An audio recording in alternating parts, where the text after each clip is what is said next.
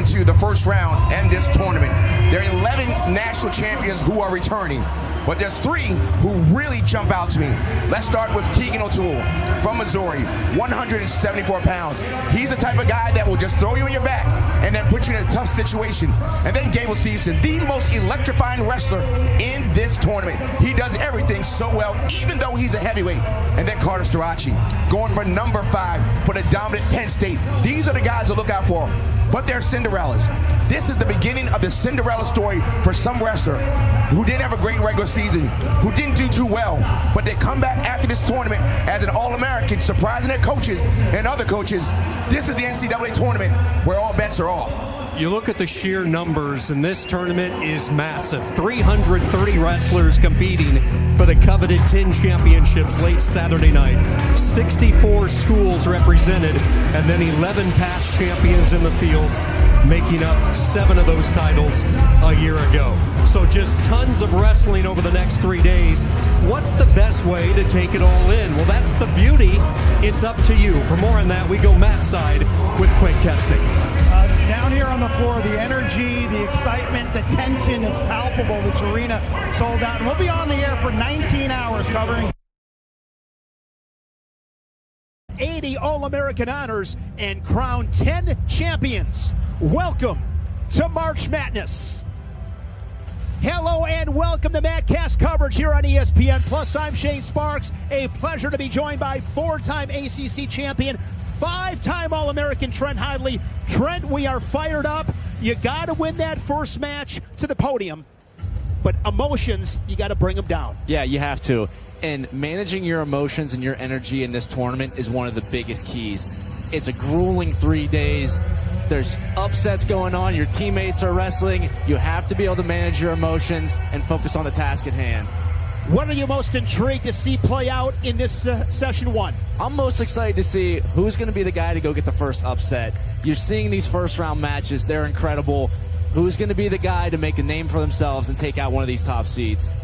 Looking forward to watching some great matches. Session 1 begins right now here in Philadelphia. Hey fans, get your phones out, scan this QR code on the screen to vote in our daily poll. We'll have a new wrestling poll question each session this week, so be sure to watch and participate. Make sure to scan that QR code. And so it begins, Session 1, Madcast coverage here on ESPN Plus. A look at all 8 mats.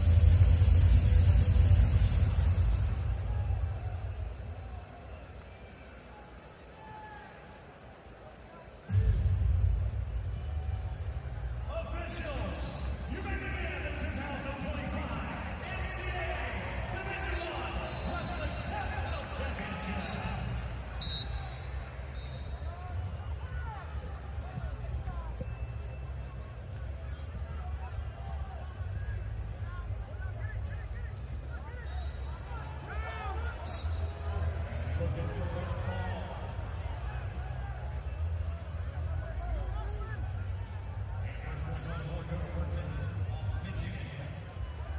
You see all 8 mats.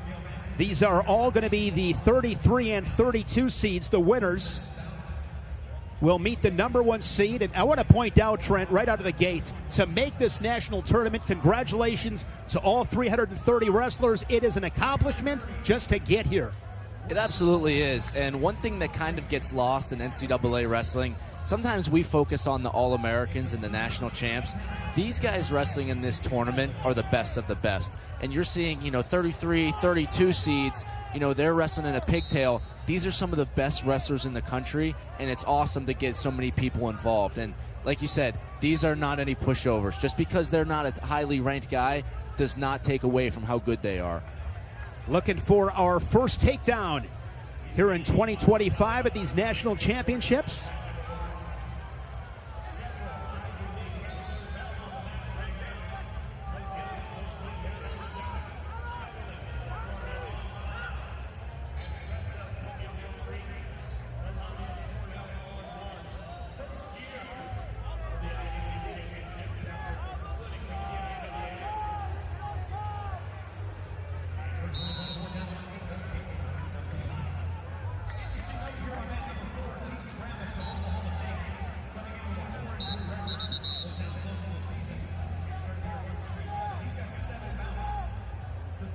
So Nolan Wharton of Michigan off to a good start. Leads this one midway through this first period, 7-1. And Trent, speak to the importance of getting off to a quick start. It's imperative. You know, you saw Wharton go feet to back early, put himself up 7-0.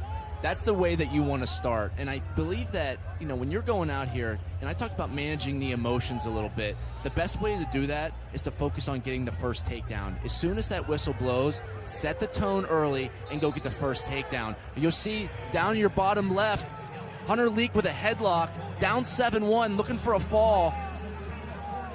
We've got chaos already here, Shane. This match turned on a dime. Wharton had a nice lead. And as you mentioned, Hunter Leak from Cal Baptist, they're on the edge of the mat, going to adjust on that headlock. Wharton trying to roll him through and get off the mat. And he's got just a foot in here. Now it's really tight. He's really close to fall, gets the fall. Hunter Leak already.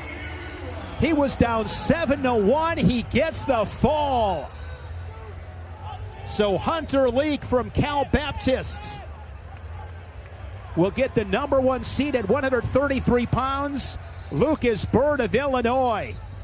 Incredible start. What a start for Leak. And that's the way that you want to respond. A lot of this tournament as well is having the never say die attitude. I don't care if I'm down by 14. I'm always one move away. You saw Leak kind of in some adversity early go down, found his headlock and got a pin at the edge of the mat. That's really fun if you're Cal Baptist. One thing in this sport, as you mentioned, you can be down by 14. If you're up by 14, you're never safe. You're never safe inside that circle. Great job there by Leak to get the slap of the Resolite. Want to apologize. We are looking to get these scores adjusted. Working on that. Looking at Teague Travis of Oklahoma State, a 33 seed. He's leading Denkins of Campbell 3-0. Yeah, and if you're an Oklahoma State fan, this is not a situation that you're unfamiliar with. A couple years back, Wyatt Sheets was a 33 seed, was the alternative, and ended up being an All-American. That's the same type of magic that Teague Travis is looking to get. Teague Travis, he is on mat 4. They're on the bottom. Mats 1, 3, 5, and 7 across the top. Mats 2, 4, 6, and 8 across the bottom. Travis doing a nice job riding time over 30 seconds. Oklahoma State first-year head coach David Taylor. Cowboys winning the Big 12. Good battle at Northern Iowa. And you're a big mat wrestler, Trent. The importance of finishing periods on top, so important. Want to get it done on the mat. Yeah, there might not be two bigger fans of top wrestling than me and Shane this weekend. Being able to ride on top, especially at the national tournament, is one of the biggest things that the guys that are going to be successful are going to be guys that commit to the ride on top. Can you get mat returns? Can you keep guys in the center? And finishing periods on top is huge. You just can't give guys anything free. Yeah. And you said if you give a guy an escape, that's fine, but you got to make him earn it. You don't concede any points ever. If you're the top guy, if I'm looking to go get takedowns, I'm going to make it really hard for this guy to earn that escape. You never give a free point. Travis now leading at 6-1, riding time over 90 seconds. Travis and Denkins on mat 4, they're on the bottom. Filipovich of Purdue leading at 3-0. He is mat 2, bottom left. Another possible fall on mat number 5, that is upper right.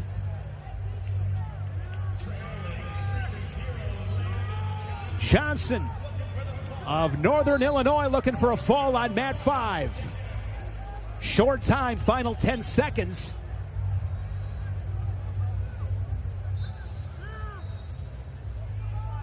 And that match will make its way to the third period. A good job by Dalen being able to fend that off to, go to the third period. Looks like 4-3 going to the third period. We've got to regroup now. You just got off your back, spent a lot of energy fighting off. Focus on the next point. Yesterday, all the lights were shining on me. We end of Michigan State, mat 1 upper left. leading it 1-0. Melania of Cornell works up, and Weand does a really nice job to maintain control.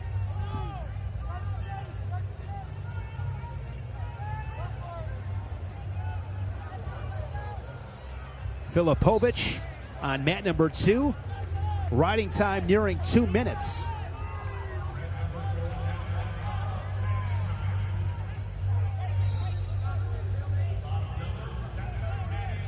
Good match on mat number 6. Inside of a minute remaining, third period. That is a 5-4 match. And we just talked about being gritty on top.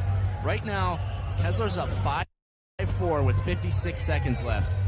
You either have to feel really confident that if this guy gets an escape, you can get a takedown, or you can do the hard things right now and ride hard and work for mat returns, as you just saw he did. Already 45 seconds left. This is a big ride-out opportunity for Kessler. Riding time is a non-factor. 1-point match on mat 6. There you see just him following the hips. Really good job. Amaker did a good job getting to a sit-out. Kessler just continued to wrestle, got back to his tight waist to a chop, and now 38 seconds on the restart.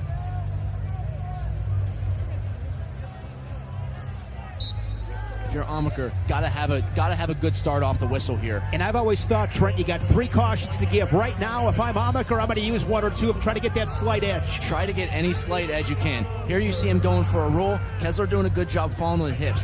What I want to see Kessler do is use your head. There he takes a stall call. And now the stall call from there, you'll see the ref. That's not a bad thing for Kessler, okay? There's only 26 seconds. He was kind of riding the hips, maybe not looking for a turn and just trying to stay on top, but you'll take that, right? Take the stall call instead of the escape. Now it makes it a little bit difficult. You can't give up another stall, but if you're Kessler, continue to work for a turn, but stay tough on top. There he's looking for a turn. Got 1 swipe. Amaker's got to move. He's got to square up. He gets the escape. 5 seconds left in the period. Amaker gets the escape.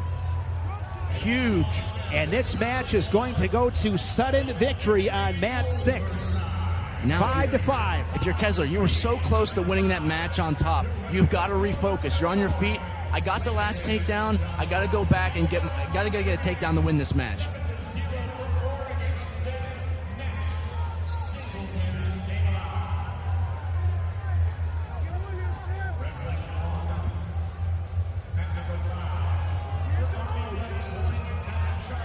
Mat number 1, upper left, a 1-1 match with Melania and Weand.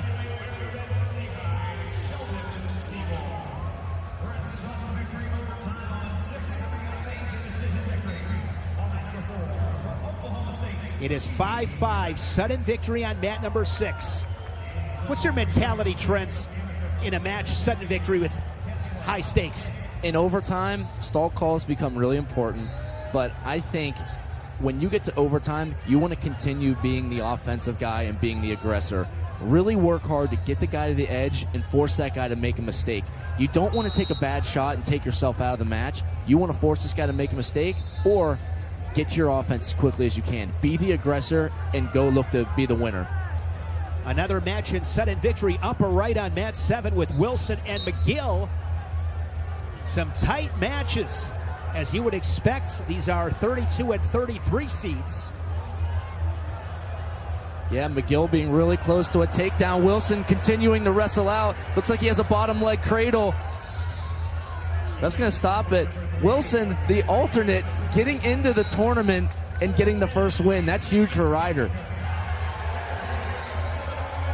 Tyler Brennan of Little Rock was removed from the tournament. So as you said, Wilson gets the opportunity, and in sudden victory, the 4-1 victory.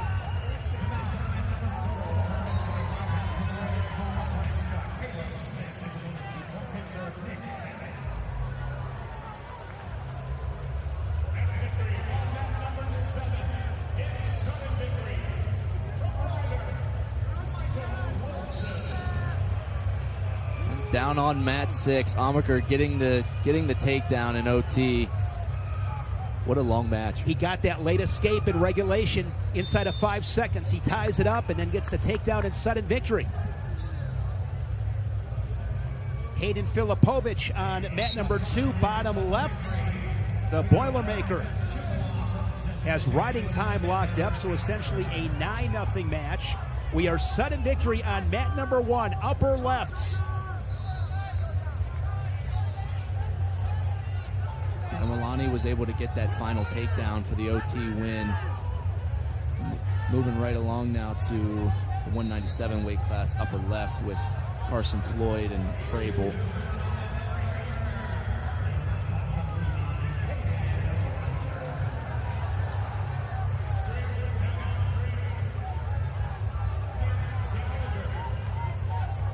£125, 5 All-Americans in this bracket. Richard Figueroa of Arizona State, the reigning national champion. He is a 5th seed.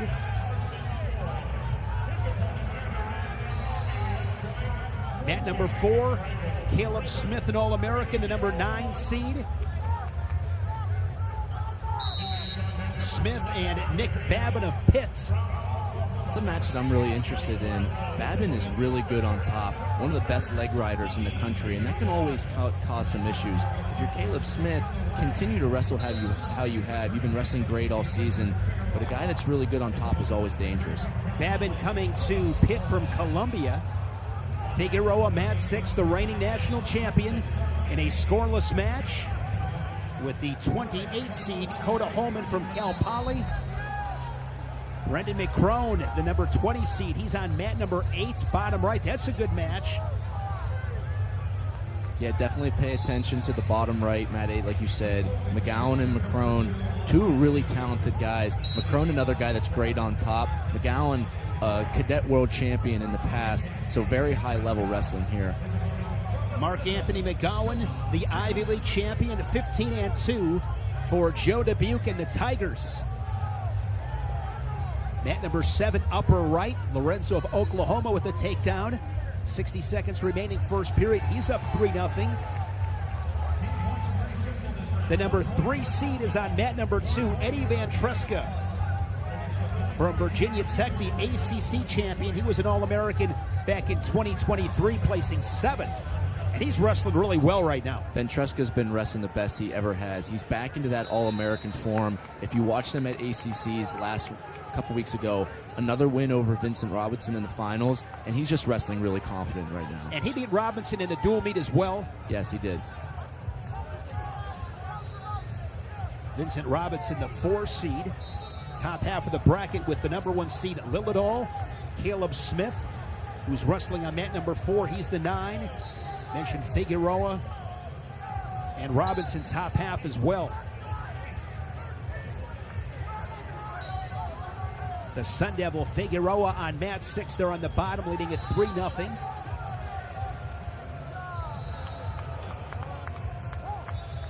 Yeah, I'm excited to see how Figueroa enters this tournament.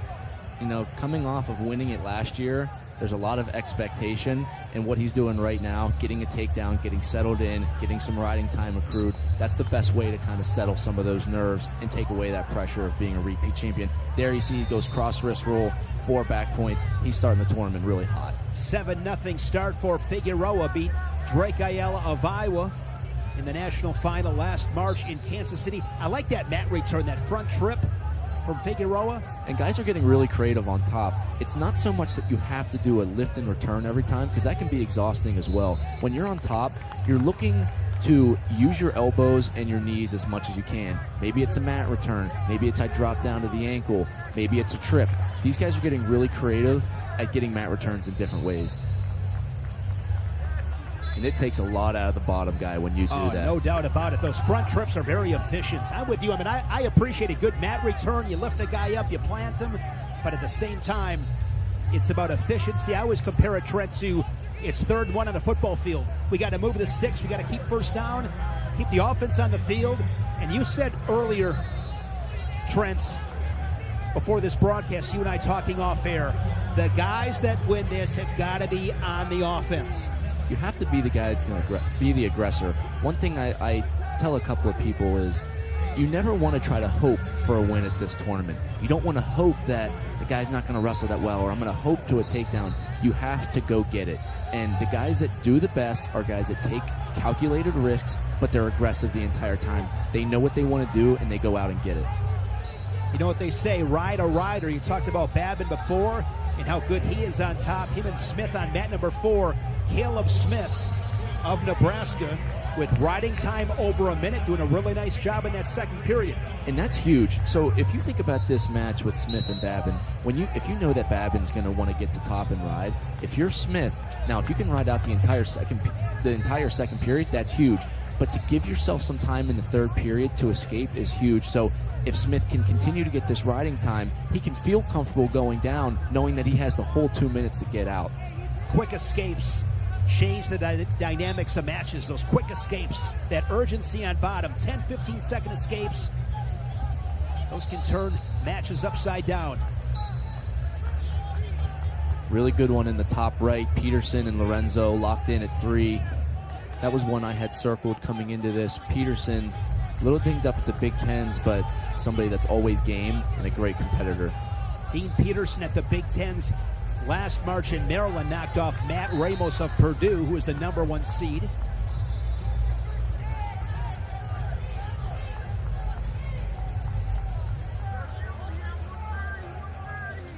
Mat #1, Frabel of Army in control.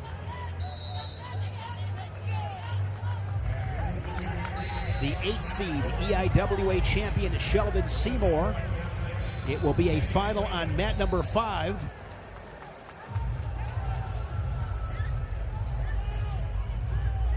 $7-0 final for Seymour.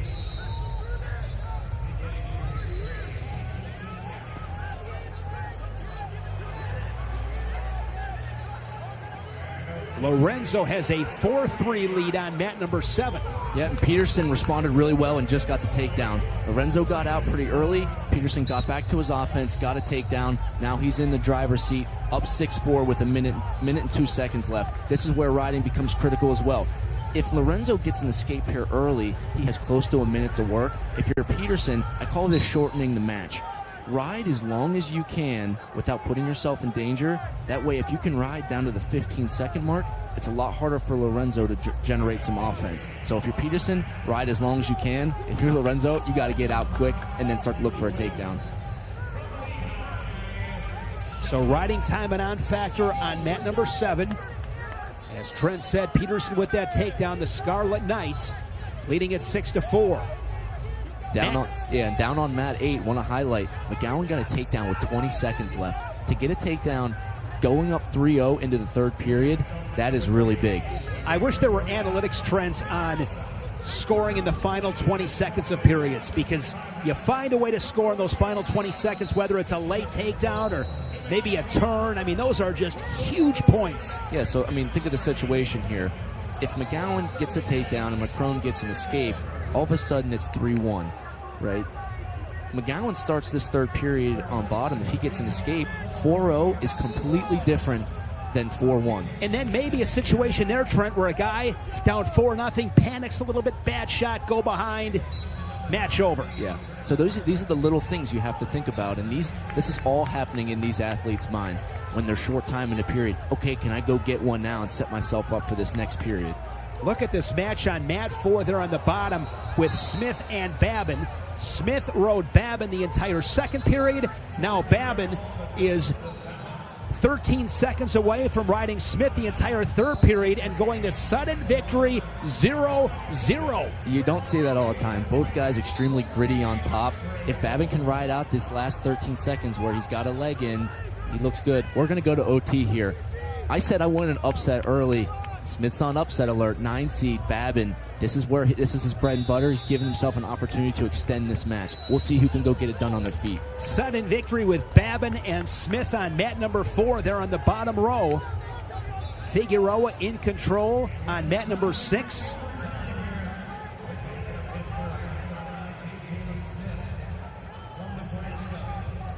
Peterson of Rutgers winning on mat #7. Keeping an eye on Smith and Babin. Smith, an All-American.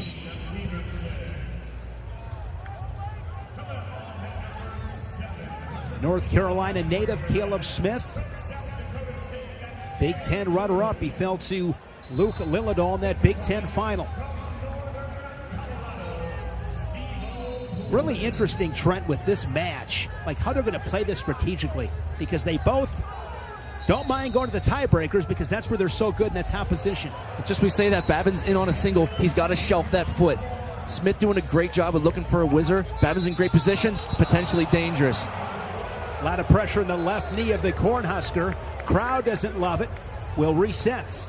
Yeah, that's a tough one. And sometimes when you're the athlete there and you know this guy's putting himself in a bad position, you almost have to be careful of not letting it get stopped. He goes right back into his offense. Smith is comfortable scrambling. You see him trying to pass that ankle.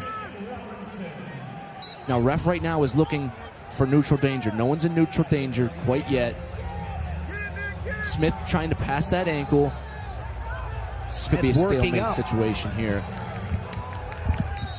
Scramble continues, and now another whistle. But Babin, a couple of solid shots. That last attack was right off the whistle. I like his body language, Trent, right back to the center. Well, and you said it, both guys rode out. You know, maybe he wants to end this match on his feet. He might feel more comfortable trying to get to a leg. Smith is really hard to take down. This one could be going really long.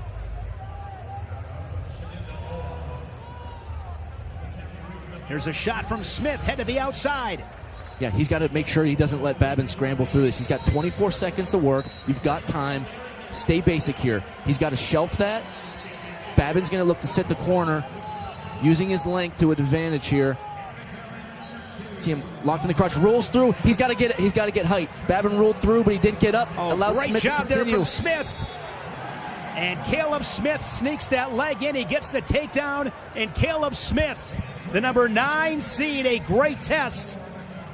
But he gets the takedown late in sudden victory to get the W. Smith did a good job wrestling through that position. He was in on the shot. Babin rolled through, and instead of panicking and freezing, he continued to wrestle, got his legs in, and got the takedown to advance to the next round. McGowan of Princeton winning on mat number 8 over the Buckeye McCrone. Good match here, Trent, on mat number 7. Upper rights with Tanner Jordan and Steve-O Poulin. Tanner Jordan, an All-American last March. He finished 8th, over 20 wins once again for the Jackrabbits, and Damian Hahn. And Poulin going to add to his lead with some near fall. Yeah, Poulin's been really aggressive here. And what I want to note here, you see that mohawk from Poulin. We haven't seen that maybe since those early days. If you're a big wrestling fan, you're familiar with Steve-O as a YouTube star back in the day. I really like the vibes he's bringing with the mohawk. The number 4 seed, Vincent Robinson. He is mat number 1, upper left. Robinson and Joey Cruz of Iowa.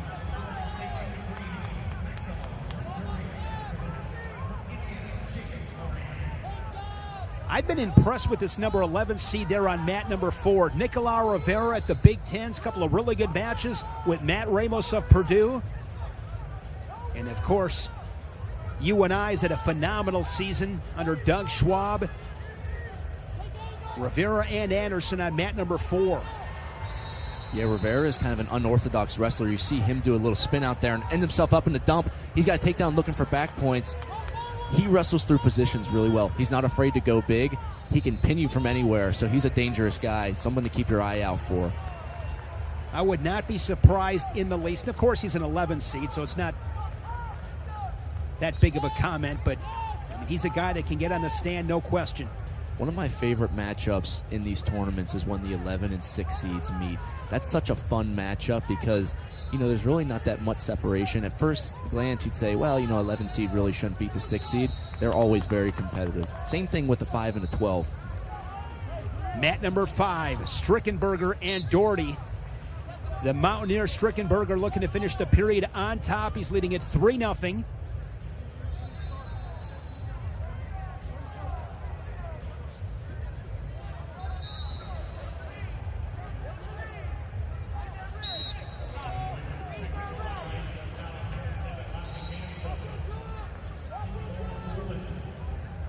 Strickenberger, the Big 12 champion.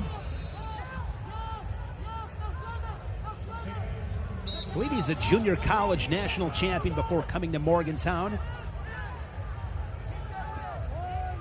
Matt Ramos, bottom left on mat number 2, the number 2 seed. Ramos, of course, a couple of years back, pinning Spencer Lee in the semifinals. Fell to Patrick Glory in that final. Yeah, Matt Ramos, a bit of a legend in NCAA wrestling because of that win. Now, coming back for his final season, he's really looking to end it on top. He's had a great season, took a loss at Big Tens, but some people, you know, and here's the thing with the conference tournaments, sometimes a loss at the conference tournament is not a bad thing, especially when you're undefeated and you've been dominating all year. Kind of a reset to get yourself, you know, a little bit more confidence, more motivation to train those next few weeks to come to NCAAs and really tighten things up. I think Ramos is going to have a great tournament. I talked to head coach Tony Ersland yesterday, and he said exactly that. He goes, lost that match, take some pressure off him, not protecting anything anymore. You're not undefeated. Go out there, let it fly a little bit, wrestle with some more freedom, and he's had a phenomenal season. Bunch of tech falls, scores a ton of points with the tilt in the top position.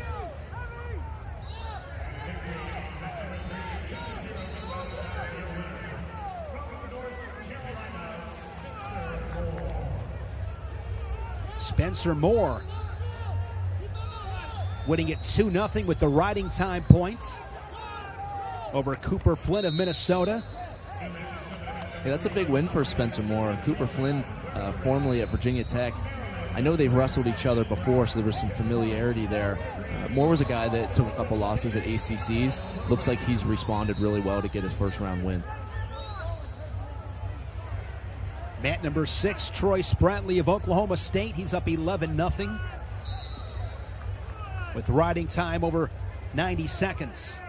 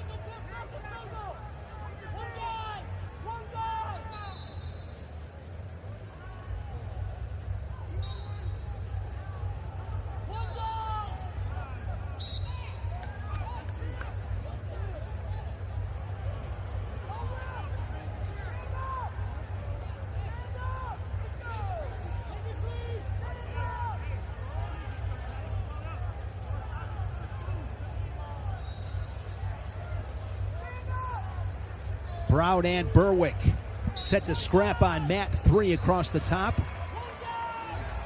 Steve O'Poulin upper right on mat number 7. He's 30 seconds away from a win.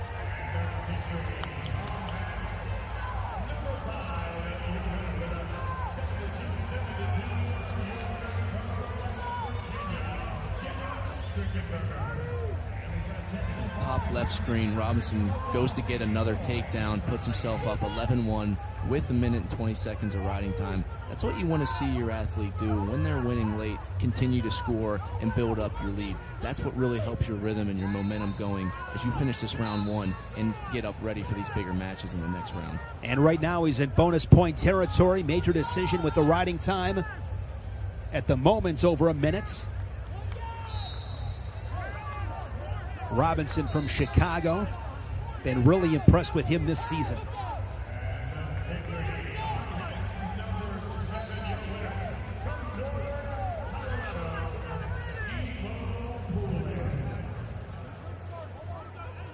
Good matchup on mat number 5 with Van D and Miller.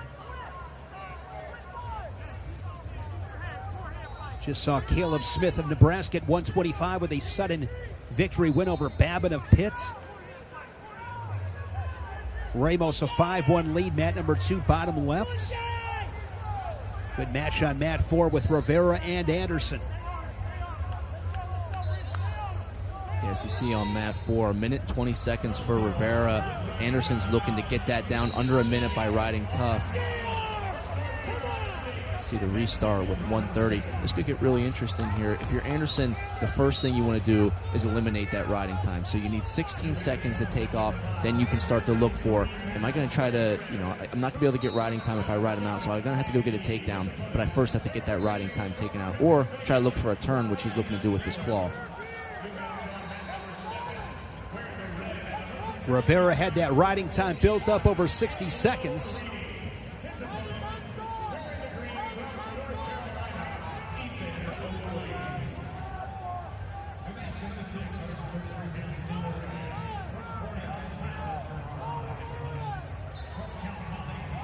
Now Anderson has that riding time under a minute.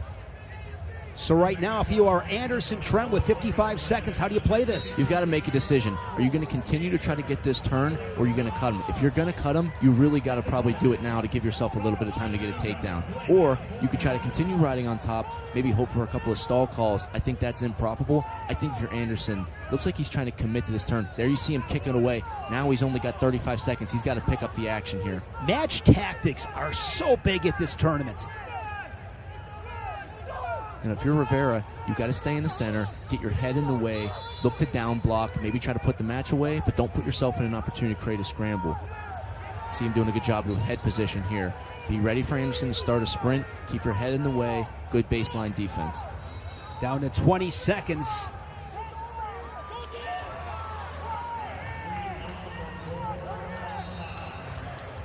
See Rivera doing some of that. He catches that leg coming in. Good job by Rivera just finishing out the match. Would have liked to see Anderson maybe cut him a little bit earlier, but Rivera doing a good job shut down defense late. Nicolas Rivera of Wisconsin. 4-2 decision on mat number 4.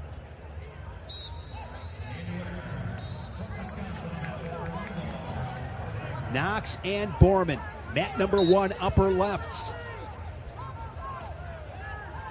Van D of Nebraska on mat number 5, a 3-0 lead.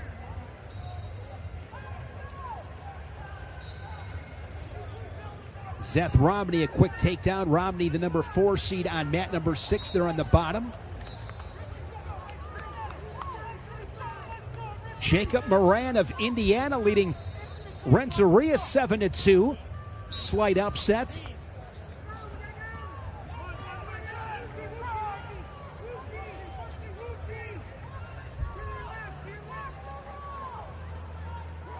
Renteria, the Pac-12 champion, came to Oregon State from Illinois. You see some confusion there. Renteria got a takedown, tried to cut him to get another go behind. The referee never awarded the one, so we only got the one takedown. Going to be a win for Jacob Moran. Another guy from Indiana in the top right, mat 7. Reaney with the first period lead over Ethan Oakley, who's had a great season. I've been pretty impressed by Reaney this season out of Indiana. He's had a really good year. Angel Escobedo's done a great job there in Bloomington. You see Moran with the win. And Reaney came from Columbia, I believe.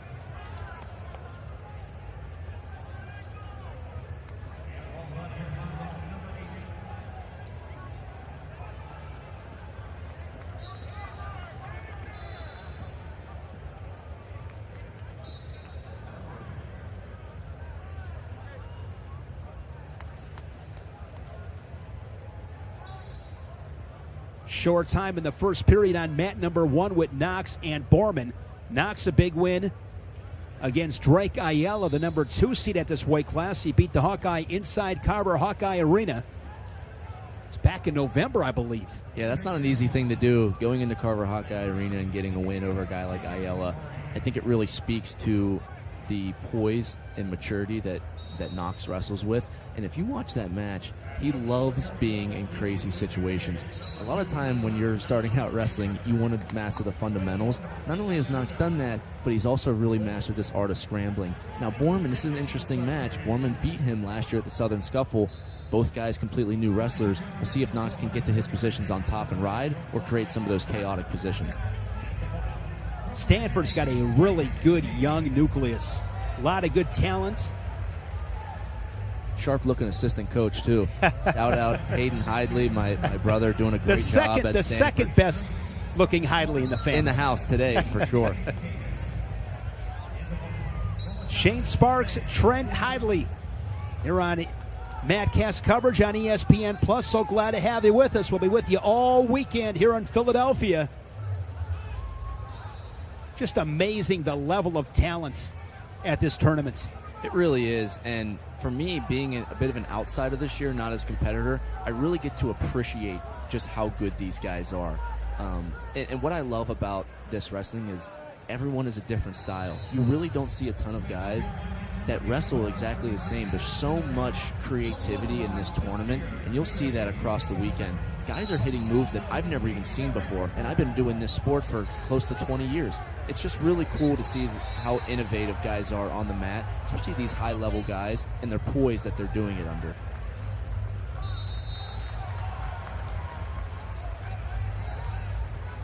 Seth Romney will start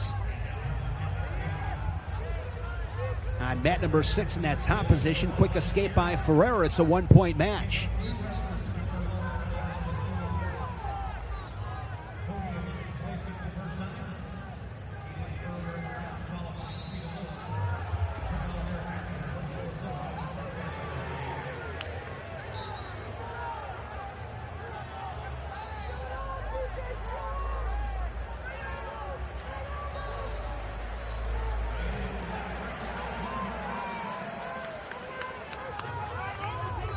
Knox was getting a little bit high there on mat number 1, but slides the boot in. Stays underneath the arms.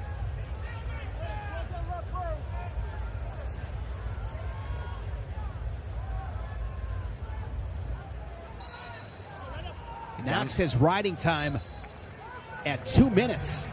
Yeah, that's a huge second period ride. Now he's got the opportunity for his choice in the third period. You can either go down or you have the option to go neutral here. If I have a full 2 minutes and I feel comfortable on neutral, I can make that decision. He feels comfortable going down, try to get out, build his lead, and have riding time.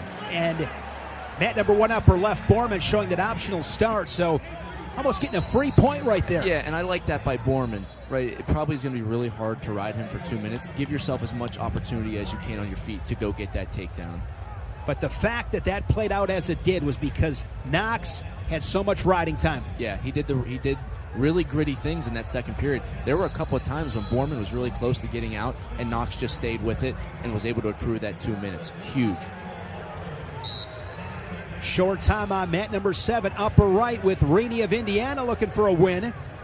Hoosiers off to a solid start here in this first session. That's a great win for Arini, 21 seed, taking out Oakley, who's had a ton of momentum this year. That's a great win for Indiana, and you saw them win earlier with Moran. 2 good wins is a lot of good momentum for a team like that. On mat number 5, Miller of Penn is going to get the win over Jacob Van D of Nebraska. That was a good comeback win. Van D got the first takedown. Miller just continued to wrestle, chipped away at it, got a couple takedowns of his own to get that win. Tight match on mat number 3 there on the top. Braxton Brown and Kyle Berwick. Brown got the riding time to 48 seconds.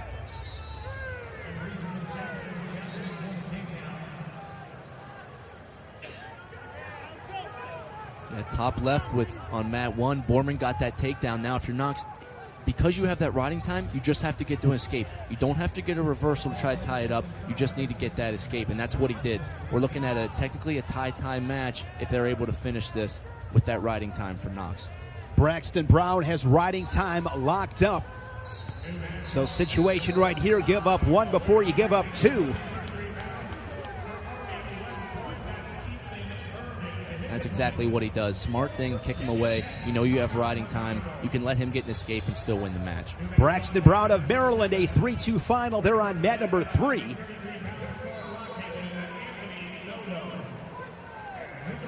Down on mat 4, Phipps and Davis. Phipps actually got the first takedown. Davis got a reversal, and then Phipps got the escape to start the second period. This is one to keep your eye on. Davis, really talented out of Penn State. Phipps, 25 seed, looking to make some noise early. Couple of really good matches. Trent on the far right. Up top on mat number 7 with Noto and Farber. Noto, an All-American, up from are up from 125, now at 133. And the number 3 seed, Nasir Bailey of Little Rock. He's leading at mat 8, bottom right.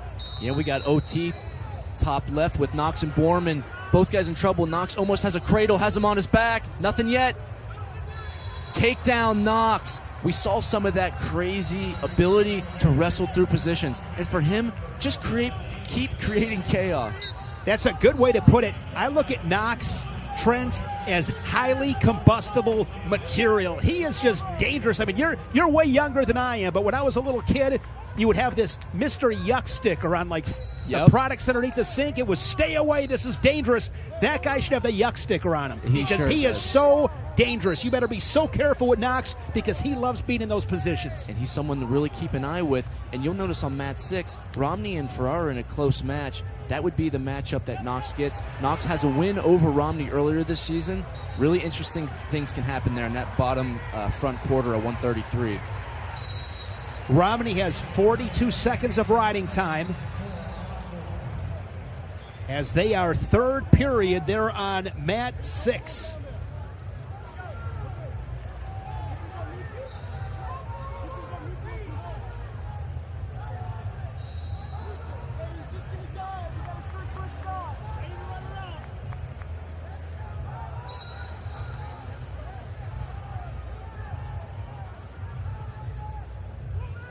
The number 6 seed, Connor McGonigal of Virginia Tech, wrestling on mat number 5.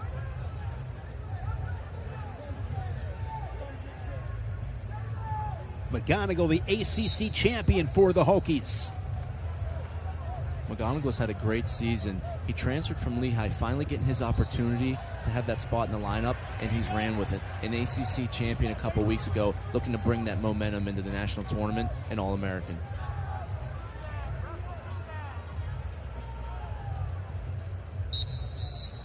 Good match on mat number 3 with Wells and Frost. I love the Frost brothers. We'll see the other one up at 141 after this. I love the way that those guys compete. Really high octane, always looking to score points and can scramble really well. Big gas tanks. Evan Frost, the number 11 seed and All-American, finished 6th in 2024. Tyler Wells for the Gophers, the 22 seed. This is the first round, Trent. First round. It's hard to wrap your head around when you see these matchups. You're like, how could it get any better? We talked about it.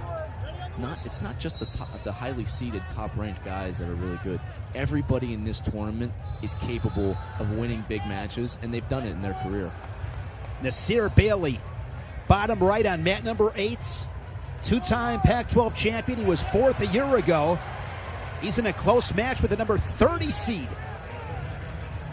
Yeah, and South Dakota State is a very tough team. Derek Cardinal, always game. Coach Hahn's done a great job building that program up. You know if you're wrestling someone from South Dakota State, it's going to be a war. On mat number 4, Braden Davis of Penn State takes the lead, 5-4. Braden Davis, a Big Ten champion last year at 125. He was the number 1 seed at that weight class at the national tournament last March. And Braden Davis. Yeah, getting some back points to finish out that match. Great finish by Davis. Phipps was game, but Phipps finished out the match.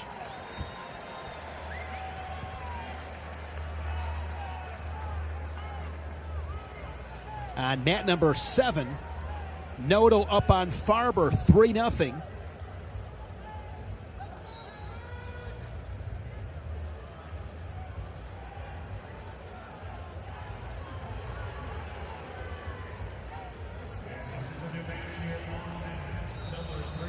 See, bottom right, Cardinal in on a shot on Bailey. He's got to continue to elevate that. Look for the trip.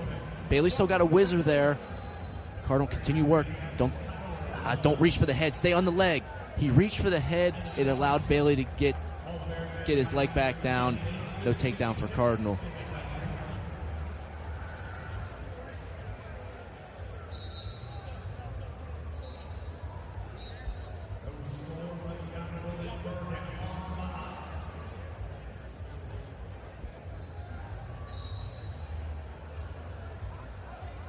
That is a 6-2 score on mat number 7, upper right. 8-4 on mat number 8. Bailey with the lead.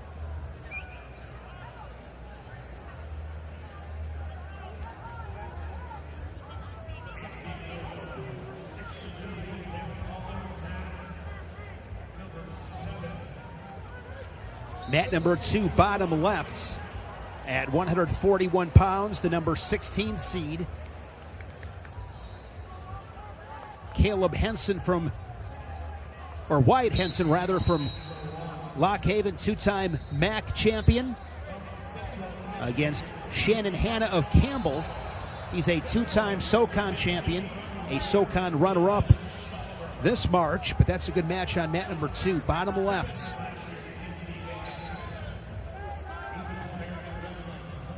On mat number 6, the number 2 seed, Drake Ayala of Iowa. Ayala, national finalist at 125 last March in Kansas City. Fell to Richie Figueroa of Arizona State. He's been great up at 133, Big Ten runner-up. He has been. He's kind of been a man on a mission this season. And one thing that getting to the national finals and falling short it gives you a ton of motivation. If there's anything that'll make you want to get back to this tournament and get back to the finals, it's experiencing that. Ayala's taken that experience, going up to 133, continues to be a man on the mission, trying to get back to the finals and this year win it. How about this match on mat number 8? Yeah, craziness going on. Bailey up 9-8. He does have riding time. Time's going to run out, but Derek Cardinal really pushed him hard there. If you're Bailey, yes, that wasn't exactly the match that you were anticipating, but the most important thing right now is getting the win and moving on. During your runs here at the national tournament, Trent, did you ever have one of those tournaments where it was a slow start, but you found a way to get it done, and what happened? Yeah, I definitely did. You know, in 2022, I believe it was, I don't know what happened. I got really sick after weigh-ins, and your mind immediately shifts to, what do I have to do to win these matches? I know I might not be at my best. I know I might not be able to score like I want to, but I still have to find a way to win because, believe me, nobody cares how you feel. The most important thing is getting the wins and moving on. And what I think is the biggest part of that is when you're dealing with adversity like that and things get really hard in a match, you fall back to the level and the training that you did when you didn't feel good. When the coaches are putting you in really uncomfortable situations, how do you respond in practice? I think it says a lot about when you get in these situations at the national tournament. How are you going to respond when you don't feel good and you still have to get the job done? You said it, Trent. Nobody cares. This stage of the season, guys are banged up. Makes you appreciate just how hard it is to win, though, because it just takes one of those little things going wrong to knock you off track, and so many things have to go right. Probably a little bit of good fortune helps. Yeah, and that's one thing that makes this national tournament so hard is sometimes being healthy and feeling good is half the battle. And you never know what can happen here. The only thing that you have to do is just stay focused on the task that's at hand, and that's winning your match and moving on to the next. Really good match up on mat 7, top right. Noto got a takedown. He's up 8-6. Farber is coming back. He's in on the leg. He's got to shelf this and continue to work to the body. There you see him get the takedown. Huge takedown by Farber with 35 seconds left and taking away some of Noto's riding time. He's up 9-8. We just hit the 30-second mark. Noto has got to get an escape to force this to go to overtime. That's match 7, upper right. There's a roll from Noto. Farber stays with him. Now they're working to their feet. Situation here for Farber. Get that mat return. He gets it on the edge. Now, if you're Farber, stay in here as long as you can. You see him grab that wrist. His feet are still in. Time's going down. That's great wrestling on the edge. Don't let Noto get a fresh start. Great win by Julian Farber. And you and I looking to have a great tournament. They've had an awesome season. That's a great way to kick that momentum off. Anthony Noto, 4-time MAC champion. A 2-time All-American. He was 3rd last March. But Julian Farber of Northern Iowa, the Panther, finds a way to win it late. You bring up a really good point too, Trent. We talk about the tactics, the mat awareness. Where are you on the mat? And right there, just going to stay on the edge. Keep your feet inside that cylinder. That's how you get it done. Yeah, let's check out mat 5 here in the middle. Buzakis got a takedown. on two-time All-American Kai Orini. He's got a cradle locked up. Orini's kind of funky here, hard to finish on, but Buzakis in a great position. You see him horse it over. He's going to get back points, looking for a fall here. This is huge for Ohio State, round one. One of the more intriguing round one matchups, Buzakis and Orini. And he's got him tight here, Trent, and there's still all kinds of time here on mat number 5 in this first period. It's a really hard position for Orini. You see the referee still holding 4. Buzakis would have to release that to get back points, but he's still obviously thinking about trying to get the pin. Against a guy who's as flexible as Orini, he's kind of hard. You see him kind of get him stacked up there. That's really tight. He's really close to the fall, and he gets it. Big fall for Nick Buzakis, and what a way to start the tournament. Pin over two-time Kai Orini. Chaos here early. Nick Buzakis coming off a really good Big Ten tournament finish. And the 7th seed from Ohio State sticks Kai Orini, the number 26 seed, but as you mentioned, multiple-time All-American. A couple of guys that are really, really dangerous, and Buzakis prevails. Nick Buzakis, you just kind of feel it right now. He's feeling it. Yeah, he got a lot of momentum at Big Tens. He's doing his best wrestling at the end of the year. At Big Tens, he lost the first round and came back and went on a tear. Better job this time getting the first round win. Set yourself up later in this tournament. Both brothers wrestling right now. Frost, you see Matt 3, Frost, and Matt 8. I love the way these guys compete. It's always hard when you're a brother and you're wrestling at the same time. I have firsthand experience of that. As a parent, I don't know what you do. Yeah, those Frost, they just compete really hard. Originally from Louisiana. And they just go, go, and go.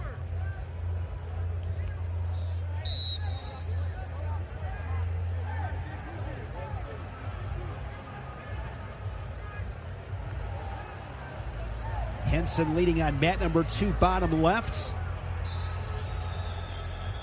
All-American Dylan Shawver, the number 10 seed, wrestling on mat number 1. Yeah, that match is crazy right now. Speidel only down by 1, gets a takedown. Speidel goes up 3-1 on Shawver, or 4-0, my bad. Correction, Speidel had the escape, and he gets a takedown to go up 4-0. That's a huge match on mat 1. Third period, 50 seconds left. Speidel's in the driver's seat here. And this is where riding becomes important again. Don't allow Shawver to get a quick escape and then have all that time to go get a tying takedown. Try to take it out of him on top if you can.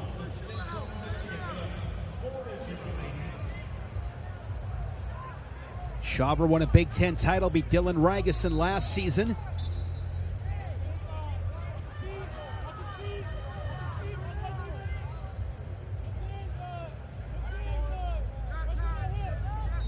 See him doing a good job riding. 30 seconds. Shawver's going to probably try to create some action here with a roll. If he can, he reaches back. Speidel has that body lock. Now he's using the edge. This is good wrestling. Use the edge to your advantage. Good job by Speidel to get that restart, make Shawver start back into the center. 19 seconds. Good start for the Chippewa Speidel, the number 23 seed. Mat 1, upper left.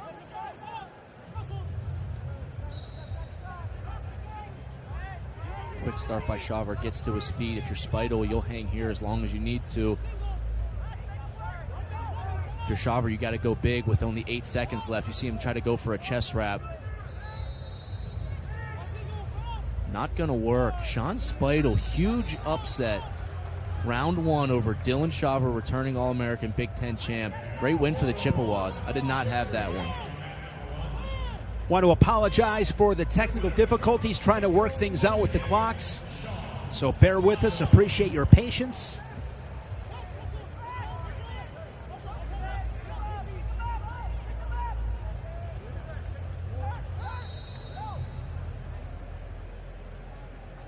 Jacob Frost on mat number 8, bottom right.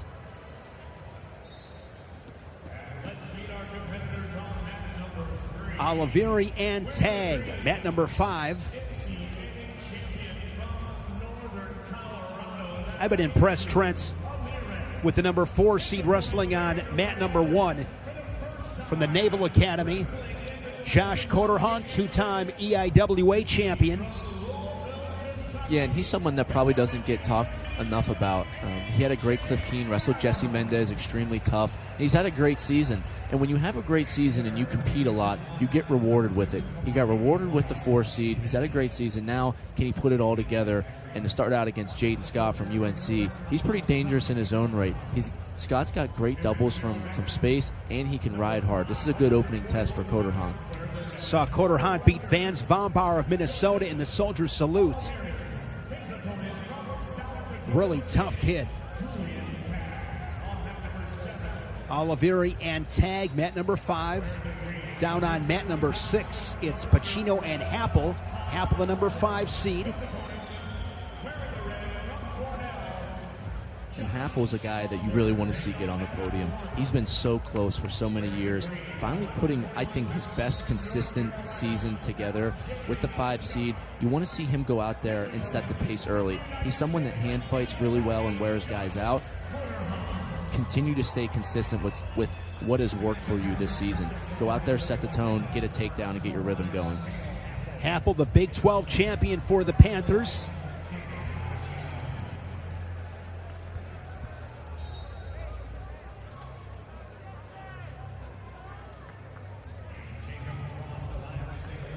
On mat number 4, the number, is that Serrano? Yes, Lee just won on mat number 4. Dominic Serrano, the number 5 seed, the Big 12 champion at 133, just got his arm raised. Next up on mat number 4, the reigning national champion at 141, Jesse Mendez of Ohio State. Yeah, 2 national champions wrestling. You mentioned Mendez, mat 3, Andrew Alirez, one of the best technicians in the country.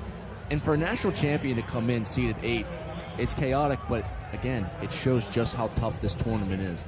4 weight classes that have multiple national champs, 141 being one of those 4.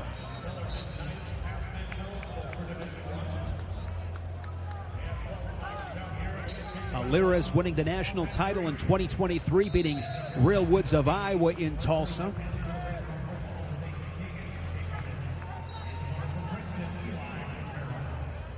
Yeah, back to Mendez on mat 4.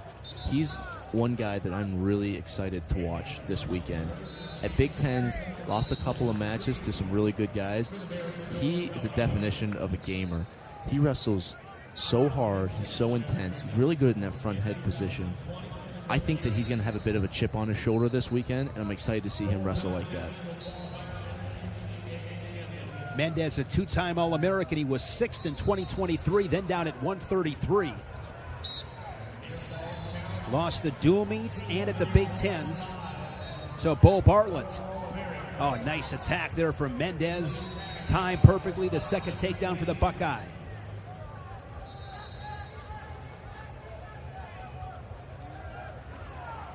Pasto and Edmond on mat number 2, bottom left. And Edmond scores the 3.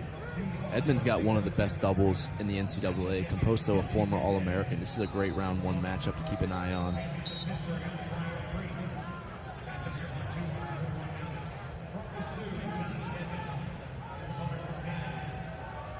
On mat 5, Oliveri and Tag kind of having a funky match. Oliveri got some back points. Tag got a reversal, and now Tag is getting back points. Bit of a back and forth affair on mat 5. Tag goes up 9-3.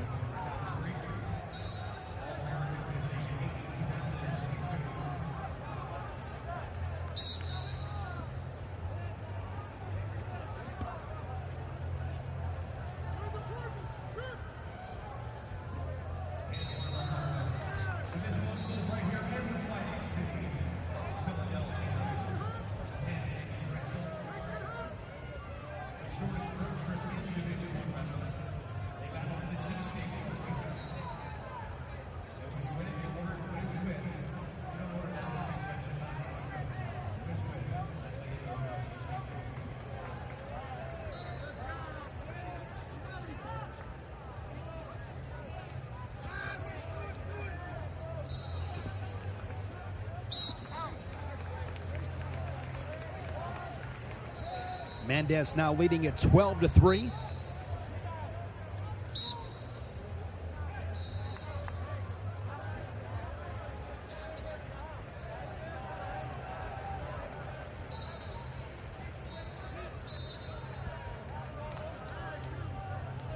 Good match. Bottom right, Jameson and Rivera. Jameson, the 7th seed. End of the first period, 0-0. Starting the second period on bottom, Jameson. Something to keep an eye out. 26 seed Rivera looks really solid early.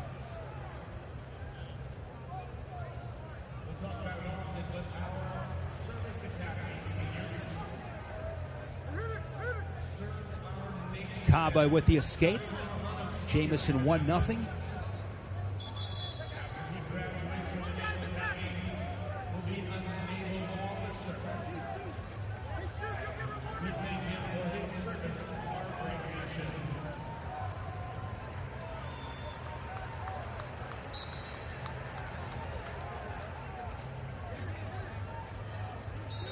Mat 1, we talked about Coder Hahn earlier. He got an escape in the second period, starting on top, going into the third. I want to see him put together a little bit of ride, maybe get riding time to go up 2-0. Scott doing a good job of getting up to his feet. Got to stay in the center of the mat here. And Coder Hahn's got to return. Scott doing a good job of just staying back on his feet. Another mat return by Coder Hahn. Scott squares up. He's going to get an escape. 1-1 on mat 1 with the 4 seed. Something to keep an eye on with 1:35 left.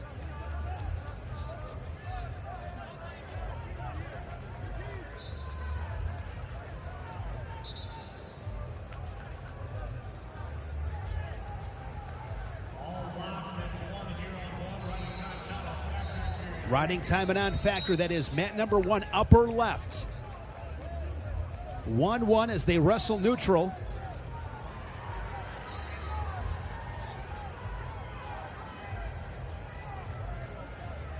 See Happel looking for a fall on 6. One thing I love seeing is guys trying to go out and get bonus points in the first round. It's extremely important for a team race, and if you're a team that has high hopes of getting a team trophy, those bonus points, they're really big. Happel goes and gets the fall. Great start for Happel.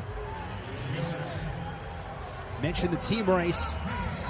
The Panthers of Northern Iowa definitely on the hunt for a trophy here in Philadelphia. And they get bonus points from Happel, who gets the fall on mat 6.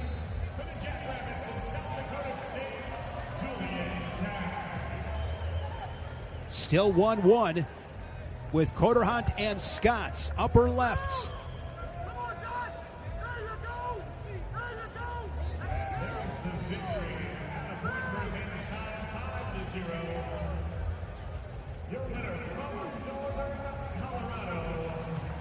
Down to 15 seconds on mat number 1.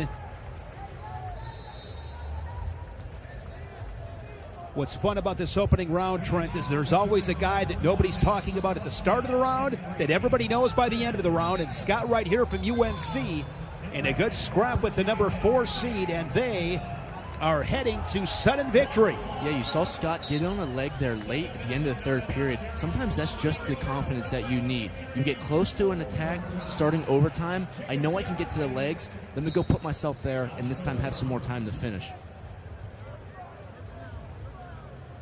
1-1 on mat number 1.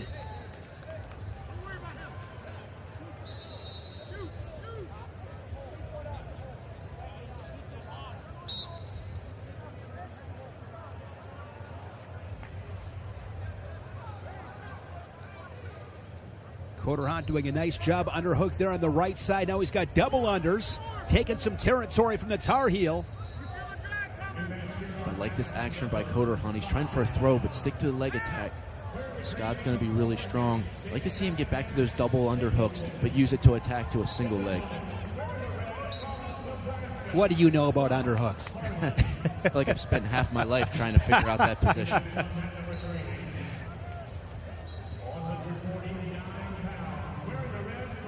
Gets that underhook again on the right side.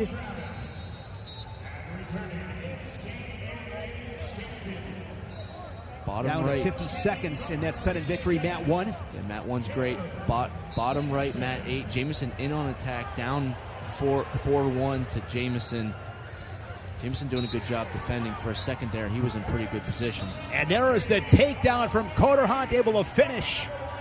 And gets the takedown and sudden victory, the number 4 seed. He had to battle Scott from North Carolina. But great job. He was back on those underhooks. Dropped into a leg attack right on cue, Trent, and gets the win. Yeah, great job by Coderhunt. And those situations are not easy. You're a high seed. You're in the national tournament. A lot of emotion. I talked about emotion a lot. Just being able to stay poised and knowing that, okay, I'm going to get one eventually. I just have to be patient. He was patient. He ended up getting to his attack. Great job getting the win, most important.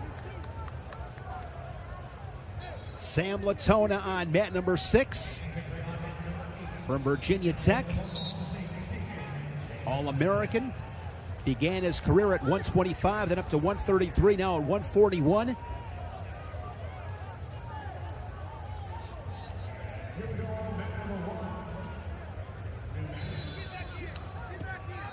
Mat number 3, you have Caleb Henson, the reigning national champion, and Teague Travis of Oklahoma State. That's on mat number 3, across the top.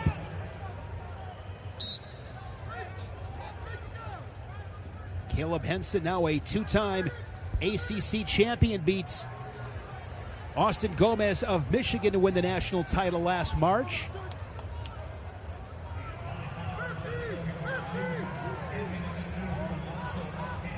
Ooh, beautiful shuck by Henson, transitioning to a single leg.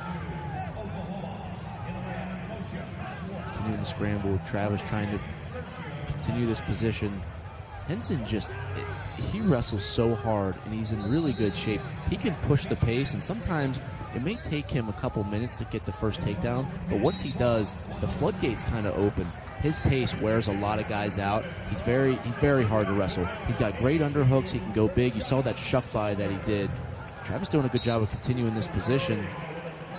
No neutral danger there. Potentially dangerous on the knee. Really good defense there from Travis as they work back to their feet. That was really good chain wrestling from Henson. Yeah, it was. Putting multiple attacks together, and that's kind of that next level that you see a lot of these guys hitting. You know, early when you get into college, that's one of the biggest things that people struggle with is chaining multiple attacks together and wrestling through positions. As you continue to get older and you get more experience, you know that I'm not going to be able to probably just get a one-off shot or take a shot without a setup. I have to put multiple things together. Henson working at 2-on-1, and this time he drops in on the legs and gets the 3. The Hokie leading it 3-0.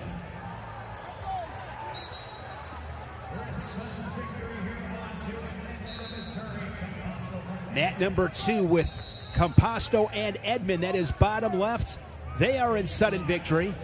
It is a 5-5 match. Yeah, and you see action on the edge there. It looked like Composto trying to push Edmond out.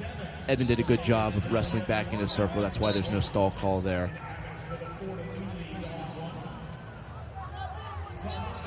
CJ Composto, the Ivy League champion, was 8th in 2022. And being an All-American, he has experience in these types of situations. If you're Composto, continue to wrestle through this position. You're in a sprawl. Edmond, don't just stay there. Continue to try to work up. One thing that you want to see in scrambles is you never want to just freeze. Even if you're not in a great position, you have to keep moving. As soon as you stop moving, it allows the other guy to get an advantage in the position. See, you got this stalemate.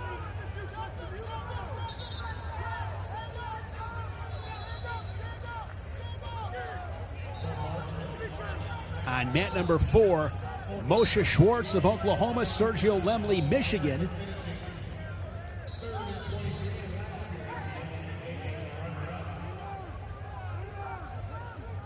That match is scoreless midway through the first period.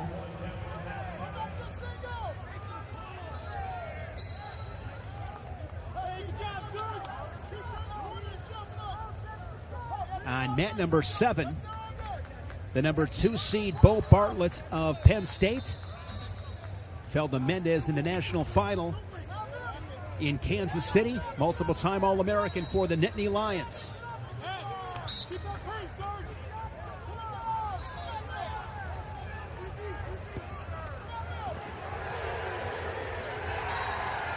Great toe drag by Composto. Mat 2, overtime. We talked about poise.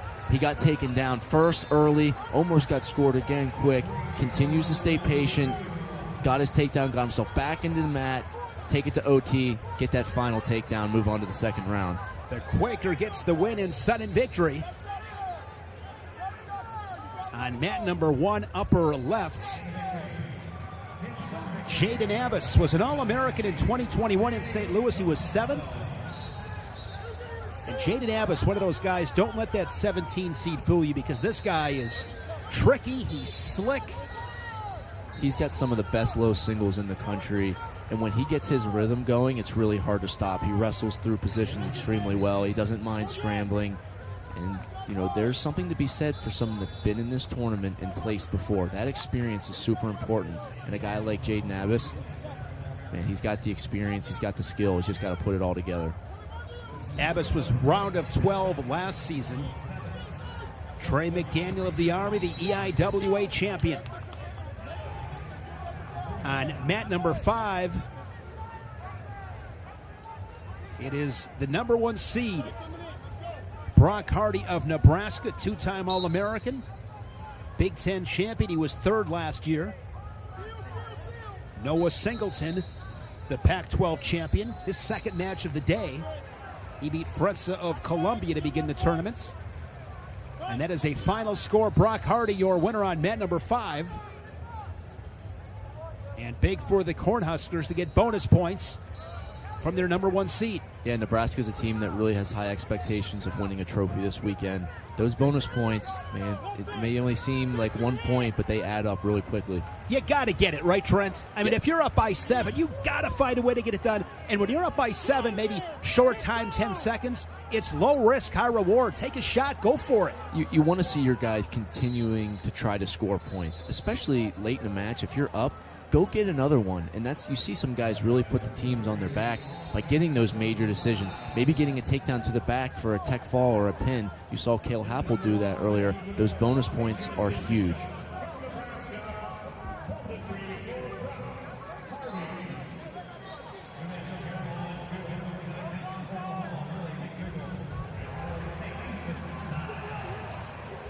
Hanson of Virginia Tech, mat number 3. Yeah, Henson's just really hard to score on. Good head-hands defense. Teague Travis forces a shot. Henson has an underhook. He's in good position. Now Travis in on a leg. He's got to finish quick. 10 seconds. Henson's got a good whizzer. If you're Travis, you maybe got to try to reach cradle or limp arm. There, he's got it. Good finish for Caleb Henson. 4-0 win.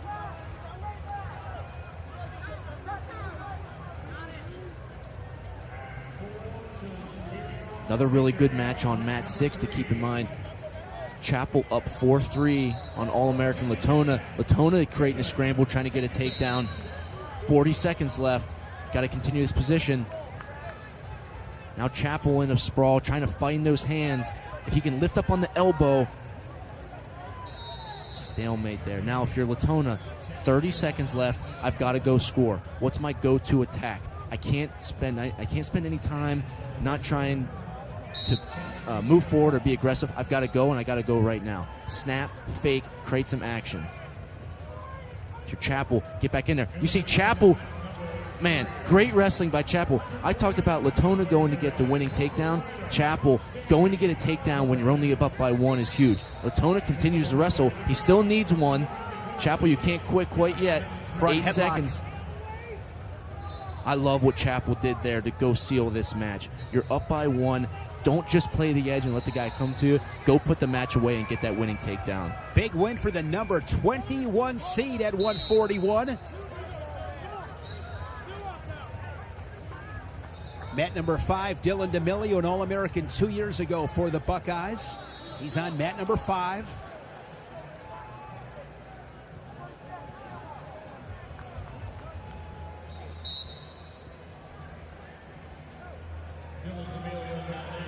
Match to keep an eye on. Mat 2, bottom left. Ethan Stiles is a really fun guy to watch, and Willie McDougald is also really talented. Could be some fireworks there. See McDougal get an escape late. Get on the board. Styles with a takedown earlier in the match. Styles 3-1 going into the second. Moshe Schwartz leading Lemley on mat number 4. That is a 2-1 match.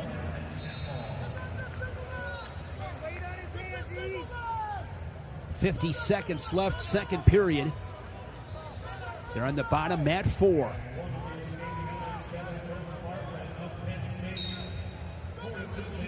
Lachlan McNeil, the number 6 seed from North Carolina, wrestling on mat number 6.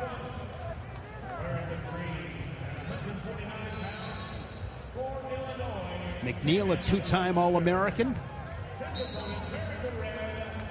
Both those honors at 141. He was 6th last year. Yeah, McNeil coming up to 149. Wrestled Henson really well in the ACC finals.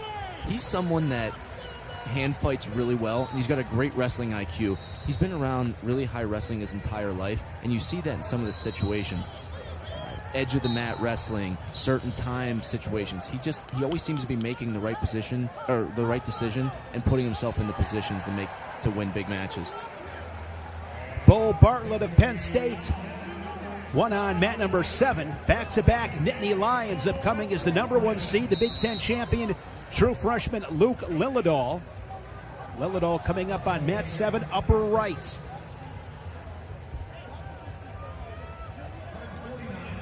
Say what, Shane, on mat 8, I think Wazalewski from Penn just raised the roof. I haven't seen that a couple times. I always love trying to raise the roof. I saw that. Where did you get that from? You know, it's funny. My freshman year when I was redshirting, I had to watch all the dual meets from the stands with my older brother Heath.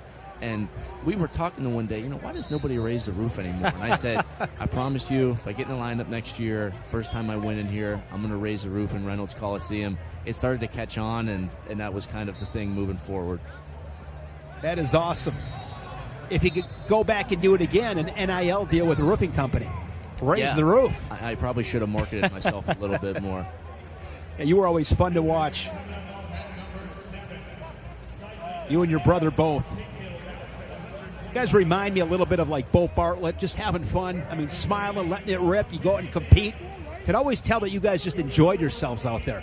Yeah, I think just the intensity of the competition is something that you live for. In terms of having fun out there, I think it looks a little bit differently for everybody. I don't know if I was someone that always had a huge smile on my face, but inside I was loving it. I loved the atmosphere. I loved the pressure, and I think you're going to see the guys that win in high pressure situations are guys that love that spotlight.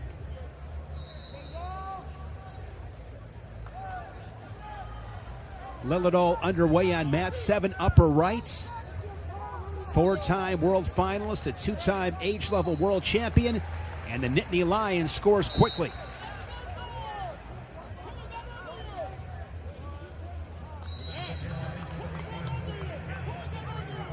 At the Big Tens, Lillidahl handing Matt Ramos his first defeat of the season.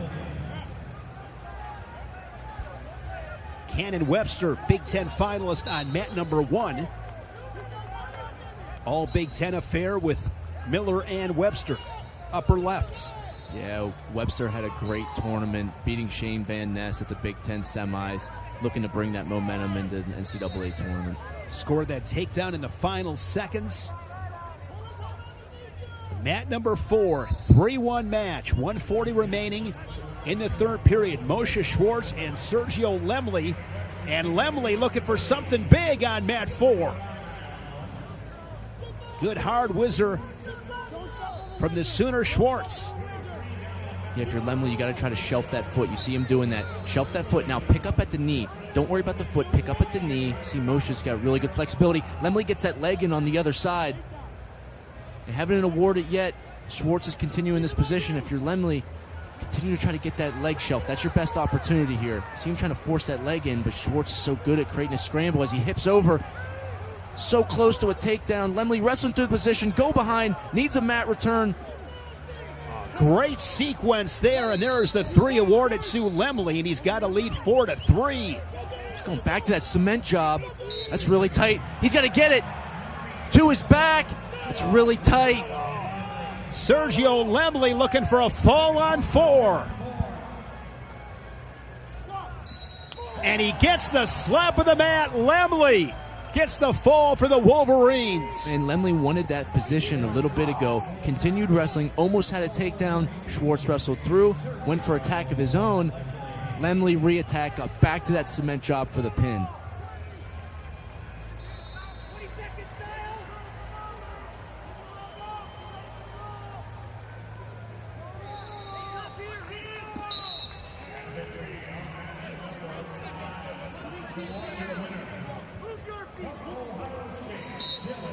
The number 5 seed Kyle Parco wrestling on mat number 8 for the Hawkeyes, bottom right. Parco, a 3-time Pac-12 champion, began his career at Fresno State, then went to Arizona State before coming to Iowa, 4-time All-American. He's had a great career. You know, Parco's fun to watch. He's got good upper body techniques. Always never afraid to go for it. Kyle Parco and Dylan Gilcher, mat 8. McNeil leading on mat number 6.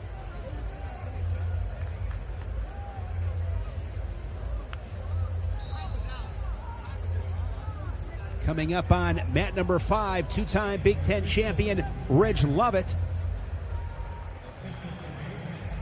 Lovett, the number 2 seed. 6th place last year back in 2022 in Detroit. Fell to Yanni Diakomahalis of Cornell in the national final. And Lovett, one of those guys, Trent, I mean, he's got everything. He's got all the tools.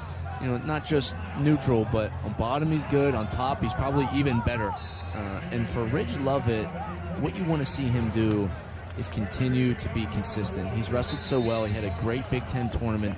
Get that momentum started early. You see him in on attack, and he loves to scramble too. It's hard to beat a guy like that who's so proficient in every position. Bonus point territory for Lilladol on mat number 7. Working on a tech fall.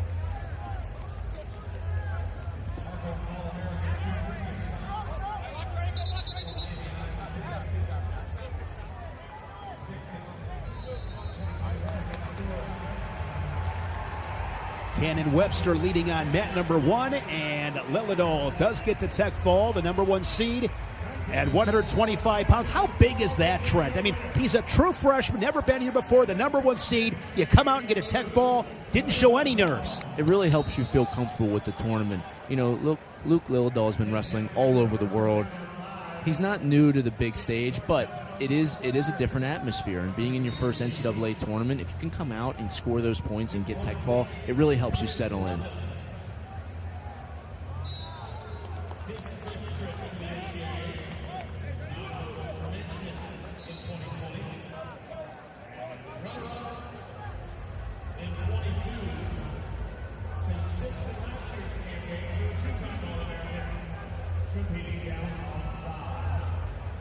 Another leg attack there by Ridge Lovett. Yeah, pretty good first period here. Cartella ended up getting that takedown. Ridge Lovett wrestled through, got a reversal. Now you see him looking to go back and get a takedown. You see potentially dangerous there. Lovett's knee was in a rough position.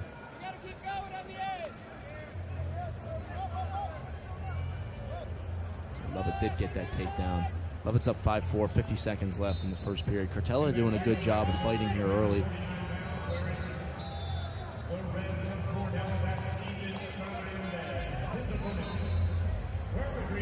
Fernandez and Whalen on mat number 3.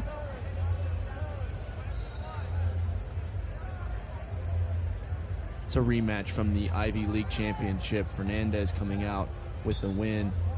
It's always funny sometimes when you have these conference tournaments and you wrestle somebody in the finals or for 3rd and 4th, and then you have to come back and wrestle them in the first round. And, you know, there's a couple things there. Sometimes if you're the guy that loses that match, that's a matchup that you won. You want to come back and you want to, you know, get some revenge in that match. And if you're the guy that wins, it's, okay, it might be a little harder for me to score my normal stuff. He knows what I'm going to do. How do I have to switch it up to continue to score and be victorious again? You ever have those situations happen to you? I sure did. I had to wrestle a lot of guys in the ACC. Even last year, I had to wrestle UVA in the first round. Wrestled Hunter Bullen from Virginia Tech a lot of times and had to wrestle him in the quarterfinals again.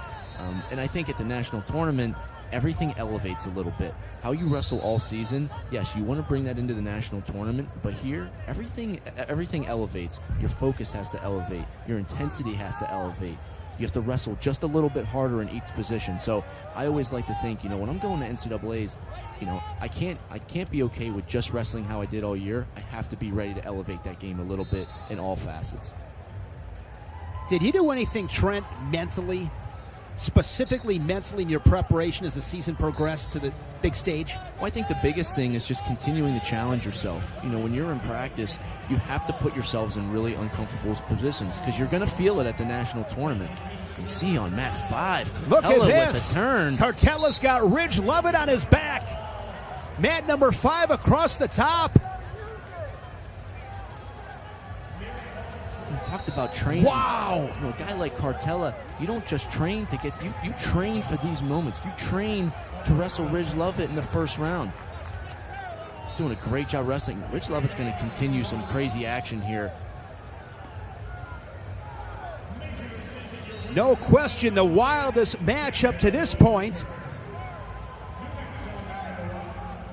That is an 8-5 score. 120, second period. Lovett a year ago came in, I believe Trent was the #1 seed, got beat by Caleb Henson.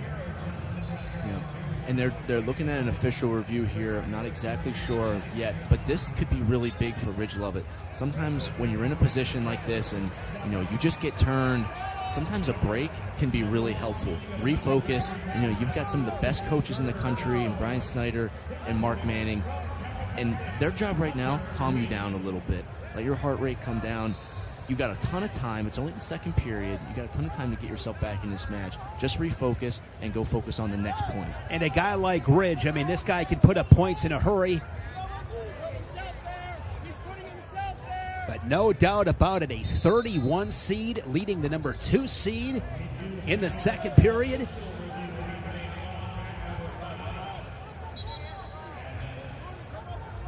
So what I believe they just called there, you saw the referee call for an illegal move. When Cartella was on top, he left both of his feet for a mat return on a tilt.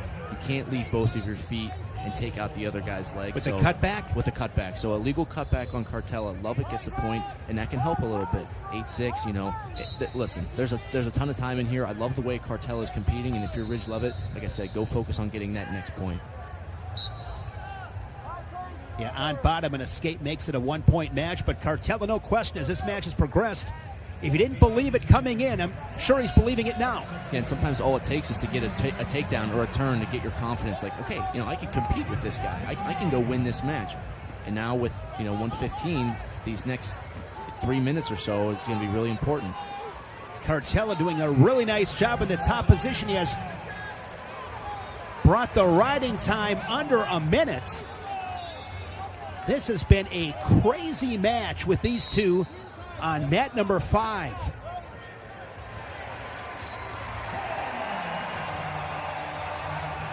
We have a fall on mat number 1, the #1 seed, Tyler Kasak of Penn State.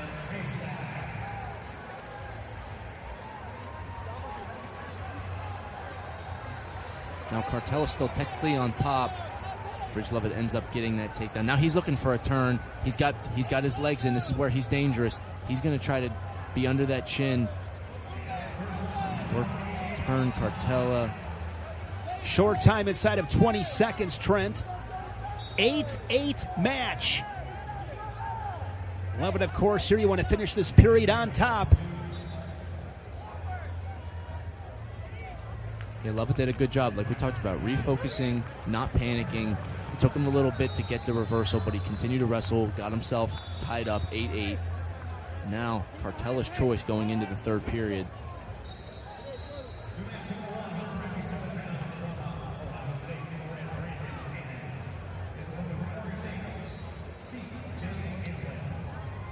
Did he choose top?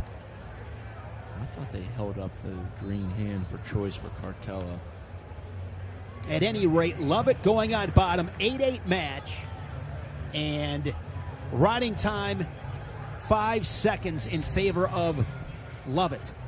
Lovett quickly off the whistle, works to his feet.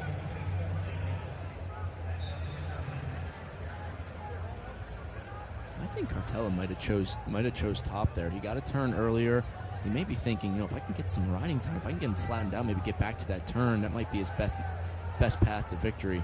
And these coaches have been thinking about these situations all day long, all year long. They know where their guys are best at. Lovett looking for another reversal. Now there's no count here for stalling because Rich Lovett started this scramble.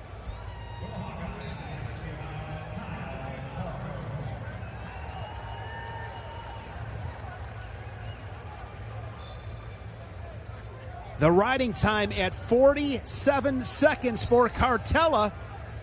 See Cartella just hanging on to that ankle for dear life. Rich Lovett really trying to extend and get a reversal. There he gets his leg in, gets the reversal. And that reversal will bring the riding time back under a minute. What a match. 10-8 for the Cornhusker. The number 2 seed, Ridge Lovett.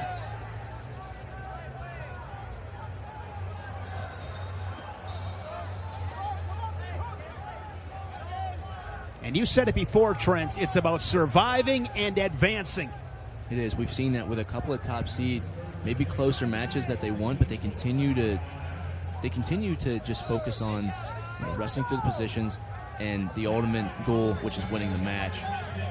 20 seconds here, nothing over yet, but Ridge Lovett in a really good position with his legs in on top, up 10-8.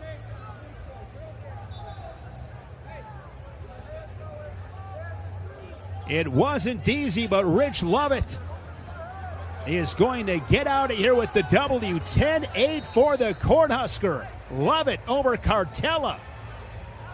Holy smokes. Man, we got some good wrestling early this morning. Some people that, you never know who it's going to be.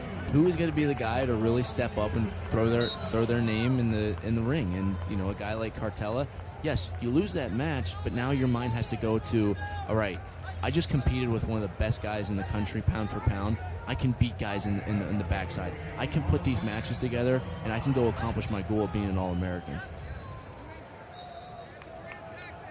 Take some time to catch your breath. Mat number 7, the number 1 seed, Lucas Bird of Illinois. He's in a tight one. And we saw Leak. He was down, 7-1 when he hit that head throw against Wharton in the number 33 seed. Trent, I'm going to say it one more time. Nobody, and I mean nobody, is safe here. No, they're not. And whether you're a top seed or not, one of my favorite things about the NCAA tournament is everybody in these brackets has the same opportunity to accomplish their goals. It doesn't matter if you're the 33 or you're the 1 seed. You have just as much of a right to go out and win as the next guy.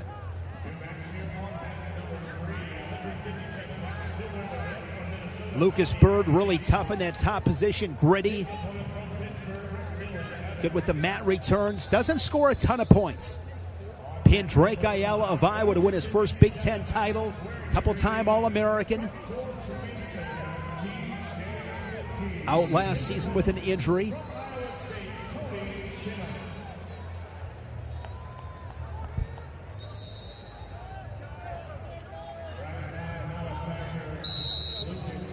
Brandon Cannon of Ohio State, the number 5 seed, upper left on mat 1. Askey and Evans set to scrap on mat number 3. Panero Johnson of Iowa State, mat number 2, bottom left.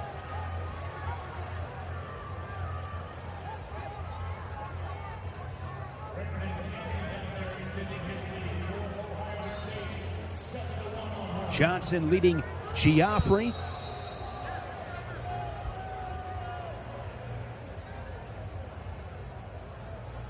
Panero Johnson, 2-time Big 12 champion for the Cyclones. Yeah, he's really fun to watch. Super explosive, high-octane offense.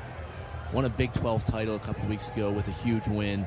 seems like he's putting together everything at the right time, and a guy like him, when you put it together, he's dangerous. I'll give you a fun guy to watch, Trent. This guy, the number 6 seed on mat number 4, All-American Vance Vombar. He was a, 26 seed, I believe it was last year. Comes back, he's an All-American. I mean, this guy, nicknamed the Hurricane, and he wrestles like one.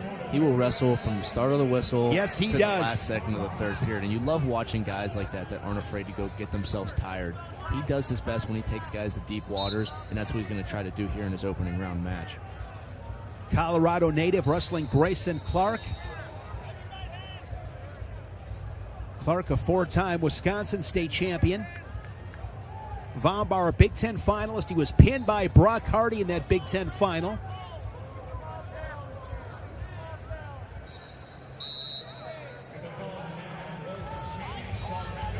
So on mat number 7, it is 2-2. Bird has the riding time at 1:02 off this restart with 39 seconds.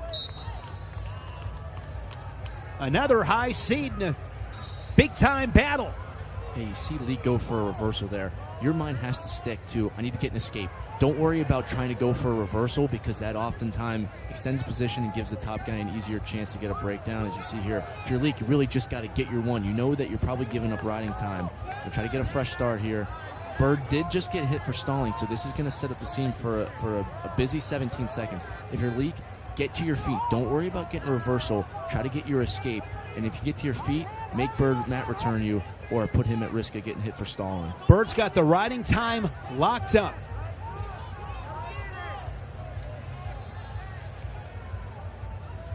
This is where Lucas Bird is really, really good. Super gritty. Leak has to stay in bounds. Bird doing a great job. You see that toe drag, continuing to keep himself in bounds as this clock's going to run out, and finding different ways to win. We talked about the ultimate goal of just being to win. Sometimes it's not going to be a tech fall. Sometimes you're going to wrestle someone that you really struggle to get your offense going. How can you win in different ways? And that time, he won on riding time. Lucas Bird, the number 1 seed at 133 pounds, defeats Hunter Leak of Cal Baptist. We said it earlier in this broadcast, Trent, if you are at this tournament, you are really, really good.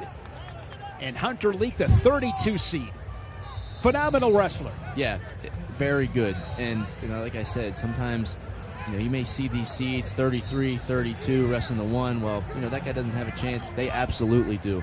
And you're looking at some of the best wrestlers and athletes, not just in the country, but the world, being able to show their skills at the highest stage of folk style wrestling. It's fun to watch. On mat number 2, bottom left, that is going to sudden victory, 1-1. Here we are again, 29 seed Geoffrey wrestling Paniro Johnson, who's the 4 seed. If you're Johnson, how can you go put this match away? If you're Geoffrey, who scrambles really well, got to create some chaos here and make it a scramble.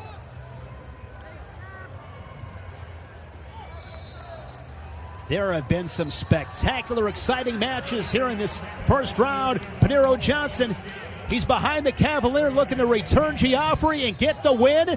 Good scramble. Gosh, Trent, guys just don't give up. They just keep on fighting. No, and Geoffrey's someone that loves the scramble. You saw Paniro Johnson get in that rear standing position. You knew Geoffrey was probably going to roll.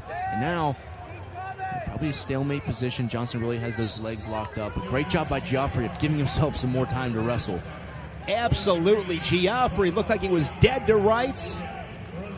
And if you're Johnson, you have to make that adjustment. You know you can get to the legs and get behind him, but you have to be ready to stop that roll. When a guy goes to roll, you have to control the hips and slam him into the mat. Don't let them get to the momentum, get their hips to the outside to allow him to roll.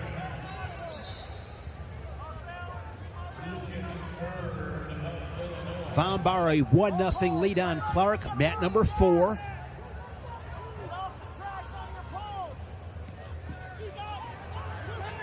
Awesome attack by Johnson. You see the scrambling ability of Geoffrey.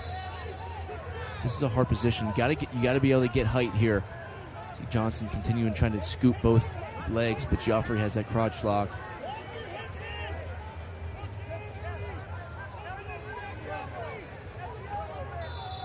Coming up on mat number 6, Blaze and Santiago. The Cyclone shit him with the lead on mat number 5.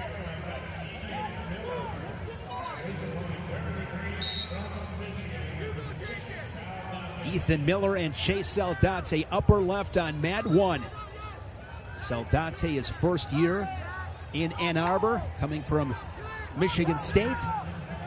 And Ethan Miller had a really solid season, was undefeated to the Big Tens, the number 10 seed. Looks like a review on mat number 3, Askey and Evans. And mat 2 going to go to the ride outs. Both guys got out pretty quickly in the first or the second and third period. So, riding time becomes extremely important in these 30-second goes. If you're Geoffrey, you've got to get out quick here. If you're Paniro Johnson, if you can ride out this whole 30 seconds, then it really sets you up for that last 30 seconds to get the win.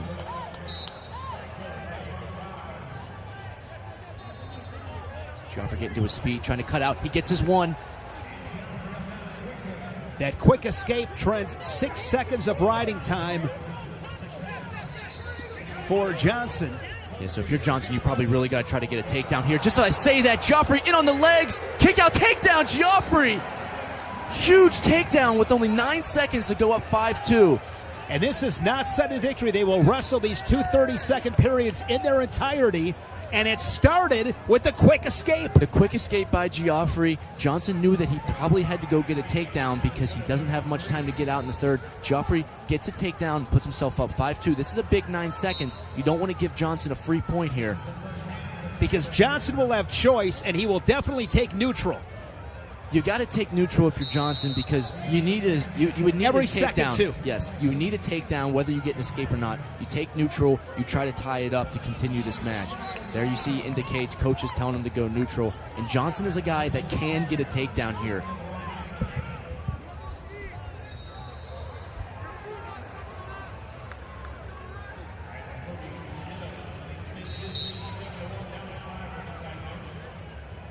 Look for a full sprint by Johnson here, starting very quickly. Already close to 20 seconds. See Geoffrey staying really low. Johnson's going to have to put multiple attacks together to get this.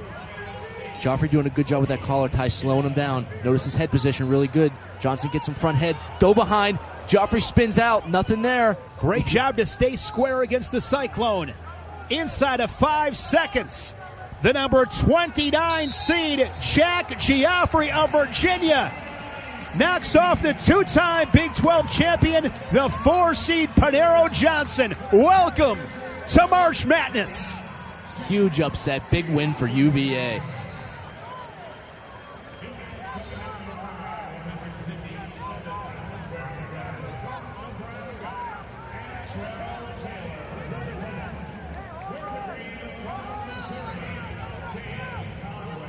Does anything surprise you anymore, Trent? No, it certainly doesn't. I got to be honest, I knew there would be a lot of upsets, a lot of tight matches. I didn't expect it to be like this. A 29 seed.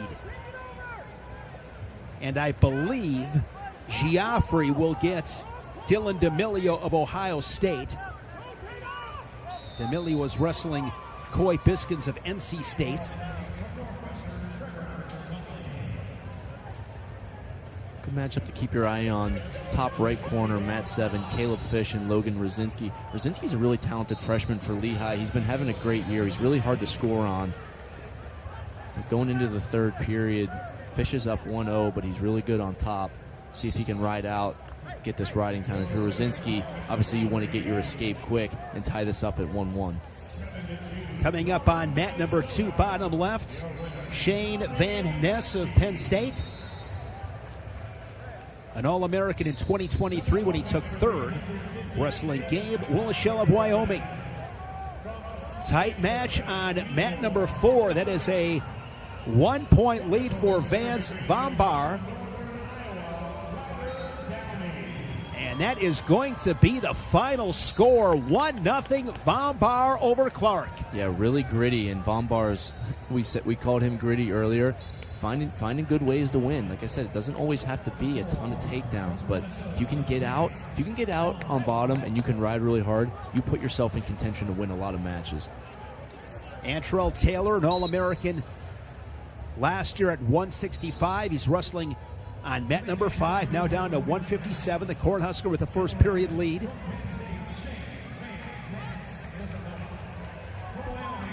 Shalakian of Stanford and Downey, Northern Iowa, on mat number 3, Grigor Chalakian.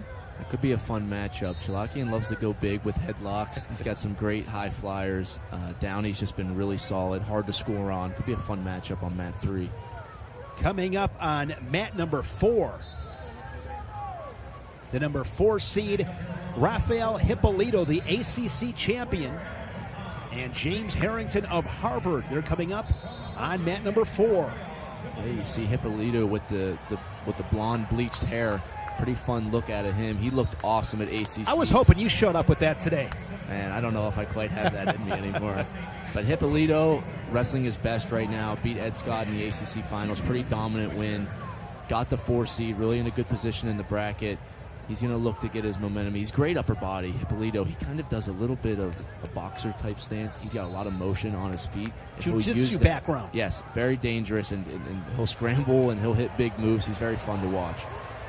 Mat number 6, Joey Blaze, the number 8 seed, looking for another takedown, and the Boilermaker adds to his lead.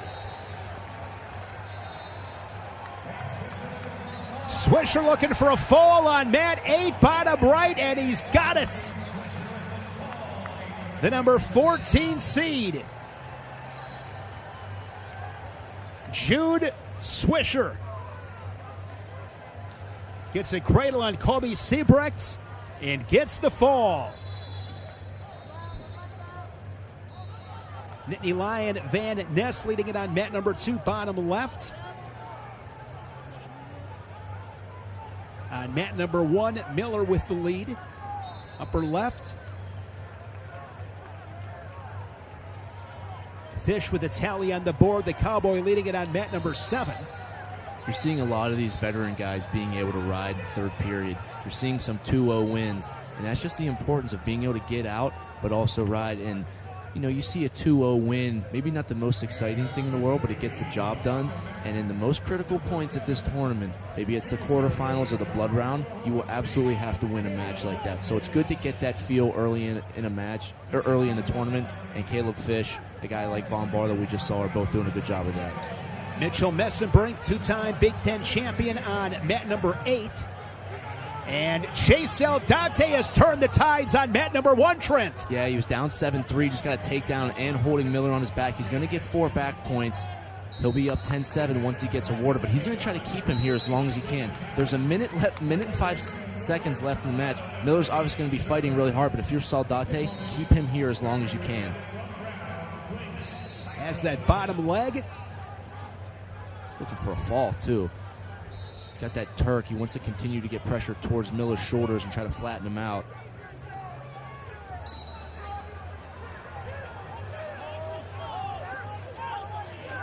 Mitchell Messenbrink, national finalist, fell to David Carr of Iowa State. Last year, Messenbrink with a tilt. He's on mat number 8. Mr. Tech fall. Chalakian on mat number 3. Yeah, you saw him Downey in on a leg, probably respecting a little bit of Chalakian's upper body technique. He looked to go high flyer. He was really close to it. Downey kind of wisely let it go and didn't end up getting it. Look at this on mat number 2. Willishell for a brief moment had Van Ness in all kinds of trouble, and now Van Ness has the Cowboy on his back.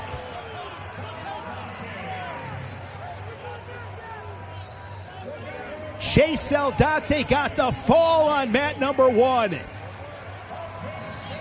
It is chaos here in Philly. It's crazy on the MatCast. You're seeing some of these 23 through 25 seeds really doing a ton of damage here this morning. 23 to 25. Basically, everybody up to 33 has looked awesome. And Shane Van Ness gets the slap of the Resolite. On mat number 2, on the bottom right, Messenbrink in control.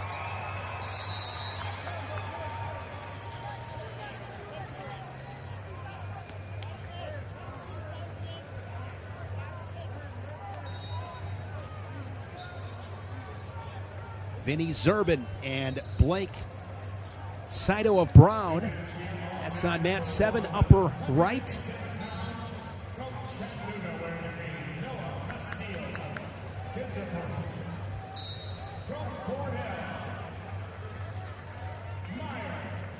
Hippolito on mat number 4. That match is early second period, 3-2 for the Hokie. The number 2 seed, Meyer Shapiro, wrestling on mat number 1. Shapiro is really fun to watch wrestle. He's got some of the best body control in the country. You see some of the things he's able to do. It's not normal to be able to hit some of the techniques that he does. He strings things together really well. He just has a ton of confidence in his style, and it's fun to watch whenever he lets it loose. Shapiro third at the national tournaments last year. Joey Blaze on mat number 6 gets his arm raised. Shapiro coming off an Ivy League title, was an EIWA champion last year. Downey the Panther on mat number 3, leading Shalakian. And Trell Taylor brought the offense from Lincoln. He's on mat number 5.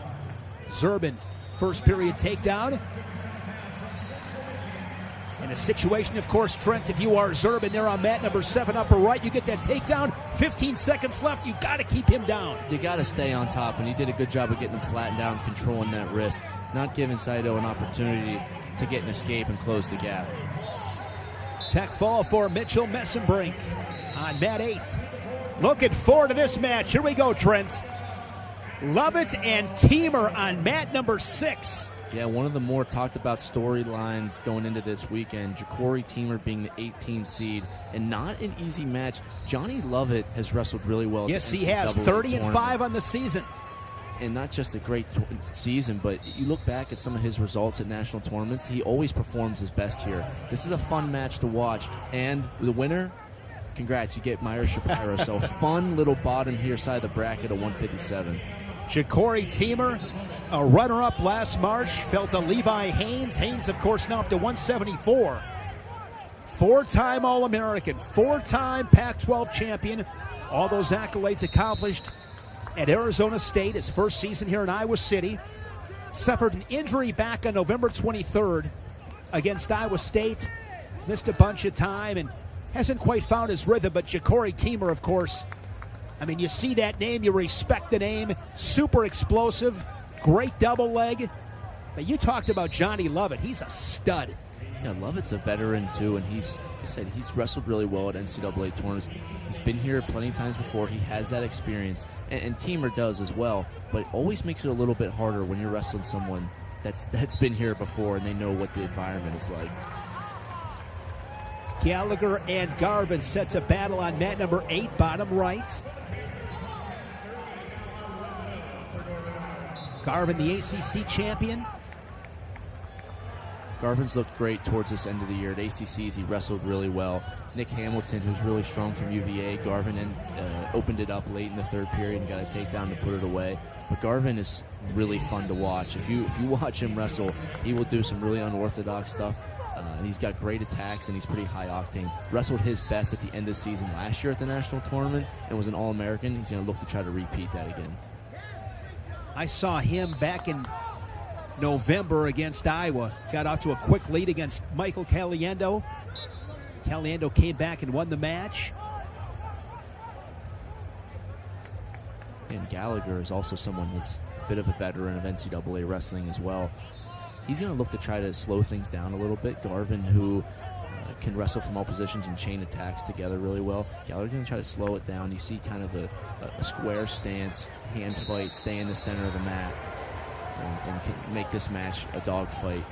And Mat 6, Johnny Lovett, first takedown on Teamer. We said that match is going to be really good. And Johnny Lovett's not afraid of anybody. He's going to bring his A game. We're going to have a fun one on Mat 6.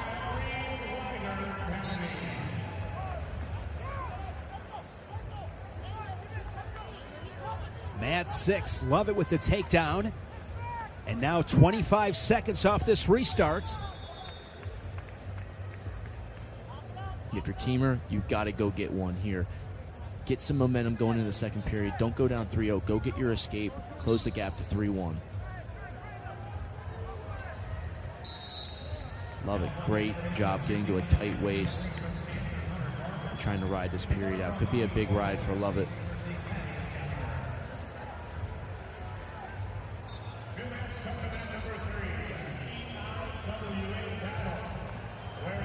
Teamer and Kyle Parko coming to Iowa City from Tempe. The takedown and the ride out. That's the equation. It really is, and you know, we'll talk about it a lot this weekend, but that's really a heck yeah, we will, Trent. It's a formula that wins a ton of matches. You kind of alluded to it earlier. At this stage of the game, not always pretty.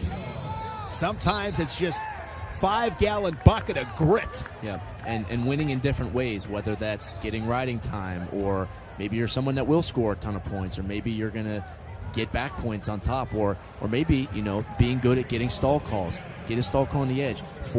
Get yourself a stall point. That opens up a lot of different paths to victory.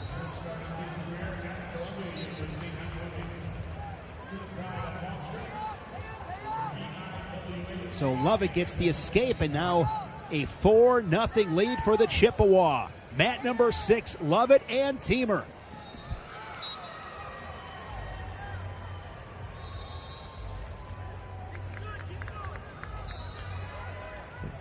Vinny Zerbin, big pin on Mat 7.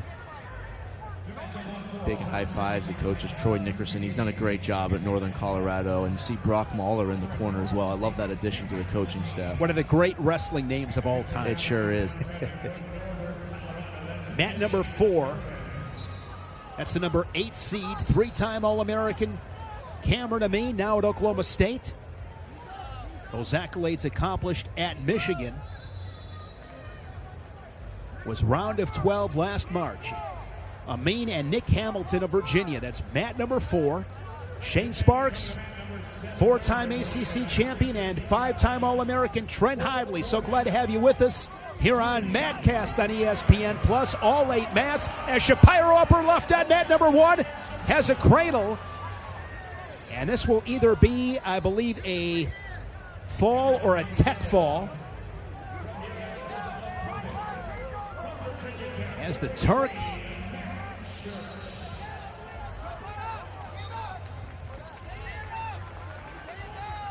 tech fall for the number 2 seed, Myra Shapiro, and as Trent mentioned, Shapiro will get the winner of Lovett and Teamer.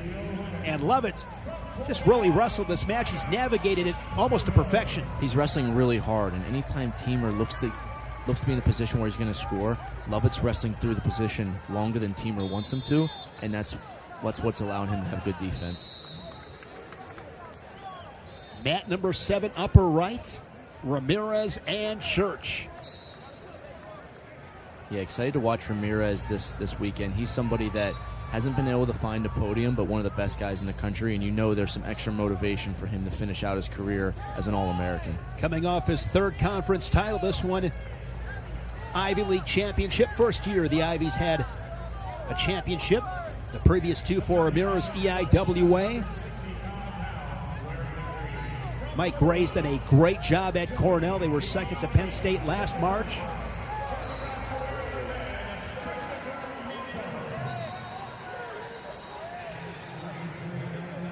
Mat number 2, the number 19 seed. I believe that is Andrew Clark of Rutgers. Shane, huge moment here on Mat 8. Gallagher got an escape in the second period. With 5 seconds left, Garvin got a takedown to go 3 up. That is huge, especially against a guy like Gallagher that's hard to score on. To be able to get a takedown to finish that period is so big. Now Garvin gets choice. If he gets out early, can extend his lead to 4-1. Short time scoring, a huge takedown for Garvin. There is that escape It's a 4-1 match as Lovett scores again. 7-1 for Lovett. He's mat number 6 leading teamer.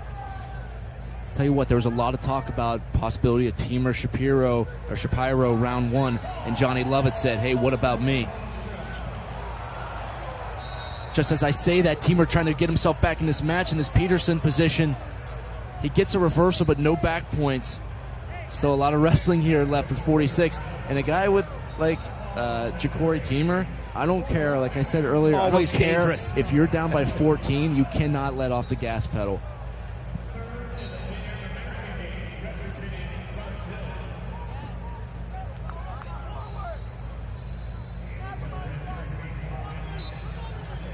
.46 seconds. Man, And I that love was this. close for Teamer. I love this tournament. It's I a can't get great enough best of it. 3 days. The ups and downs, the peaks and valleys, just the emotions. I feel sorry for the coaches.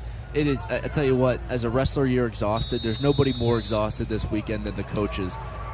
They have some war stories of just how tired they are at the end of the days, and oftentimes they'll go the whole day and forget to eat and drink water. You know, it's such a busy time, and you're pouring so much energy into your athletes. It is an exhausting 3 days for everybody. On mat number 1, that is Joey Bianchi of Little Rock, the Pac-12 champion, and Christopher Minto, who's had a really solid season for Mark Manning and the Cornhuskers. That's upper left on mat number 1. Ramirez a lead on mat 7, upper right. Garvin bottom right on mat 8 with the lead. Yeah, and Garvin just got another takedown to put the match away. In both periods, second and third period, he got takedowns with less than 10 seconds. He said that's a formula that's going to work at the national tournament, and a big win over Patty Gallagher, who's very skilled. When you wrestled, Trent, 20 seconds left. I mean, are you fully aware of that? I mean, what is that firing off in your mind? Like, I got to go out and score more. Yeah, you always have, the best wrestlers always have that internal clock in their head where, yeah, you may not be looking at the scoreboard, but you know just about how much time you have. And you look for trends during the match. You know, if I was close to a takedown here earlier in the first period, and I know there's 15 seconds left, I might try to pop one off and try to get that easy score at the end. Talked about the coaches and some of their anxieties. How about the Bianchis? 2 Bianchis, 1 on mat 1 and 1 on mat 2. Mat number 2, Ed Scott, number 22 seed for North Carolina State. You see Ed Scott on mat 2 get rewarded with that stall call, and that's been a bit of controversy. People always saying, you know, why are these referees sometimes calling action and sometimes calling stalling? There really is an art of getting a stall call called on your opposing wrestler. You see Ed Scott there had an underhook, and as he was taking out Bianchi, he wasn't just pushing him out, he was slapping at the legs, making it, showing to the ref that, hey, I'm looking for a score here, and this guy's going out of bounds. You're going to get rewarded for the stall call there. And Johnny Lovett putting a stamp on this match against Ja'Cory Teamer. Yeah, he's up 10-3, and he's got riding time. I don't know if many people predicted Johnny Lovett to win that match, and I know very few people expected him to get bonus points on Ja'Cory Teamer. I would not have predicted bonus points. 11-3, major decision for Johnny Lovett. On mat number 6, it is Lovett and Shapiro tonight.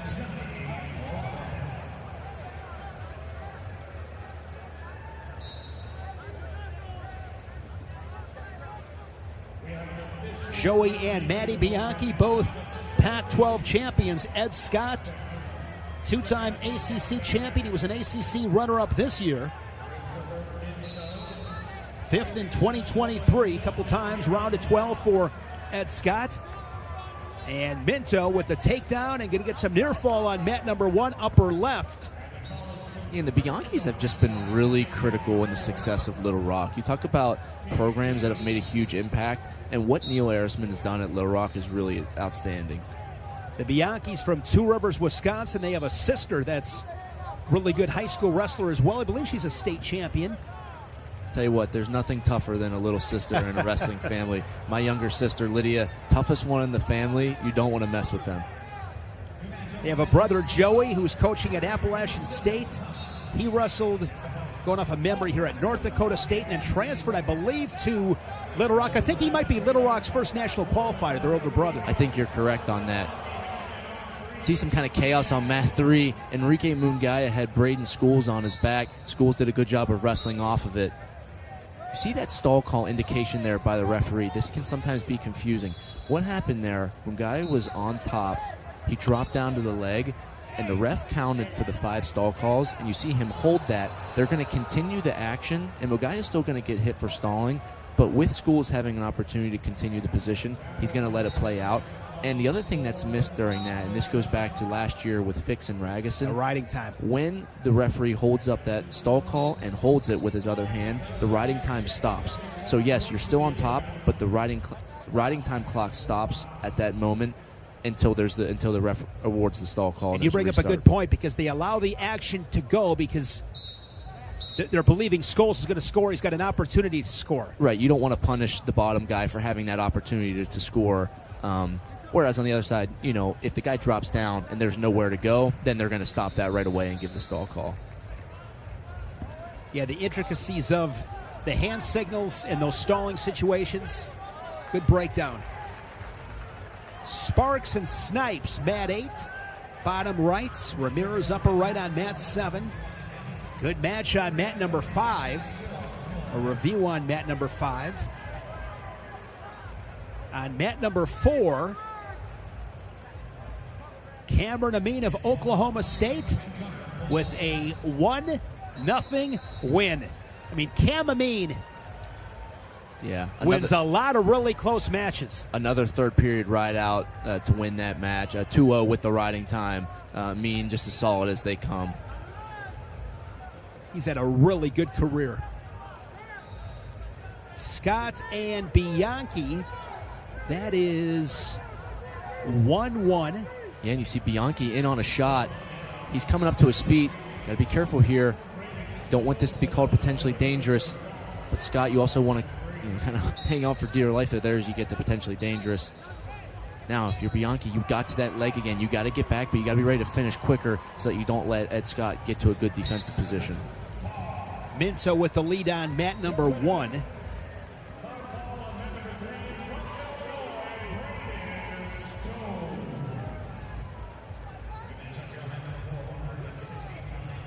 I didn't see it, Trent. It's Scholes. He won. He got a fall. He got a fall. Yep, Scholes of Illinois got a pin. Mungaya had him in trouble earlier in the cradle. Scholes continued to wrestle through, got back to his pinning combination. A big fall for the Fighting Illini. Cam Steed, your winner on mat number 5.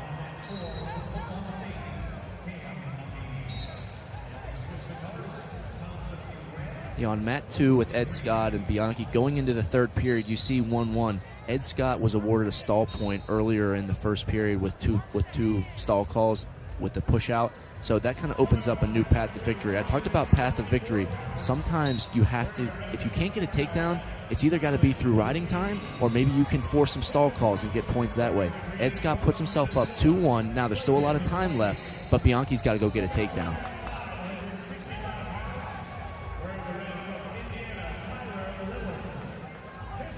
Riding time and on factor on mat number 2. You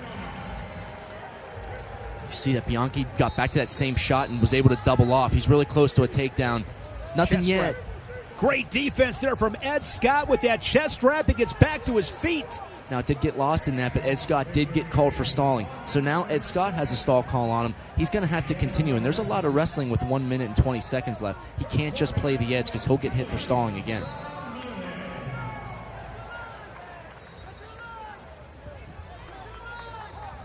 Ruiz and Whiting on mat number 3.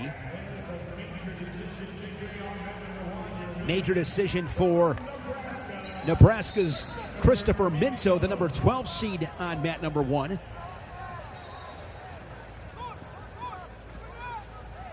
Nebraska's had a really good round, but they've had some tough matches. Caleb Smith, Rich Lovett. They've been tested, but Nebraska's a team that had a great Big Ten tournament. They have high expectations this weekend. And, you know, your stars have tight matches, but they're victorious. That's what you want to see. You want to see your guys be tested and be put in those uncomfortable situations and come out on top.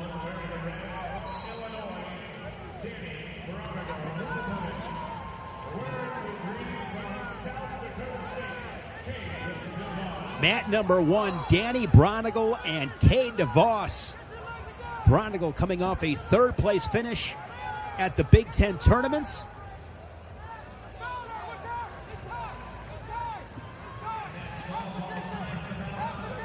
Cade DeVos, 4-time national qualifier.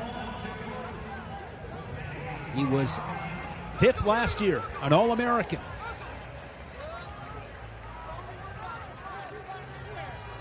It's a really good first-round matchup. Bronigal and DeVos, two guys that wrestle extremely hard. I'm really big on the Bronigal brothers.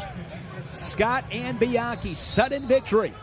Yep, Bianchi got another stall call to tie it up 2-2. I talked about that earlier with there being that much time. If you're Ed Scott, you can't play the edge too much. Bianchi did a really good job of throwing a lot of attacks together, and he got rewarded with the stall call. Back in on the leg, Bianchi.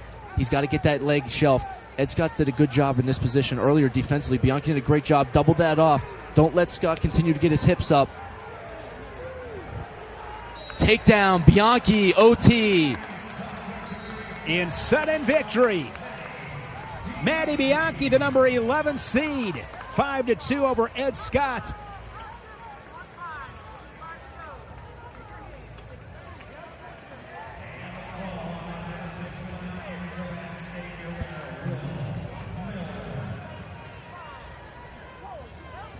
Bo Mantanona on mat number 5, the Wolverine with the early lead. Sparks of Minnesota on mat 8's third period advantage.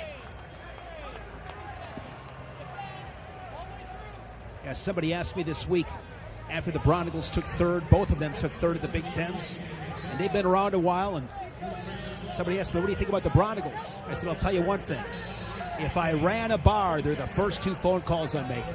They're some of the toughest guys in the I want country. those guys in security. Yeah, they're really tough, and they've made that brand for themselves where if you're wrestling me, it is going to be a hard-fought match. Yes, it is. You are not going to get Miserable. anything easy. Miserable. Oh, a nice work there from Bronigal. He's behind DeVos, and they will go out of bounds. It's a good job by DeVos of fighting hands. Oftentimes you see that with the bottom guy coming up, but you get there in neutral as well, and someone gets in that rear standing position, continue to fight hands, get your hips away to avoid the takedown. First round matchup, Bronigal and DeVos on mat 1, upper left. First round, incredible. On mat number 6 coming up is the number 3 seed, Mikey Caliendo of Iowa, and Aiden Riggins, the former Hawkeye, now Cyclone. That's mat number 6.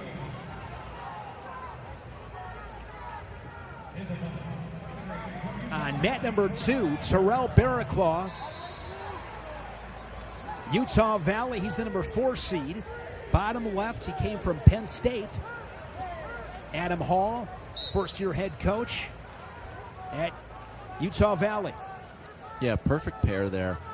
Barraclaw getting his opportunity, was one of the best backups in the country at Penn State, finally getting his time to shine at Utah Valley, and he's made the most of it. And I said perfect pair. Adam Hall, great Yeah, you know coach. him well, coming from NC State. Yeah, Adam Hall was a huge coach and mentor of mine for 6 years. For him to get that opportunity at Utah Valley and a guy like Barraclaw, who are very similar in the way that they train and the way they live their life, it's just an awesome pairing there. Adam Hall is going to do great things. He's a hustler. Great things. I don't know anybody that hustles as hard as he does. He works extremely hard. He's a great person. And those type of people usually have a lot of success. Yeah, you were lucky because timing of it, you were done and he was leaving. Yeah, I learned a lot from Adam, and just you knew he was going to get a head coaching job at some point, so you weren't really surprised just because he's made such a big impact. But it's still never hard, never easy to lose a guy like that. Is Adam from Utah? Idaho. Idaho, okay. Idaho, wrestled at Boise State, so he knows that area really well. And I think when he got hired, there was a ton of energy around the Utah Valley Wrestling program, and he's done a good job of taking advantage of that momentum. They had that dual meet against Oklahoma State, packed house. Yep. Some great dual meets this season. Yeah, and this match is good. Derek Fields from NC State was a national qualifier a year ago. They wrestled in a dual meet earlier this year, so they're familiar with each other. They've wrestled each other. Interesting to see what adjustments Derek Fields makes, or if Barraclaw can continue to get to the same offense he did earlier in the year. Caliendo leading it on mat number 6. two-time All-American, won at North Dakota State, and then last year at Iowa.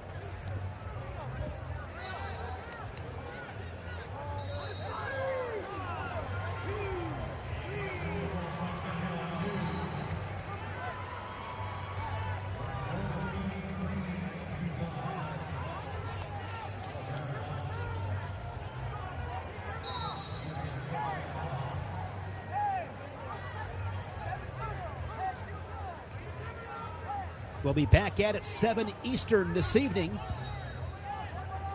for round 2. Biggest upset so far from a seeding standpoint, Panero Johnson. Yeah, Number Geoffrey. 4 seed get beat by Geoffrey of Virginia. It's been crazy all day long. You see some of, I said, those 20 to 30 seeds have been really doing some damage, and even if they haven't been winning the matches, they've been taking guys to the brink.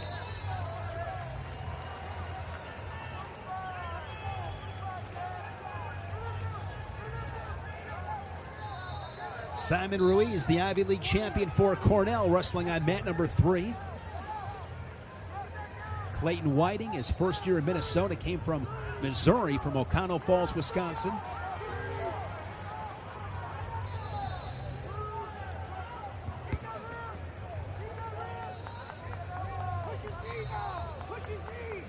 Derek Law 7-0 lead over Fields, bottom left on mat number 2.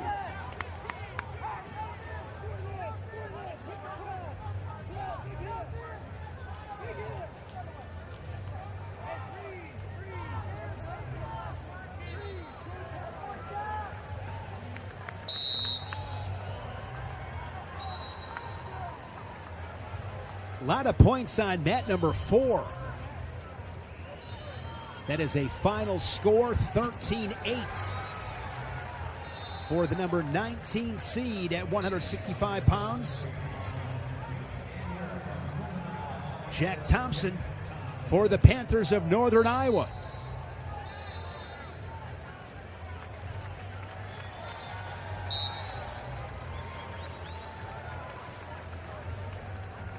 Now 4-0 for DeVos. He's on mat number 1. Simon Ruiz with a tech fall on mat number 3.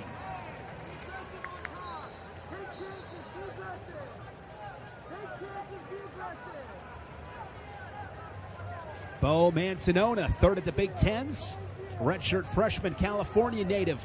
The number 6 seed, your winner on mat number 5. Here's a guy that's fun to watch, Trent. Mat number 4, Lenny Pinto from Nebraska. Lenny Pinto is as explosive as they come. He is someone that loves to mix it up. Mixing it up is a great way to say it. He loves the upper body position, and the fun thing about him is even if he's up, he'll continue to still try to put points on the scoreboard. Earlier this season, him in a match with Patrick Kennedy was bonkers. And Pinto is what I think he's done a great job this year. He's in much better shape. He's able to wrestle like that. And he's able to do it the entire 7 minutes. He's someone to really keep an eye out on this weekend. Lenny Pinto down at 174, down from 184. Yeah, that match with Patrick Kennedy, I want to say he fell behind, or he got out to like a 10-0 lead. And then Kennedy tied the match up at like 11.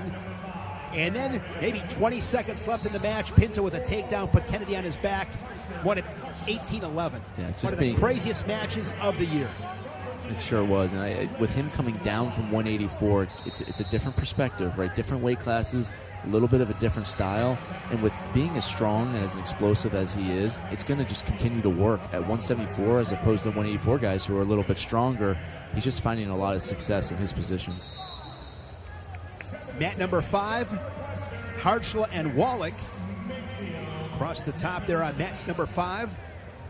Mats 1, 3, 5, and 7 across the top. On the bottom, 2, 4, 6, and 8. Mat number 8, 16 versus 17 seed matchup. Number 16 seed here at 174, Lorenzo Norman.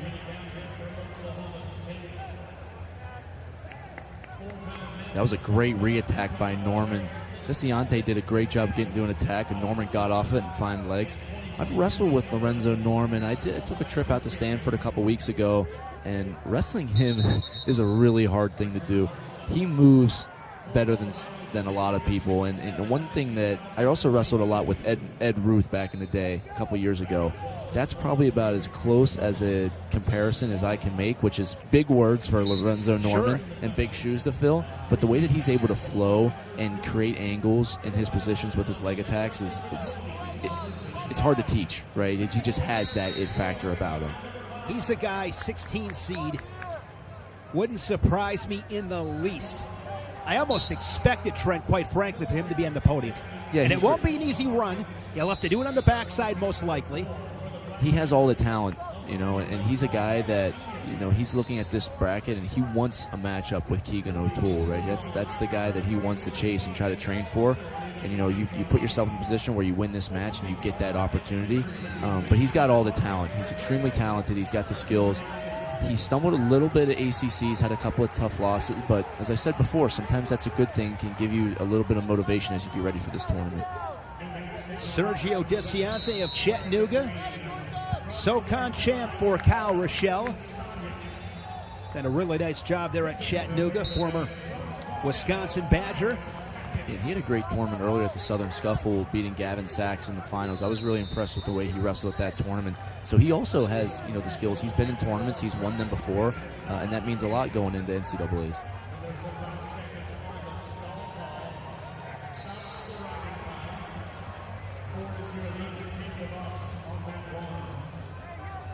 Number 3 seed, Dean Hamady of Oklahoma State on mat number 3. Two-time All-American at Wisconsin. First season in Stillwater, he has been spectacular. Fell to Keegan O'Toole in the Big 12 final and sudden victory. Keegan O'Toole, the number 1 seed, with sudden victories against both the number 2 seed, Levi Haynes, and the 3 seed, Hamady. But Dean Hamady is a stud. Yeah, that weight class is stacked, and Hamady just has so many offensive weapons. He has so many different ways that he can score on his feet. He's also really good on top, which it's also really hard to score on him. You watch the way that he is defensively, as you see, watch this. Bassett gets in on his leg, and he feels totally comfortable here. That's not really a position that you want to be, but he feels totally fine. You see, he naturally just gets that foot to the ground, gets back to his offense. He just continues to attack, and he changes things together all the time. On mat number 4, that is early second period, scoreless match, and I believe Harkins has Pinto on his back. Yeah, Harkins, great cross wrist roll. He's got Pinto for 4 back points, and Pinto does a good job of squaring up and getting off his back. But Harkins, great start to get to 4 back points.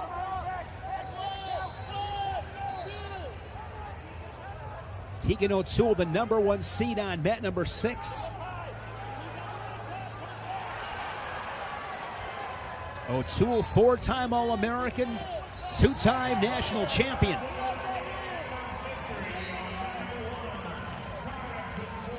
Yeah, there was really good action over there on mat 1. Bronigal got a late takedown to tie it up 4-4, and with 2 seconds remaining, DeVos got an escape to win the match 5-4. We knew that match was going to be really good. DeVos was able to hang on and get the win. Good match on mat number 1. All-American DeVos for the Jackrabbits. The late escape in the W. Hamady looking for back points on mat number 3. Bar arm tilt for the Cowboy. He'll add 4 to his lead. Harchla and Wallach on mat number 5. That is scoreless. That's a good match. Harchla 1-0. Yeah, Hartzler got the escape, and Wallach is really turning it on here at the end of the season. He had a couple of maybe questionable losses earlier this year. An All-American last year for Columbia, transferred to Virginia Tech. They've done a great job at getting him prepared. He had a great ACC tournament, wrestled the best he has all season, and now wrestling Hartzler in a really tight match, only down by 1 in the second period. Mentioned Norman. He's on mat 8. He had a wild match with Ogun Sanya. of North Carolina. Ogensanya on mat 7. I think it was a 15-13 final. It was crazy. Norman was up big. Ogensanya continued to wrestle and brought it back. I believe it might have went to overtime where he might have got it, but it was very high scoring. We saw Babin earlier at 125 in a really good match with Caleb Smith. Here's Wallach on mat number 5. He's from Columbia, as was Babin. Ogensanya at North Carolina. He's from Columbia. And Rini earlier. Yes. Angelo Rini from Indiana. Zach Tonelli, who is now an assistant coach at Virginia Tech, did an amazing job at Columbia. They were doing things that haven't been done for years and years and years. And now with Tonelli at Virginia Tech, Donnie Pritzloff is at Columbia. He was a 2-time national champion at Wisconsin. But, man, there's a lot of talent at this tournament from Columbia. Yeah, Tonelli did an awesome job there, and he's continuing to do a great job at Virginia Tech. I noted this earlier on the ACC broadcast a couple weeks ago. It is so rare to have someone like Tonelli to be in an assistant coaching role that had head coaching job experience, and what they've done at Virginia Tech is really special with Roby, Freyer, and Tonelli. It's just such a great staff, and Jared Howe. They are really A+ there. Jared Freyer spent some time with Donnie Pritzloff at Wisconsin, assistants under Barry Davis. That Virginia Tech coaching staff takes a second seat to nobody. They're awesome. And with Tonelli, to have someone in that position, not only does he know the wrestling really well, not only can he help these guys on the mat, he knows the business side of things. And that helps with where college wrestling is right now. That's huge.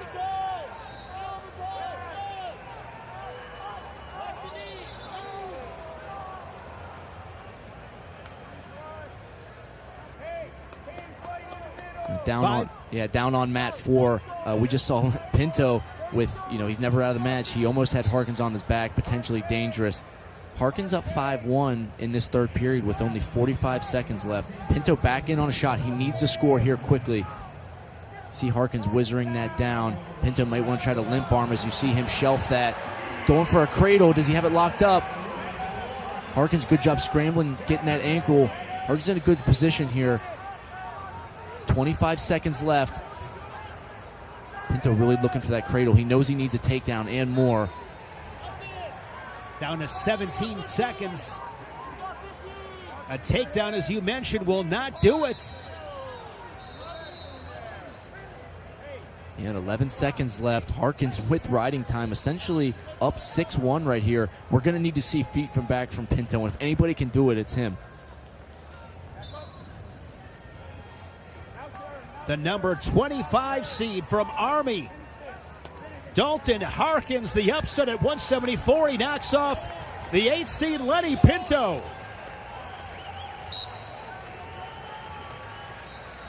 Great win by Harkins, fueled by that 4-point near fall that he had in the second period. It's a great job of him getting the lead and keeping it and putting the finishing touches on to win the match. Talk about paths to victory. He did it with the tilt, scoring the near fall. Didn't get a takedown in that match. Yeah, finding different ways to win, whether it's on your feet or on top. There's so many different ways that you can win these matches, and Harkins just did it on top.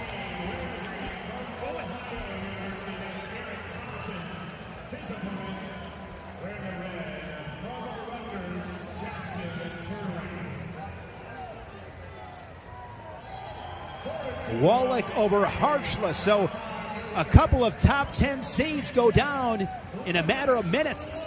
Yeah, we talked about Wallach wrestling his best at the end of the year, matching up with Harchless first round, getting the win. Great momentum for him and Virginia Tech.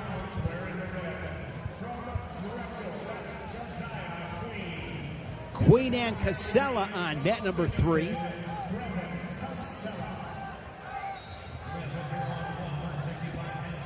Tackett and Ogensanya upper right there on mat number 7. Yeah, they were in OT, 1-1 after regulation, back on their feet. Pretty even match up there. Ogensanya keeps getting in these matches where he just keeps going longer. See him in on this leg. He said he wants these matches to be really tough and continue to go. Back on the legs, got a double off. Got him on his hip, takedown, Ogensanya. He is really getting good at grinding guys down and winning late in matches. 4-1 for Ogensanya, the Tar Heel with the W.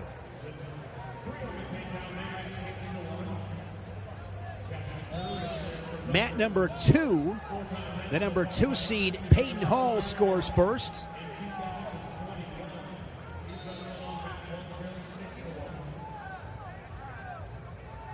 Peyton Hall, 2-time All-American at West Virginia. The Big 12 champion, was 7th last March in Kansas City. In Contrera and Kennedy on mat number 4.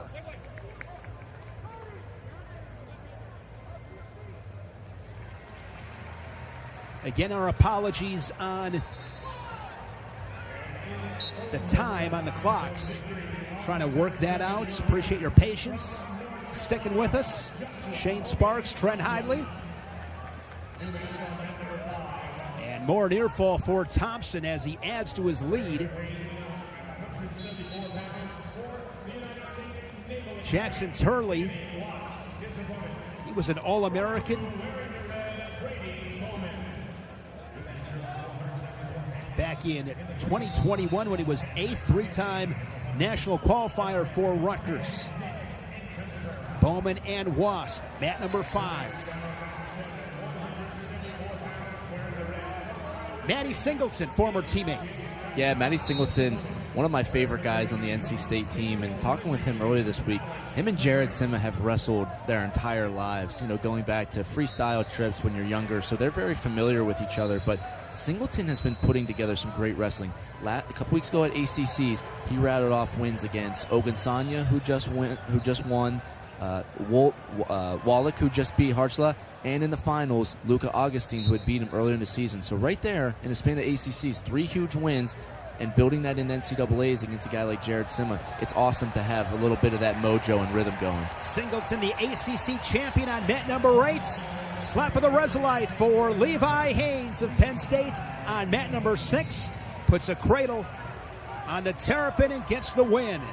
Man, 174, Trent. That is, as this tournament progresses with O'Toole, Haynes, and Hamady, let's go. There's so much talent there, and I believe, if I'm counting right, I think that might have been the 3rd pin for Penn State this round.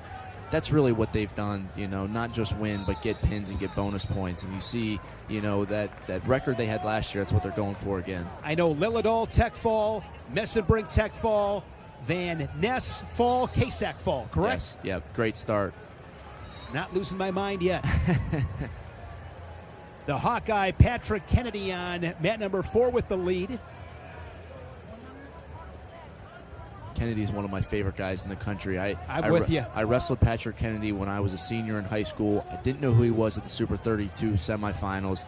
We went to OT and he beat me. And ever since there, I had a lot of respect for the way that he wrestles. And, as an Iowa fan, he is the epitome of what Iowa wrestling is, and someone that you love to see get this opportunity. You want to see him do well. He's one of those guys. He's going to go hard every single second, from Casson Manorville, Minnesota native.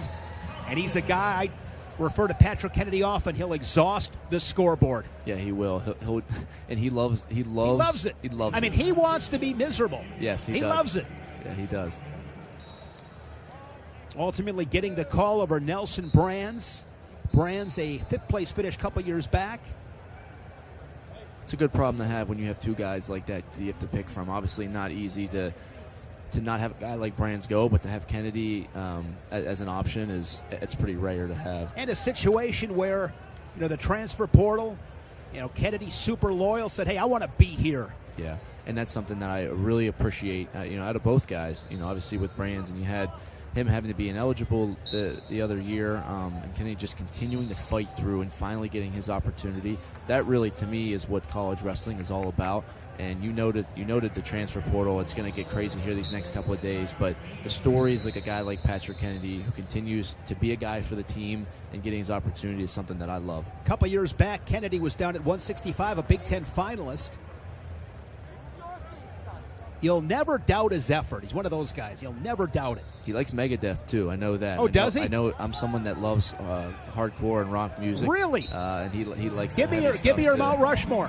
Oh, man. I tell you what, I've kind of transitioned a little bit into, like, some hardcore punk type stuff. A couple bands I really love right now are One Step Closer and The Movement, so a little bit softer. But Megadeth, Metallica, you can't go wrong with that stuff. So I remember when Metallica came out with,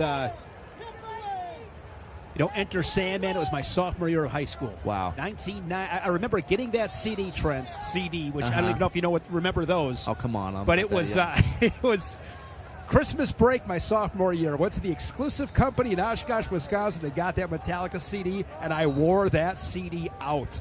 Great CD. You ever see Metallica in concert? I have. My freshman year, Hayden and I saw them in Raleigh. It was an awesome show. Yes. It was so much fun. I actually had an accounting test the next morning, and I didn't get to sleep till like 3 a.m. I did pretty well on the accounting exam. I always love to do well at school. But, we saw Metallica in Raleigh. They crushed it. You bring up a really good point.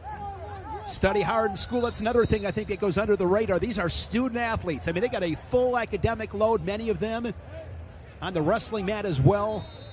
Yeah, excellence everywhere. And usually this is always a tough tournament because it either lines up on guys' spring breaks or exams. I know there's a couple of schools, especially the Ivy League schools, some of these guys are taking exams not just like a couple days before, but in between rounds. It's kind of insane, but no, I have a big appreciation for guys that do well in school. I think it's really important, and like you said, it's the epitome of being a student athlete, being able to excel in school and set yourself up long-term wise, but then also getting the job done on the mat. You're good with numbers. If you took my GPA and times it by 3, I might be able to go to an Ivy League school. I was that close. Singleton, mat 8, bottom right. The ACC champion with the lead. Had a really good round for UNI. Yeah, UNI's looked great, and Sima is really close to getting an escape to go to close the gap to 4-2. There he gets the escape. Singleton up 4-2 with 1:20 left. A lot of time here in that match. Now on mat number 2, bottom left, the 4-time national champion Carter STAROCCI, looking to become the first ever 5-time Division I national champion. All 4 of those national titles at 174. 3-time Big Ten champion Carter STAROCCI. And this is Caden Rogers. Rogers defeating TJ McDonald earlier today. STAROCCI's probably the most elite hand fighter in the NCAA right now. And a lot of times it's not always the most fancy stuff, but it is extremely hard to be able to keep up with his pace for 7 minutes. You'll watch him take guys to the edge and just very clean technically, can attack both sides of the body. And even more impressive, what we talk about all the time, his top wrestling has really elevated. Not only is he riding and getting riding time, but he's looking for turns now. He just continues to get better. I mean, that run he went on last year, suffered some injury, had to take a pair of injury defaults at the Big Ten. Was he a 9 seed? He was either the 8 or the 9. I believe he was the 9. Makai Lewis, had to beat Shane Griffith, Rocco Welsh in the final. I mean, you talk about a path. Yeah, he's someone that wants it as hard as it can possibly be. Stall call on Rogers. And STAROCCI, as you alluded to, he is so crafty on the edge. Yeah, just a really good wrestling IQ. Obviously very skilled and very talented, but wrestling IQ is really important too. And knowing what to do in every situation, you have to wrestle a perfect match to beat him, and it's really hard to do that. Gave up the first takedown to Max McAnally of Minnesota in that Big Ten final. STAROCCI won that one in sudden victory. STAROCCI, Trent, took those injury defaults at the Big Tens last year.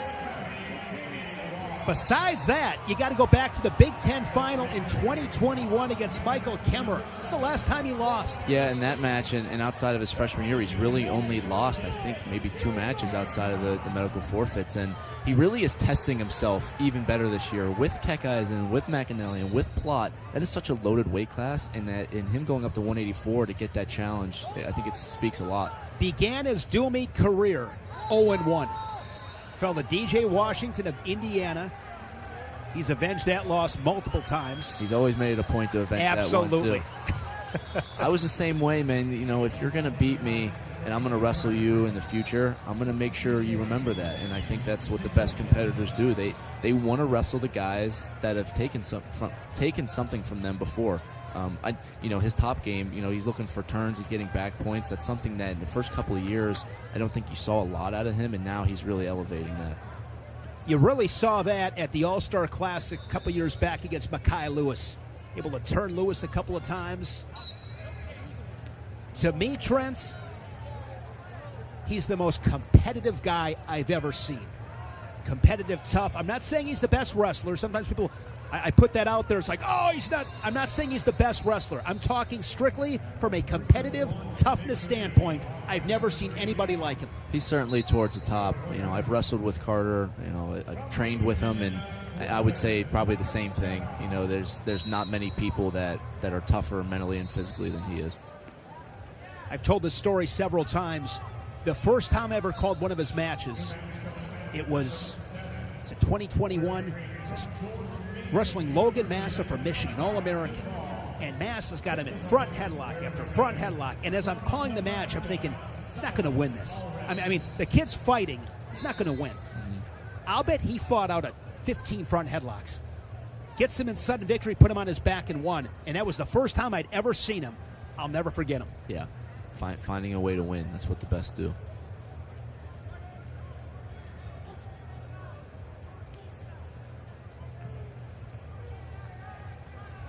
Kennedy and Incontrera. Believe that match is over. Kennedy got the win for Iowa. Give you some Iowa stats. Yeah, Iowa's had an All-American 53 straight tournaments, dates back to 1972. Here's my favorite streak, Trent, probably in college wrestling. They have had a national finalist in 34 straight tournaments. Streak began back in 1990. Tom and Terry Brands were two of the three Hawkeye finalists in 1990. 34 straight, they've had a finalist. That's incredible. It's honestly it's hard to wrap your head around how difficult that is. I mean, putting somebody in the national finals is a huge feat in itself. To do it for that long, it's unheard of. And this year you look at guys like Drake Ayala, now up at 133, the number 2 seed. He extended that streak last year. Kyle Parco, 5 seed. Stephen Buchanan at 197. Mikey Caliendo at 165. I think the streak continues. I think so too. I hope it does. I do too. I was one of my favorite programs. I love Tom and Terry Brands. Some of my favorite wrestlers to watch, and just the way their style is. But they've got a lot of great options to continue that streak this year. Gaitan of Iowa State, the Cyclone, leading on mat number 7, upper right. Cleaning up the mat on mat 2, bottom left, with 4-time national champion Carter STAROCCI.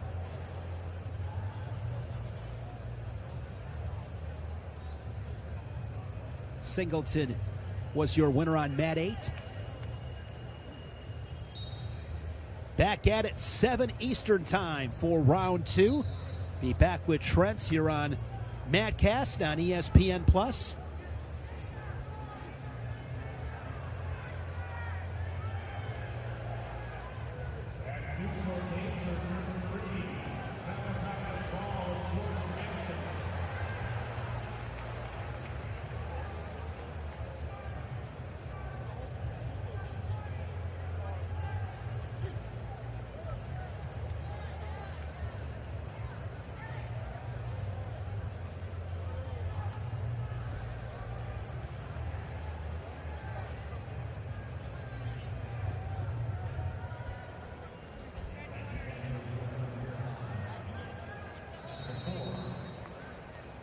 STAROCCI and Rogers back at it, mat number 2.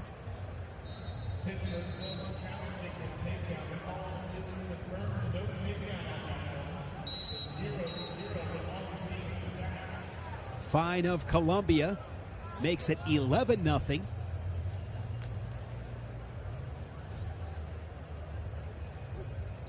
He is wrestling on mat 6.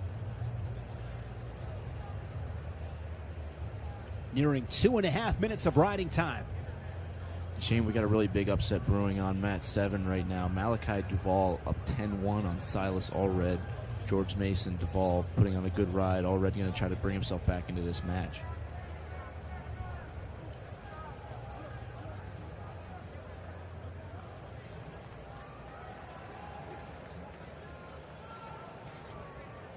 I mentioned Gaitan. That is not Gaitan. Want to apologize for some of the technical difficulties with the data regarding the names and the clocks. But you're right. So what is that score, Trent? Able to see? So right now, Allred just got another takedown to close the gap to 10-5, and now he's saying I got to get some more points. He's trying to cut him to go get some more takedowns. So it wasn't the start that he needed, but getting himself back into the match. We can just reset the clock. They're going to have to change that. But 10-5 Malachi Duvall over Silas Allred in this opening round. You know what period that is, Trent? They were in the second period. Okay. The clocks just went out, so a little bit of technical difficulties on their end. They're going to go back and get that reset. I believe there's close to 45 seconds in the second period. Silas Allred down from 197. He was a Big Ten champion a couple years back at 184. Had a couple of wins against Max Dean of Penn State, who went on to win the national title. I believe that was 2022 in Detroit when Dean won that title. Yeah, Allred's really good, and I wrestled him last season here in the quarterfinals. Just never an easy guy to wrestle. He's got a great lefty single, really good shin wizard defense, and as you alluded to earlier, him taking out Max Dean, a national champion, and winning Big Tens, it says a lot about somebody. You don't just stumble your way into a Big Ten title, right? And that takes a lot of skill, it takes a lot of heart, and now you got to see that a little bit. Down 10-5, a little bit in an unfamiliar territory for him against a guy that's wrestled really hard in Duvall. How are you going to get yourself back into it? You saw him get that takedown, going to cut him to get some more momentum. Kind of got broken up a little bit. Just have to reset and focus on that next takedown.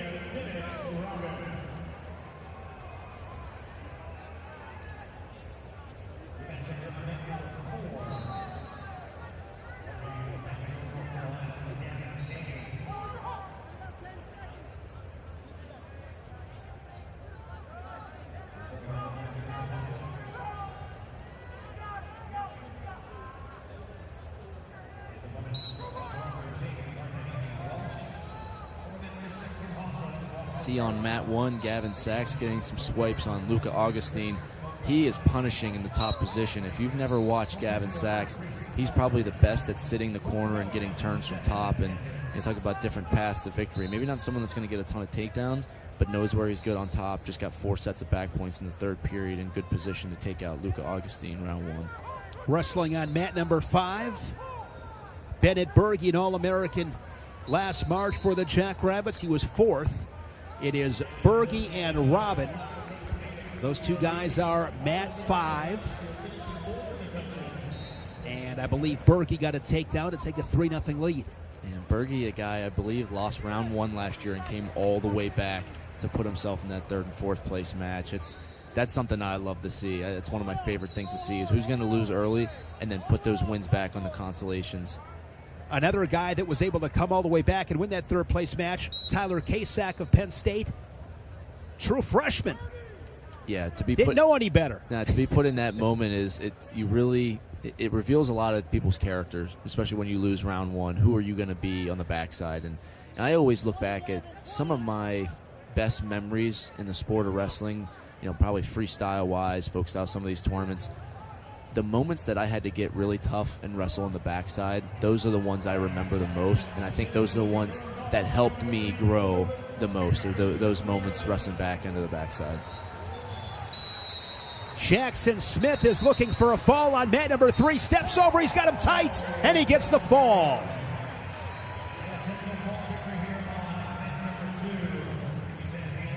Jackson Smith, the 8th seed. He was at 197 last season, now down to 184 for Alex Clemson. Maryland, a really solid season. More bonus points for Penn State. Carter STAROCCI, number 1 seed. Bonus points at 184 for the Nittany Lions. Cartagena Walsh and Kane on mat number 4. 1-0 match with the escape. Tar Heel out in front, looking to add to his lead. Good job on that single, working up the body. Now he's got to keep him in the center. Look for that kind of mat return takedown as Cartagena Walsh rolls. Nothing yet. See a lot of guys doing that now when they're going to roll and create that scramble from neutral.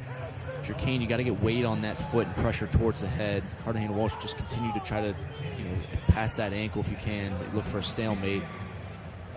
Some back points on mat number 5. I think Robin got some back points.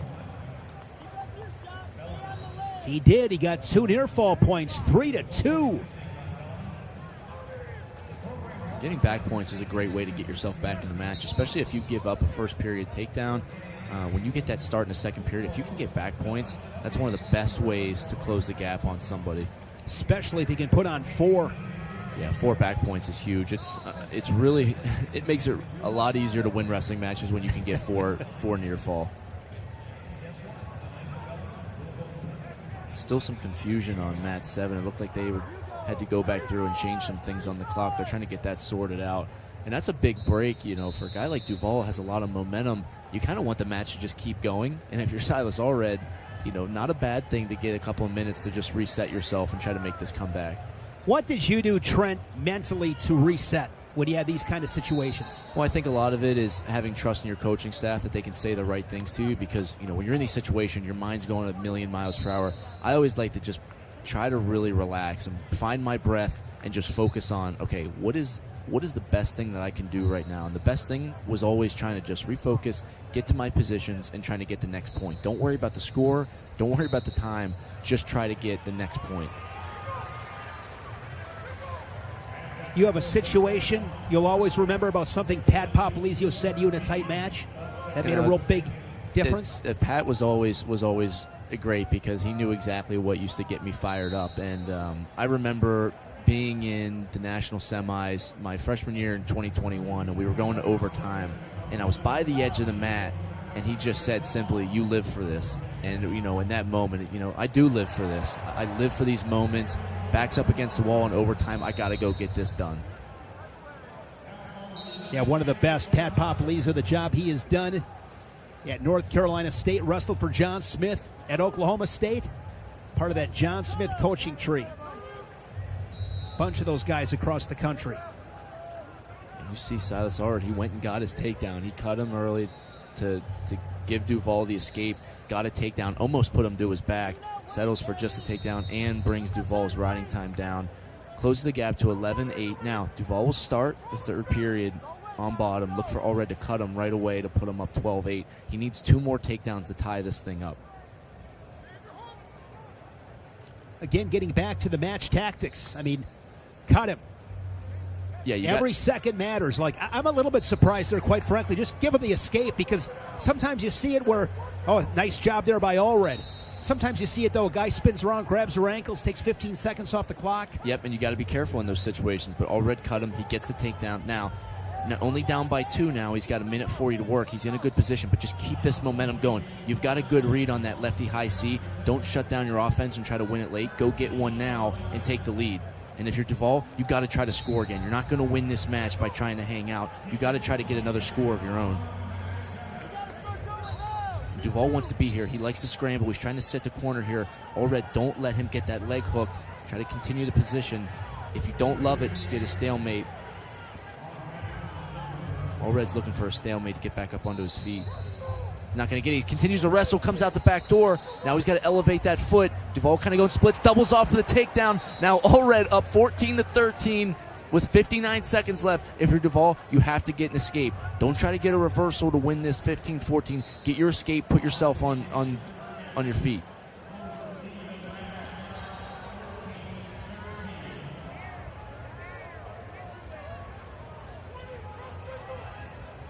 Silas Allred looking for the win for Nebraska. It has been some exciting matches for the Cornhuskers in this first session. Oh, and there he's running that bar half all the way back from down 10-1 for the fall. Silas Allred goes to the second round. Great comeback.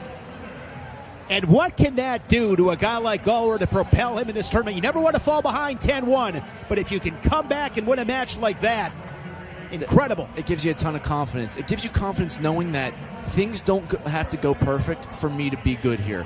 I can put myself in tough situations, and I know that I can count on myself to win. Great job by Allred responding, keeping himself in the match, and going to get the win.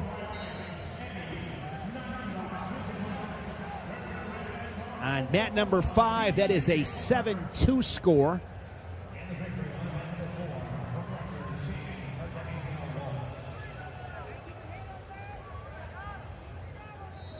Bennett Berge leading Dennis Robin.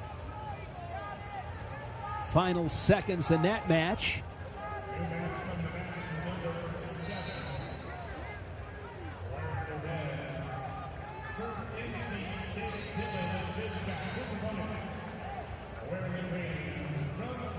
Dustin Plott on mat number 2, bottom left. Mat number 6, we have a tight one, Trent. Yeah, Chris Foca up 4-3, just kicks out of a single leg. McFarland wrestling really hard. Foca tries to step over. Great action there on the mat. Now keep in mind, Foca does have riding time at 2:35, so almost locked up for Foca, but McFarland's going to continue this pressure. He's wrestling really, really hard. That's kind of his go-to, is just make it gritty, make hard situations. And if you're Foca, you know, up 4-3 with riding time, you know a takedown puts us away. And against a guy like McFarland that's going to put a lot of pressure on you, look to get that match-sealing takedown. McFarland shooting again, in on the knee. Foca trying to scramble out of it and set the corner. If you're McFarland, he's doing the right thing, trying to get his head under the leg. Referee's looking for potentially dangerous. It's a time hog, if nothing else. Yeah, Foca doing a good job of getting back to the sprawl. Now you want to see him, you know, fight those hands, fight the hands, got him locked, get your go behind. So close to getting them. McFarland just fighting really hard, trying to stay on that leg. Down to 40 seconds in that match. Riding time is locked up for Foca, so he's up by 2. 35 seconds to go. Chris Foca, the 3-time national qualifier, he was 3rd in 2023, coming off an Ivy League title. McFarland trying to get him to his hip. He's got to get his right arm out there and attack the other body. He's really close. With 15 seconds, this is his only opportunity to do this. Referee signals nothing yet. Nothing yet. He's got that bottom foot. Can he put him to his hip? Foca rolls through. Nothing here. Out of bounds. Huge for Chris Foca to use his mat awareness and get out of bounds in that situation with only 5 seconds left. And a situation right here, you're up by 2, you run for the hills. Get out of there. Get your head in the way and get out of there. Don't even let him get to your leg. Especially, you can take a stall. You can take 2 stalls. Absolutely. Get out of there. That's exactly what he does. And Chris Foca, your winner on mat number 6. Looking at action on mat number 8, DJ Washington of Indiana, Gabe Arnold of Iowa. That's bottom right. Fishback and Hale, upper right on mat number 7. All-American Edmund Ruth wrestling for the Fighting Illini on mat number 5 against Bruneau of North Dakota State. McAnally on mat number 1, the Big Ten finalist, phenomenal redshirt freshman for the Gophers. And thought it might have been a tech fall. It is not. They continue wrestling on mat number 1. I've been really impressed by McAnally this year. His fundamental skills are so good. He does all the basics right. His positioning is really good, and that's how you want to teach good wrestling. You know, perfect stance, discipline, never really getting out of position, and just super technically good.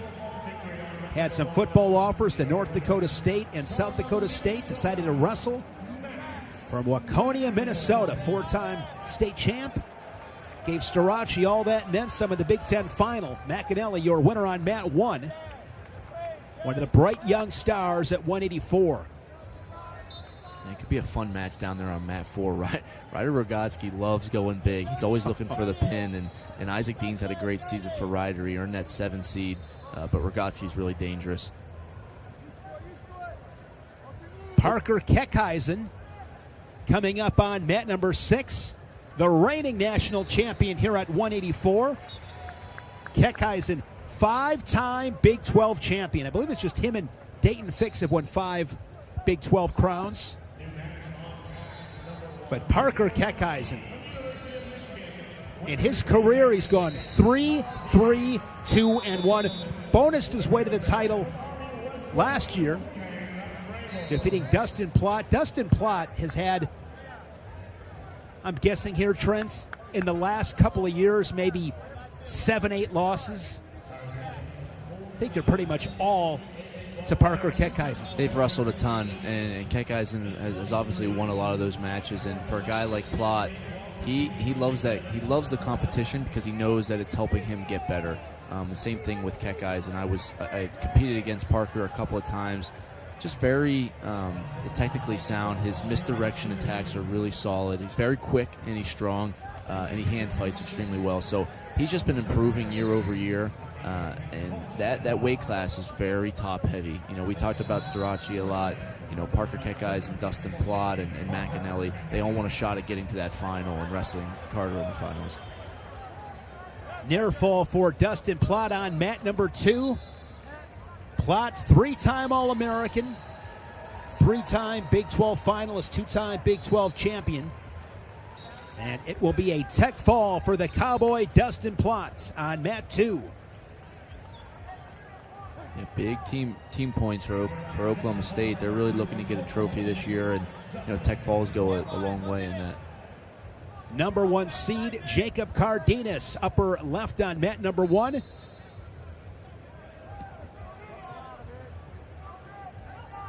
Cardenas,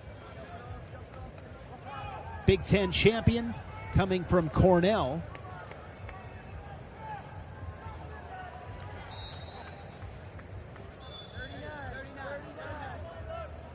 Wolverine out in front, mat number 1.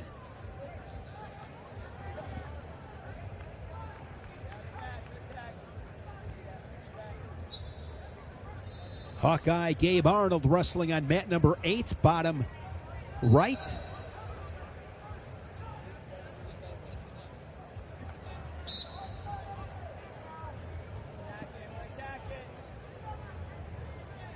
Arnold's just so hard to score on. It's getting to his legs is one thing, and then finishing is another. You know, you see Washington try to get to an over-under there. He's really good upper body. I think if you're Washington, that's a position that you want to force. It may be really hard to get to Arnold's legs, but if you can use your under-overs and use your Greco background, get him jacked up, get some of those double underhooks, and create some scoring opportunities there, I think that's his path to victory. KECKISEN on the board on mat number 6. Close match on mat 4 with Rogotsky and Dean. Riding time and on factor as they wrestle third period on mat 4. Dean had a first period takedown, both traded escapes. So Dean up 4-2 with 130. You got to think Rogotsky either tries to go big or tries to get to the legs here. Oftentimes he'll go to the legs and then come up to the body and look for, you know, whether it's a hip toss, a headlock, or something. But you see this position here. Dean just has to do a good job of being disciplined. Don't allow Rogotsky to put you in a trouble situation.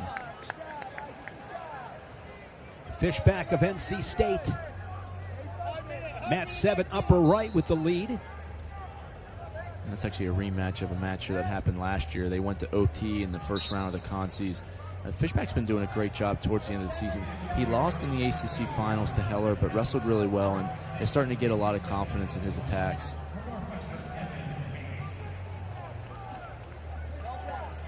Bates of Northwestern leading it on mat number 2 over Stemmet of Stanford. I believe those two had a really tight match at the Midland Championships earlier this year, so a little familiar with each other. Bates comes out and gets a takedown early, looking for a cross-wrist roll a couple of times.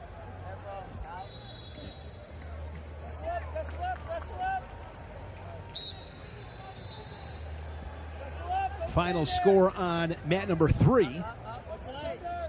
DJ Parker of Oklahoma knocking off Eddie Knightenbach of Wyoming. Major decision for the Sooner.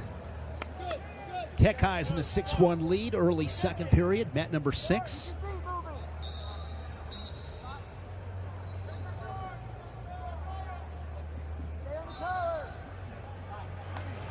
When you wrestled Trent in that first round, when you were done, did you get out of here immediately? Yeah, you try to get out as quick as you can, you know, because that second round turnaround, obviously you want to give yourself a little bit of time to just relax, get some lunch, put your feet up, take your mind off wrestling a little bit. And it is hard, especially when you have a lot of teammates and friends that you're close with. You want to be there, you want to watch them wrestle, but I talked about conserving energy and controlling your emotions. It's key at a point like this in the tournament where, you know, you do your job, you wrestle your match, and then you get out of the arena and you just relax a little bit, because you know you're going to have to turn it up again later tonight, and you want all that energy that you can save up for later this evening. So I always like to get back to the hotel, get a bite in me, maybe a sandwich or something, just relax, watch some TV, and then you can always bring it up for that evening session. From a pure timing standpoint, what round was the hardest adjustment? Well, I think the first round, it might be the toughest, just because there's so much newness that's happening and there's all that emotion coming in. I think the second round's a little bit easier because you're already warmed up a bit. The quarterfinal round Friday morning is always tough because the level of competition raises, and then getting ready for the semis obviously that night is tough, but there's nothing harder than getting up on that third day and wrestling in those consolation rounds. I mean, the way your body feels, it's hard to even describe how terrible that you feel, and how dinged up everybody is, but that's why you do it, right? You get into those rounds, and that's when toughness is really important. Yes, you feel terrible, but so does the other guy, and it comes down to a battle of will at that point. And you never regret that when they announce your name standing on the podium as an All-American. No, you never do. And, you know, those little things that, you know, at the end of the season when you accomplish your goals and you look back and you realize that all the sacrifices and pain that you had to go through, you would do it all over again. Sollers and Bronigal on mat number 5. McDaniel and Munoz on mat number 3. Munoz is someone I'm really excited to watch this weekend. You know, he's been an All-American before, someone I've competed against. He's got some great leg attacks and was injured for a little bit earlier this year, getting healthy and tuning up for the right time. And he's in a place in the bracket where, you know, you see McDaniel round 1, not an easy matchup, but setting up for possibly a match against Josh Barr at 197, who, you know, is a freshman on the scene, has wrestled extremely well this year, but Munoz also with a veteran. Those are the type of matches that you're going to have to win if you're going to get an All-American again. Trey Munoz, 3-time Pac-12 champion. This year he was 3rd at the Pac-12s. Couple-time All-American down at 184. You mentioned Josh Barr. We'll keep an eye on him. Josh Barr suffered some kind of injury at the Big Tens. Curious to see how he looks here in Philly. Yep, I think that's one of the big question marks. I mean, not a ton of question marks out of the Penn State lineup, but that's probably the biggest one, is how healthy is he, and we'll obviously see that here pretty soon.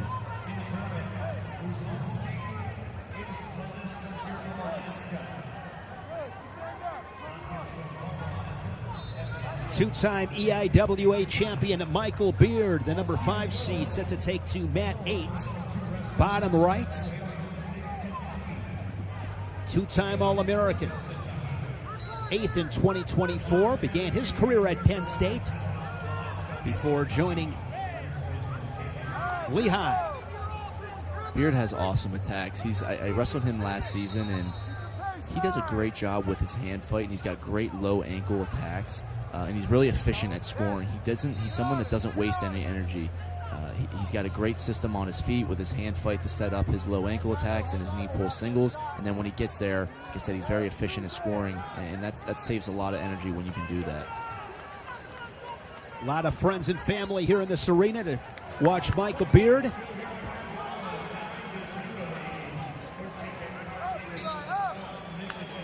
Tech fall for Parker KECKISEN on mat number 6.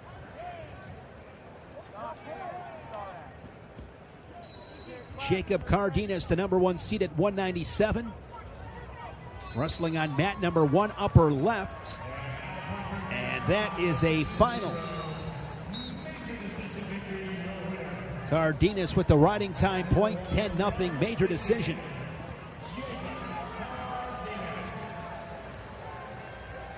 Stephen Little on mat number 4, the number 12 seed. An All-American for Little Rock last March. Him and Nasir Bailey, the first All-Americans in program history. Yeah, they really made waves last season and bringing that momentum in now. You know, Little Rock just continues to get better. And Stephen Little obviously wants to get back on the podium at a stacked weight class of 197. And Hopkins, a guy from Campbell, he's been in their lineup for a long time. He's got a ton of experience. Obviously, with a lot of stuff happening in Campbell, he's been one of their big leaders. So this is a big test for both guys. Now wrestling on mat number 6 at 197, the number 3 seed, AJ Ferrari. Ferrari, the national champion back in 2021 for Oklahoma State. Undefeated for head coach Luke Smith and the Roadrunners. It's been a big spark for the Roadrunners this year, and he's having a really fun time. You ever wrestle Ferrari? I never have. I've never wrestled Ferrari, but one thing that when you think of AJ Ferrari, obviously he's such a fun, What are you person. deadlifting these days, Trent? Oh, me? If I tried to deadlift what he did, I'd break my back. I do not quite have that strength. But the thing with Ferrari is his wrestling IQ is very, very high. You watch the way that he wins matches. When he's out there and he's at his best, he's extremely hard to score on. He finishes at the end of periods. Hammer on top. He's really tough on top, and he wrestles through positions really well. And that's a recipe that we've seen already today that wins a lot of matches. So to be able to beat him, you have to be dynamic on your feet, and you're going to have to score, because if you get on a single leg, his split defense is top tier.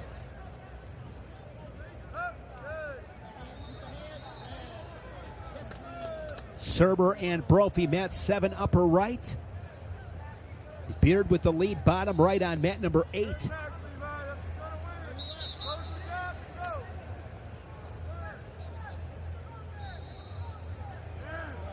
Ferrari darts in on a single leg. And Ian Bush has had a great season as well. Even though he's a 30 seed, coming in for West Virginia, he's wrestled really well, and West Virginia as a whole has wrestled well. Yes, they have.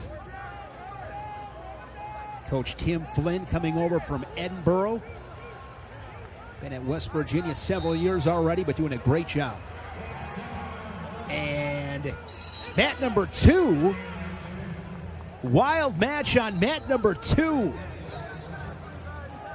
With Stemmet and Bates. Yeah, they've gone back and forth, and Bates was up 9-8. Stemmet almost puts him to his back, gets a reversal. Bates continues to wrestle and gets another reversal. Now he's up 11-10 with 1:21 left, and he has 57 seconds of riding time. So this will be big right here if you are Bates. Get that riding time over 60 seconds. In this position with Stemmet, yes, the riding time is probably going to happen, but just focus on getting your 1 point and getting back to your feet. You've gotten takedowns on your feet. Get back to your feet and try to get a takedown to win this match. Still over a minute left in that match. That's on mat number 2, a wild one with Stemmet and Bates.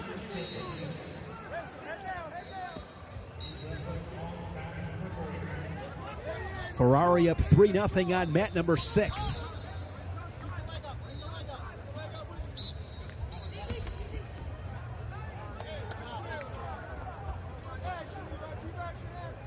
They go to the third on mat number 3. Munoz with a 4-0 cushion. Braunagel and Solar's in a good match on mat 5. Braunagel down 4-3 going into the third period with Solars on bottom. Solars has 1:19 of riding time, so if he can get out in 19 seconds, that's a big point that he saves.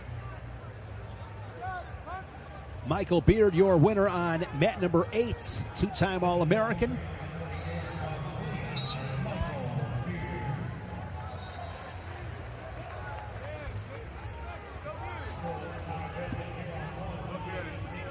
Ferrari gets the takedown, takes riding time near a minute and a half. Yeah, head coach Luke Smith wrestled at Central Michigan. Luke Serber over on mat number 7 upper right. The Cowboy in some trouble.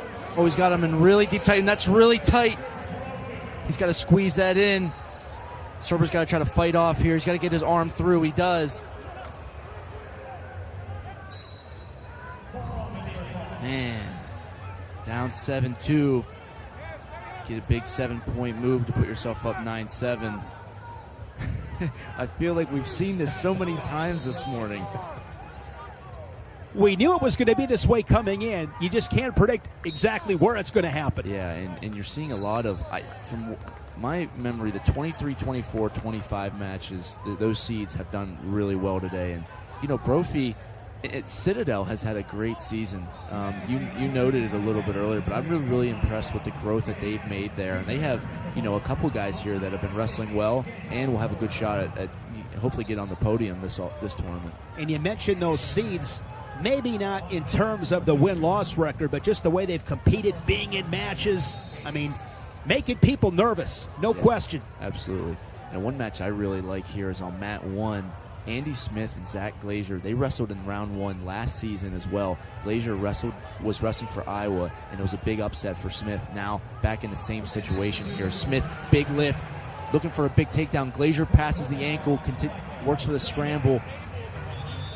Holding onto that right leg, that is upper left on mat number 1. Time ran out there. Going to go into the third period. It looks like it'll be Glazier's or Andy Smith's turn for bottom.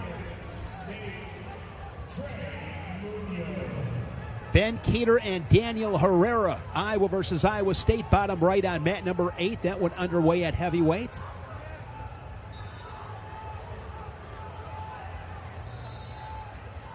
Riding time for Solar is going to win 6-5 over Bronigal on mat 5. That's a big upset as well, 24 seed over the 9 seed. Indiana's had 3 or 4 wins this round. Indiana's been impressive this round. Started out with Angelo Rini getting a big win, and all of a sudden, here come the Hoosiers.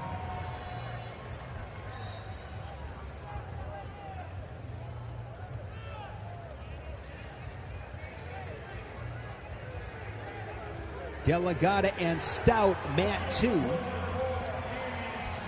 We saw the Bianchis on the mat at the same time. And the Stouts will both be on the mat. If they both win, they will wrestle tonight. Brothers, I don't believe it's ever happened in Division I. I don't think it's ever happened. I mean, you and your brother are super tight. I really can't. I don't know what we would do. I mean, we've wrestled before plenty of times, but not at the level of magnitude at the national championships. But look at this, Shane. Mat 7. Brophy took server to his back again. He's up 13-7 and is holding 4 back points. With only 25 seconds left, Brophy's going to take this match. Look at Citadel here. Look at Patrick Brophy. The number 25 seed. Well, listen to this. Solars of Indiana won. He's the 24 seed. So tonight, that would be a 24 versus 25 matchup. Yeah, classic. For a berth in the quarters tomorrow morning. See that all the time, don't we? 24 and 25 seeds in the round of 16. That is awesome. Indiana and Citadel. Big matchup there later tonight. I'll be looking forward to calling Huge that for one. those programs. It is. It really is. And, you know, you see a lot of, and it's not just, you know, those programs, but who they're doing it against. You know, a win against Oklahoma State, a win against Illinois, who've been really solid this year. It does a ton for those programs and recruiting. Wrestling on mat number 5 is the number 4 seed for Penn State, Josh Barr. Barr and Tucker Hogan from Lock Haven. That one underway, mat number 5. Mention the Stouts. You got the number 6 seed at 197 pounds, Max Stout of Pitt, the ACC champion. He's bottom left, a 3-0 lead. And then his brother Luke Stout, the Ivy League champion, wrestling Mickey O'Malley from Drexel. Mickey O'Malley, a 22 seed. He's tough. The only 7th-year wrestler in the tournament this year, Mickey O'Malley. And if he gets double overhooks, watch out, because he will try to throw at any point during the match. I just wish it was St. Patty's Day calling Mickey O'Malley. I mean, what a great name. You know, on mat 5 with Barr, Tucker Hogan is someone that I really like. He wrestled really well. He's from Pennsylvania. Daniel Boone High School, won a couple of state championships and was a big recruit for Lock Haven. He's really solid on top, and he's really hard to score on. So kind of a tough round matchup here for Barr. Coming off of an injury, I think we'll get a good indication of how healthy he is in this match. Mat number 1 will be the number 2 seed, Stephen Buchanan. Buchanan, a 3-time All-American, began his career at Wyoming, then went to Oklahoma. This is his first season in Iowa City. Just the one loss, then in the Big Ten final to Jacob Cardenas of Michigan.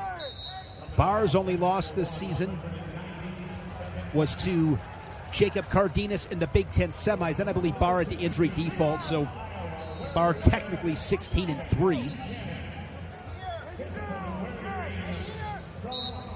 Ben Keeter of Iowa had a really good Big Tens. He was third behind Gable Steveson and Greg Kirkleitz. No shame in that for Ben Keeter. Yeah, third place at that tournament is huge, and if you're Iowa, you need Keeter to come into the wrestler that you know that he is, and I feel like he's on his way to doing that. Obviously a little undersized for heavyweight, but we've seen that, you know, there's been some really good undersized heavyweights in the past couple of years, and it's opened the doors for guys like Ben Keeter. Going to Iowa to play wrestling and football, and now solely focusing on wrestling, you're seeing some of the improvements that he's making this year, and he's someone that they fully expect to be able to compete for a national championship. Buchanan leading it 3-0 on mat 1. Josh Barr scoring first on mat number 5.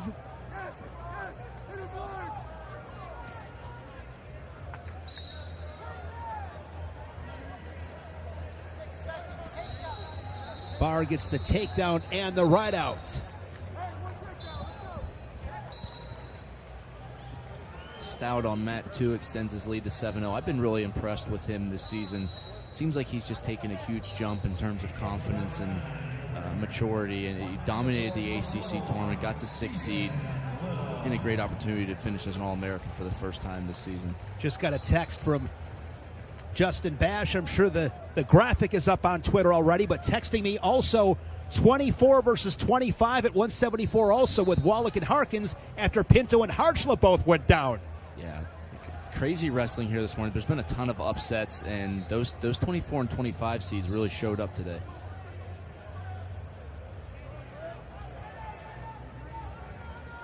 Both Stouts are leading mat 2 and mat 3. If they win, the brothers will wrestle tonight.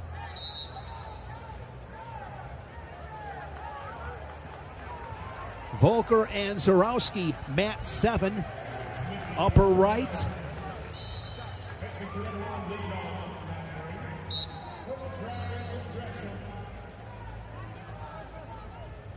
All-American Isaiah Salazar of Minnesota will be up on mat number 4. Salazar, an All-American last year down at 184, won a Big Ten title at that weight class, now up to 197. And Seth Shoemate for Ohio State.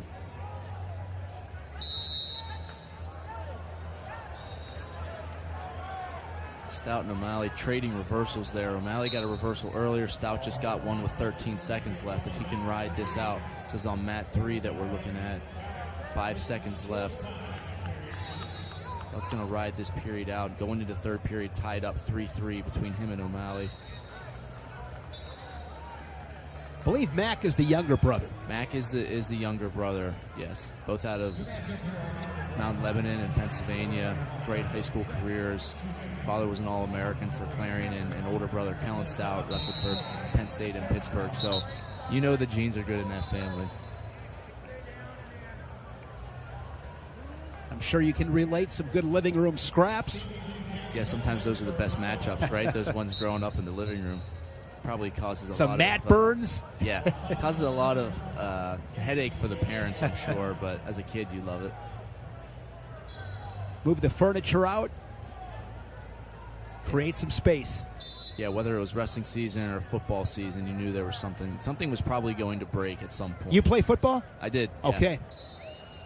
Yeah, we always played what we called knee football. So we'd get in the living room, and you weren't allowed to run on your feet, but it was full contact from knees only. Surprised I didn't get seriously injured. Stout and O'Malley, 3-3 on mat 3.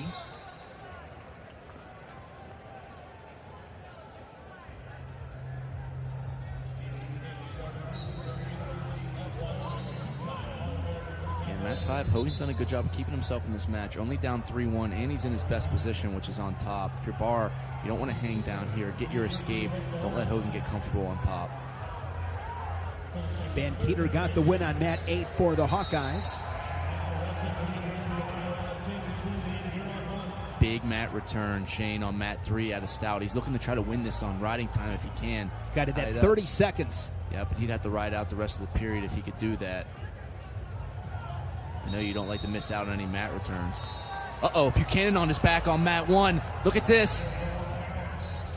Fights off of it. Remy Cotton had him in danger there for a little bit. Remy Cotton of Michigan State. That's on mat number 1. Top left. Now the restart on mat number 3. 1:02 remaining in that match.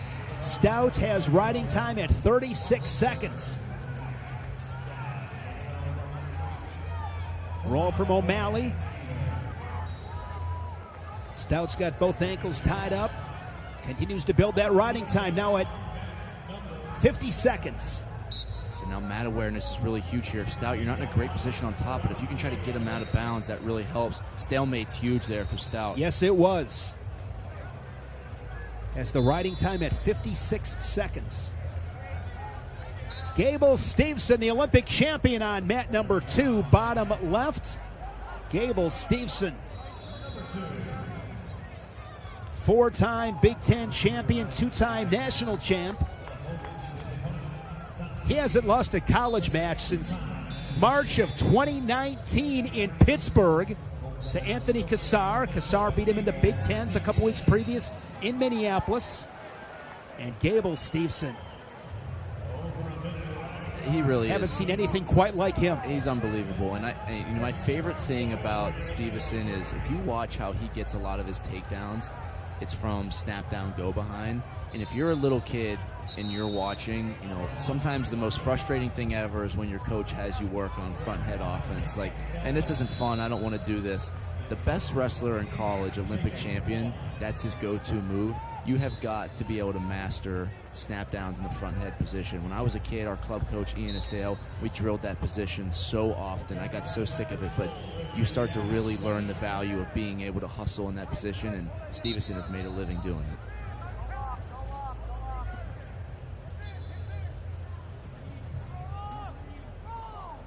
Gable won his last national title in 2022, then stepped away, was in WWE, and was in training camp this past season with the Buffalo Bills. And Stevenson's got Filipovich on his back, and it's a pin for Gable Stevenson. I don't think we're going to get the backflip quite yet. That might have to wait till Saturday if we get there. I was not paying attention, Trent. Did we get the splits from Ferrari when he won? I did not see the split. I didn't see the splits, and I didn't see the double birds, but I assume... Now he's going 3 fingers. Yeah. Well, the double birds is the Bakersfield symbol. Oh, is the really? 3 fingers and the pointer. I did not know what that meant. Yeah. Learn something new every day. So that's what that is. So with the double bird celebration, obviously Ferrari, you know, a great, you know, showman, and the Cal State Bakersfield symbol is a bird, right? The Roadrunner. So the 3 fingers up and the pointer finger to the thumb indicates that sign. Really creative by Ferrari. Not to be missed in the action, mat 4, Shoemate fall over Isaiah Salazar. Seth Shoemate, the number 23 seed, pins Isaiah Salazar, an All-American last March. Shoemate of Ohio State adds to the fireworks in Philly. Shoemate, 18 and 15 on the year, the 23 seed. Creates that scramble, gets Salazar on his back, and doesn't let him up. It's exactly what, if you're a Buckeye fan, you need those points. You love to see it. Luffman and Rasmussen on mat number 5. Bottom right, All-American Nick Feldman. Feldman, the number 12 seed at heavyweight. Feldman wrestling Jacob Bullock of Indiana. Feldman was 5th at the national tournament last year.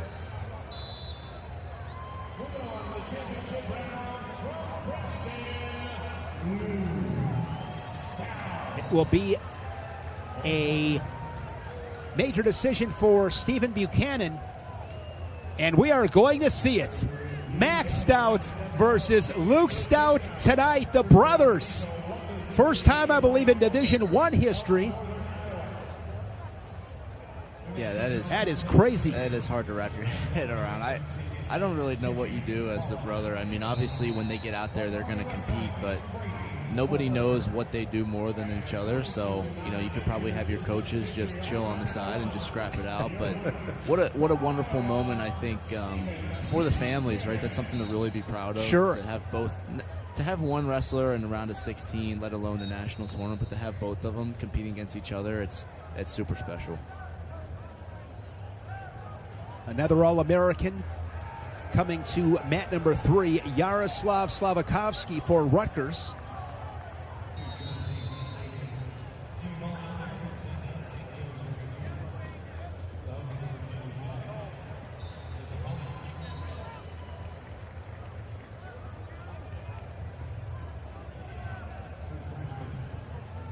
Zarowski and Volker on mat number 7, upper right.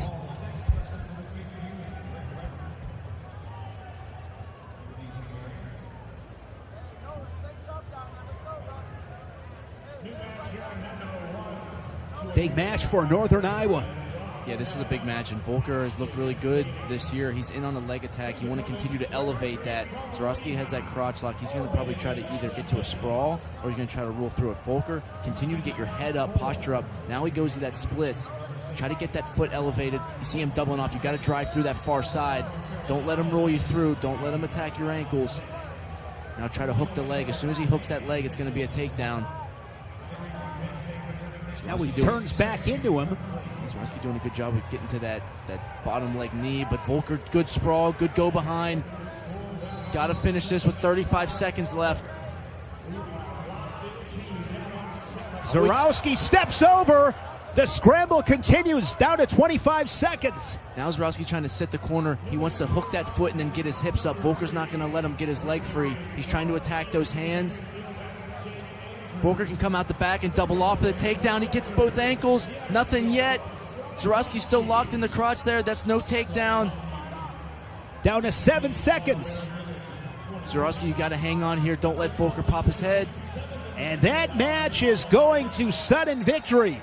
Volker, the Big 12 champion. Zarowski, the MAC champion. Sudden victory on mat 7, upper right. I think we're going to see a challenge brick by Northern Iowa. I think what they're going to look for is when he popped his head out the back and he collected that ankle, they're going to try to get a takedown there. I thought Zarowski in real time did a good job of turning back and getting to a crotch lock, but obviously this will go to review and we'll see what they come up with. So we'll keep an eye on mat 7. Mat number 4, I mentioned Gable Steveson winning that title in Detroit in 2022. The guy he beat is on mat number 4, Colton Schultz of Arizona State. The Sun Devil with the early lead. Colton Schultz, 4-time All-American, a 4-time Pac-12 champion. He was a runner-up to Wyatt Hendrickson this year, but he's had a great career at ASU. From Colorado, he's been around a minute. Yeah, Schultz, a true veteran of this game. He's been to the national finals. He's been an All-American a ton, and he is his Greco skills are awesome, and he just finds ways to win those close matches, and he loves, the closer they are, the more it goes in the favor of a guy like Colton Schultz. Colton Schultz, Greco World Team member, came up a little bit short at the Olympic trials last April to Adam Kuhn. Mat number 6, it is the reigning national champion at heavyweights, Greg Kirkfleet of Penn State. Mat 7, Zarowski in on a shot. Volker trying to set the corner, get to a crotch lock. He's elevating that foot. Now he's got to double off and take him through. Don't let the roll happen. Roll happens. Zarowski finishes the takedown. Another huge upset. 26 seed Zarowski of Ryder over Wyatt Volker of UNI.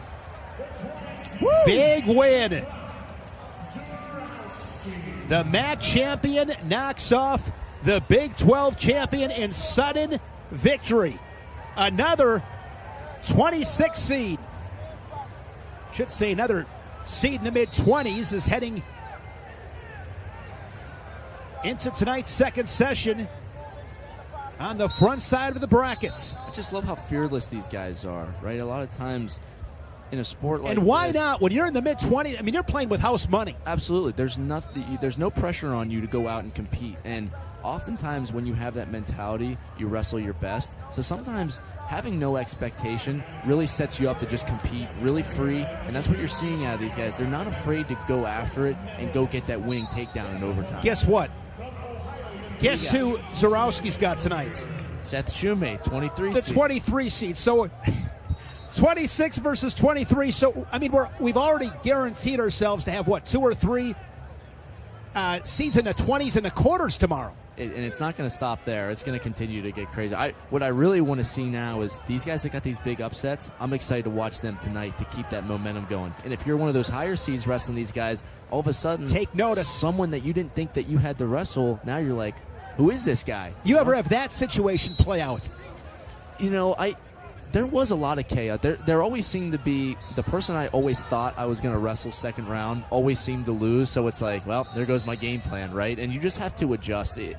And the biggest thing is that you don't change a lot of what you do. You just focus on where am I good? Where are my skills? It doesn't matter who I'm wrestling. I know that if I go out and get to my positions and I stay aggressive, then I can beat anybody in the country. So whether it's the 25 seed or someone you expected as the 8 seed, you know, whatever that is, I have to stick to my game plan and stick to where I'm good.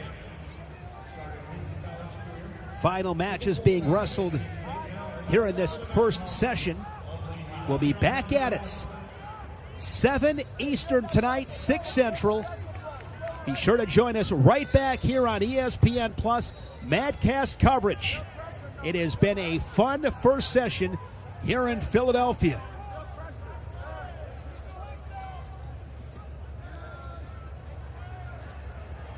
Feldman leading on mat number 8.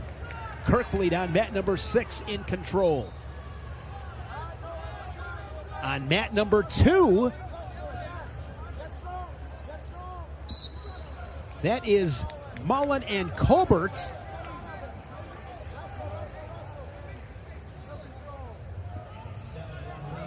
Colbert's had a great finish this season. You look at his record, 36-7. He's competed more than anybody in the country, maybe outside of, I think there's a guy from Campbell that has a high record, but 36-7. You don't see guys compete like that anymore, and I love to see it.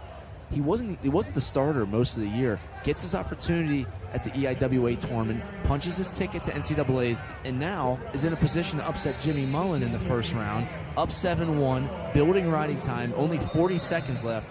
This is one that not a lot of people were expecting.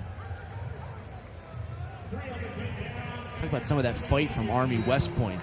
Those guys are some of the toughest guys. Absolutely. And I think I speak for all of us. Those service academies, you root for those guys. Yeah, absolutely do. You know, it's not just what they're doing on the mat, but what they're doing in school and in their life. It's super impressive. So that is a 7-1 score. Colbert leading Mullen.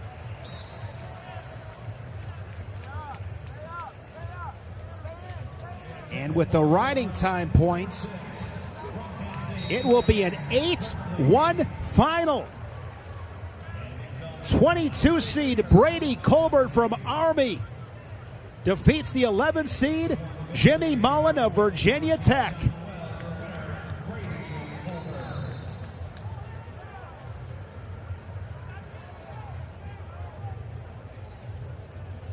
So Colbert will get the winner of Barquette and Heinzelman. I did not see trends if that match was wrestled yet. I don't think they've wrestled yet. They're coming up. I believe they're coming up right now on mat 2, Heinzelman and Barquette. That is coming up. You are correct. Little ACC on ACC crime here on mat 5. Isaac Trumbull versus Peter Ming. Trumbull won by tech fall in the dual meet, but Ming has had a pretty impressive season.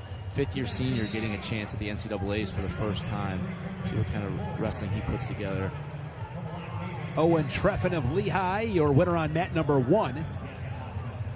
Colton Schultz on mat number 4. The Sun Devil gets his arm raised. Runyon and Tinker on mat 6. That's a good matchup. Yeah, Tinker's been wrestling really well this back half of the season. And he got majored by Runyon earlier this year at the Cliff Keen, but but has wrestled his best, and at Pac-12s, he ended up winning the tournament, reversed a couple of results, and I like his momentum coming into this tournament. A really good story, Trent, back in 2022 was Gavin Hoffman. He finished 6th, then down at 197. I believe he was a seed in the 20s. Hoffman on the mats. He is mat number 8. Hoffman and Day of Binghamton. Yep, Hoffman is someone I grew up with as a little kid. Really? We used to wrestle in elementary school from the same club. Really cool to see him get another opportunity at it at Lock Haven. He was coaching there for a little bit, and was able to get the extra year eligibility for. I believe he had either his back or his neck. He had an injury, and for him to get another opportunity, he's making the most of it. The 14th seed with Lock Haven. He's wrestled really well this year. Won the MAC. Yep. So it's just great to see someone that you grow up with continue to wrestle at this stage.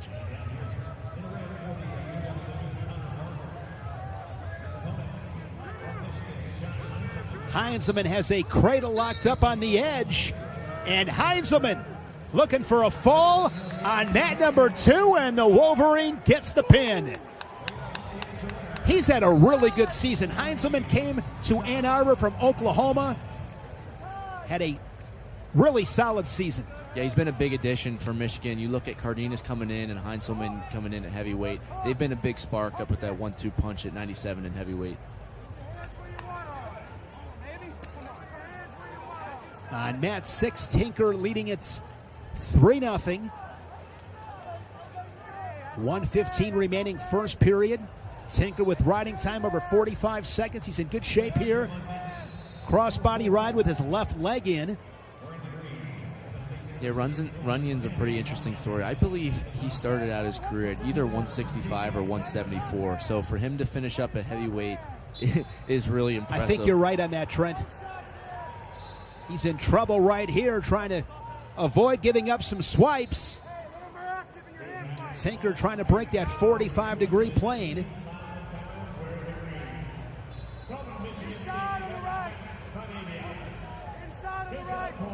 Wyatt Hendrickson on mat number 3.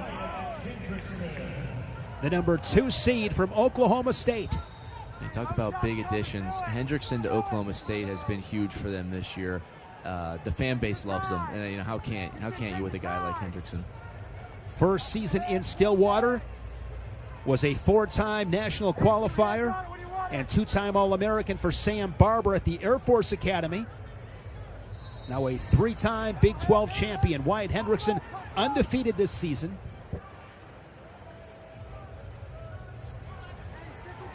He's a pinning machine. He's looking for another one right now. Big team points here if he can get a fall. You usually count on him getting a couple in the way of this tournament. Wants to scoop up that half there. You see that reverse half. Gonna settle in, tighten things up, and there's the fall for Wyatt Hendrickson.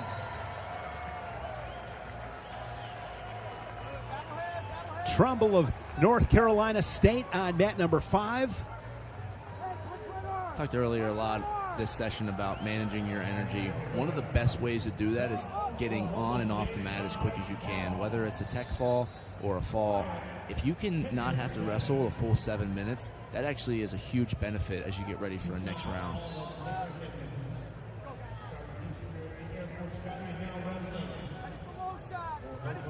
It's been a fun session, Trent. Really appreciate your insight and knowledge. You've done it. I mean, you've done this a bunch of times. 5-time All-American. You won 4 ACC titles. Wrestled in the finals a couple of times.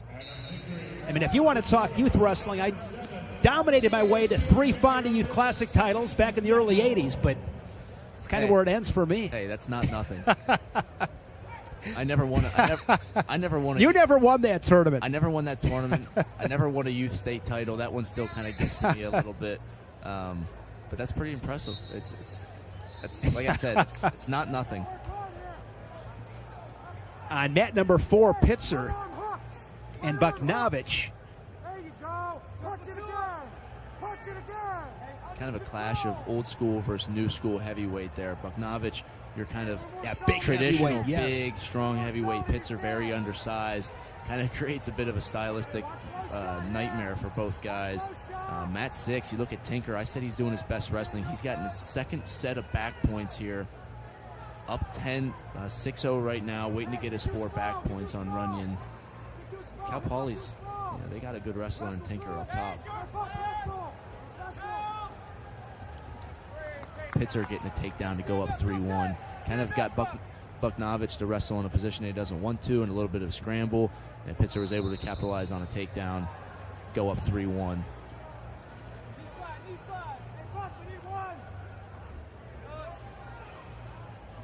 And for Buknovich of Cleveland State, goes in for a double leg.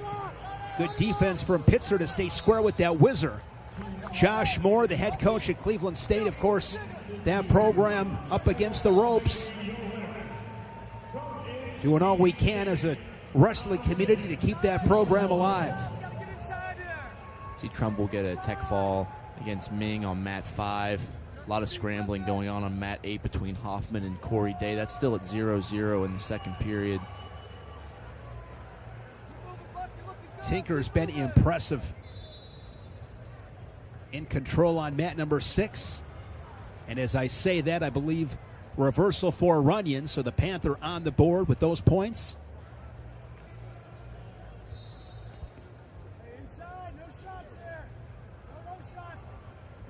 The final 3 matches in this opening session. Division I National Championships here in Philadelphia, Pennsylvania. Again, back at it tonight, 7 Eastern, 6 Central. Mattcast coverage here on ESPN+.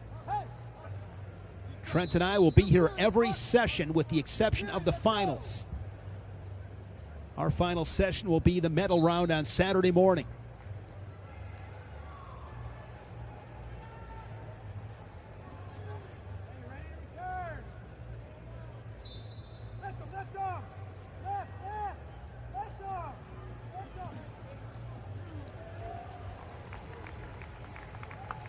Five 5-2 score now for Pitzer. After that reversal, doing a nice job right there, keeping that toe inside the cylinder as long as he can.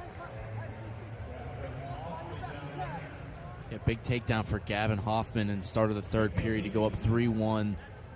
That was tied. That was a tie match for a long time. 1:30 left in that period. I talked about shortening the period. It's something that I'm really big on. If you're Gavin Hoffman in this situation, you're up by 2, and there's a lot of time in the third. You see he gets an escape. I like to really see when guys commit to that ride, bring the clock down, and then if you have to kick him away late, you can. But it's always better to be on top when up by 2 than to kick the guy free and give him the opportunity to score. 3-2 match. Hoffman, bottom right on mat number 8. Final 3 matches, as I mentioned, here in this session. Riding time and on factor with Hoffman and Day. And there goes Tinker right back in. Another great takedown from Tinker of Cal Poly.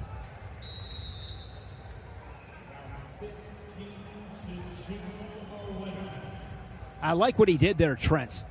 Another takedown.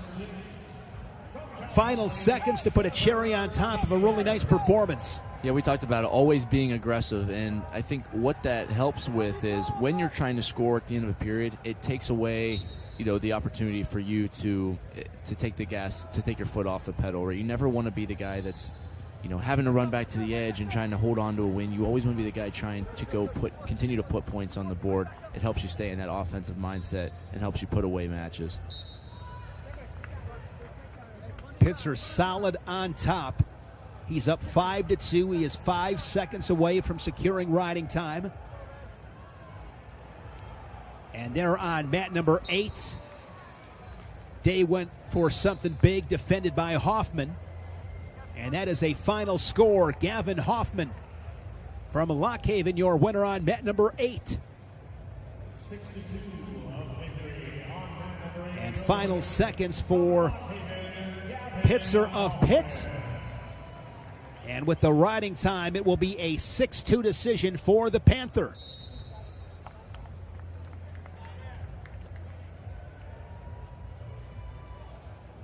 So that concludes session 1 at these national championships in Philadelphia. We saw a handful of upsets. Sets up what should be a lot of fun tonight in session 2. Thank you so much for joining us here in session 1. We'll be back tonight, 7 Eastern, 6 Central, right back here on Madcast coverage on ESPN Plus. For our ESPN production crew alongside Trent Hidley, I'm Shane Sparks. We will see you tonight.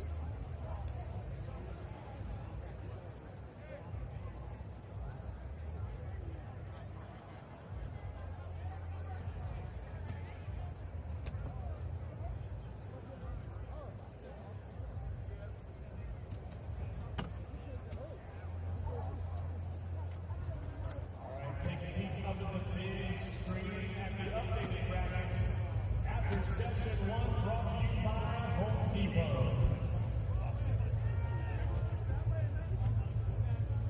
Throughout the course of the brackets, we had 23 wrestlers in the first round. Now there's 16 seeds. The top 16 seeds qualify to the four. But for the most part, relatively good history. In terms of the upsets, but it's nice sessions with the long ones for sure. Scroll through here, everything happens. That's what we got. Enough stuff for 4 rounds.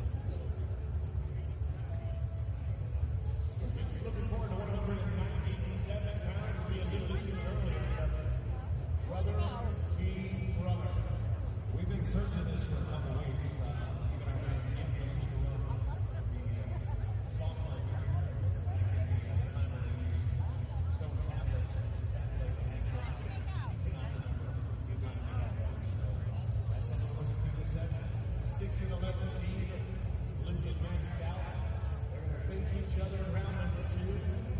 Out in Lebanon, Pennsylvania. It'll be interesting. Home of one. It's correct. Check it out, the 285-pound bracket. Top seeds. Holding court there. With Trevor and Kirk lead the 3 and the 4, and the 1 Gable Stevenson, the 2.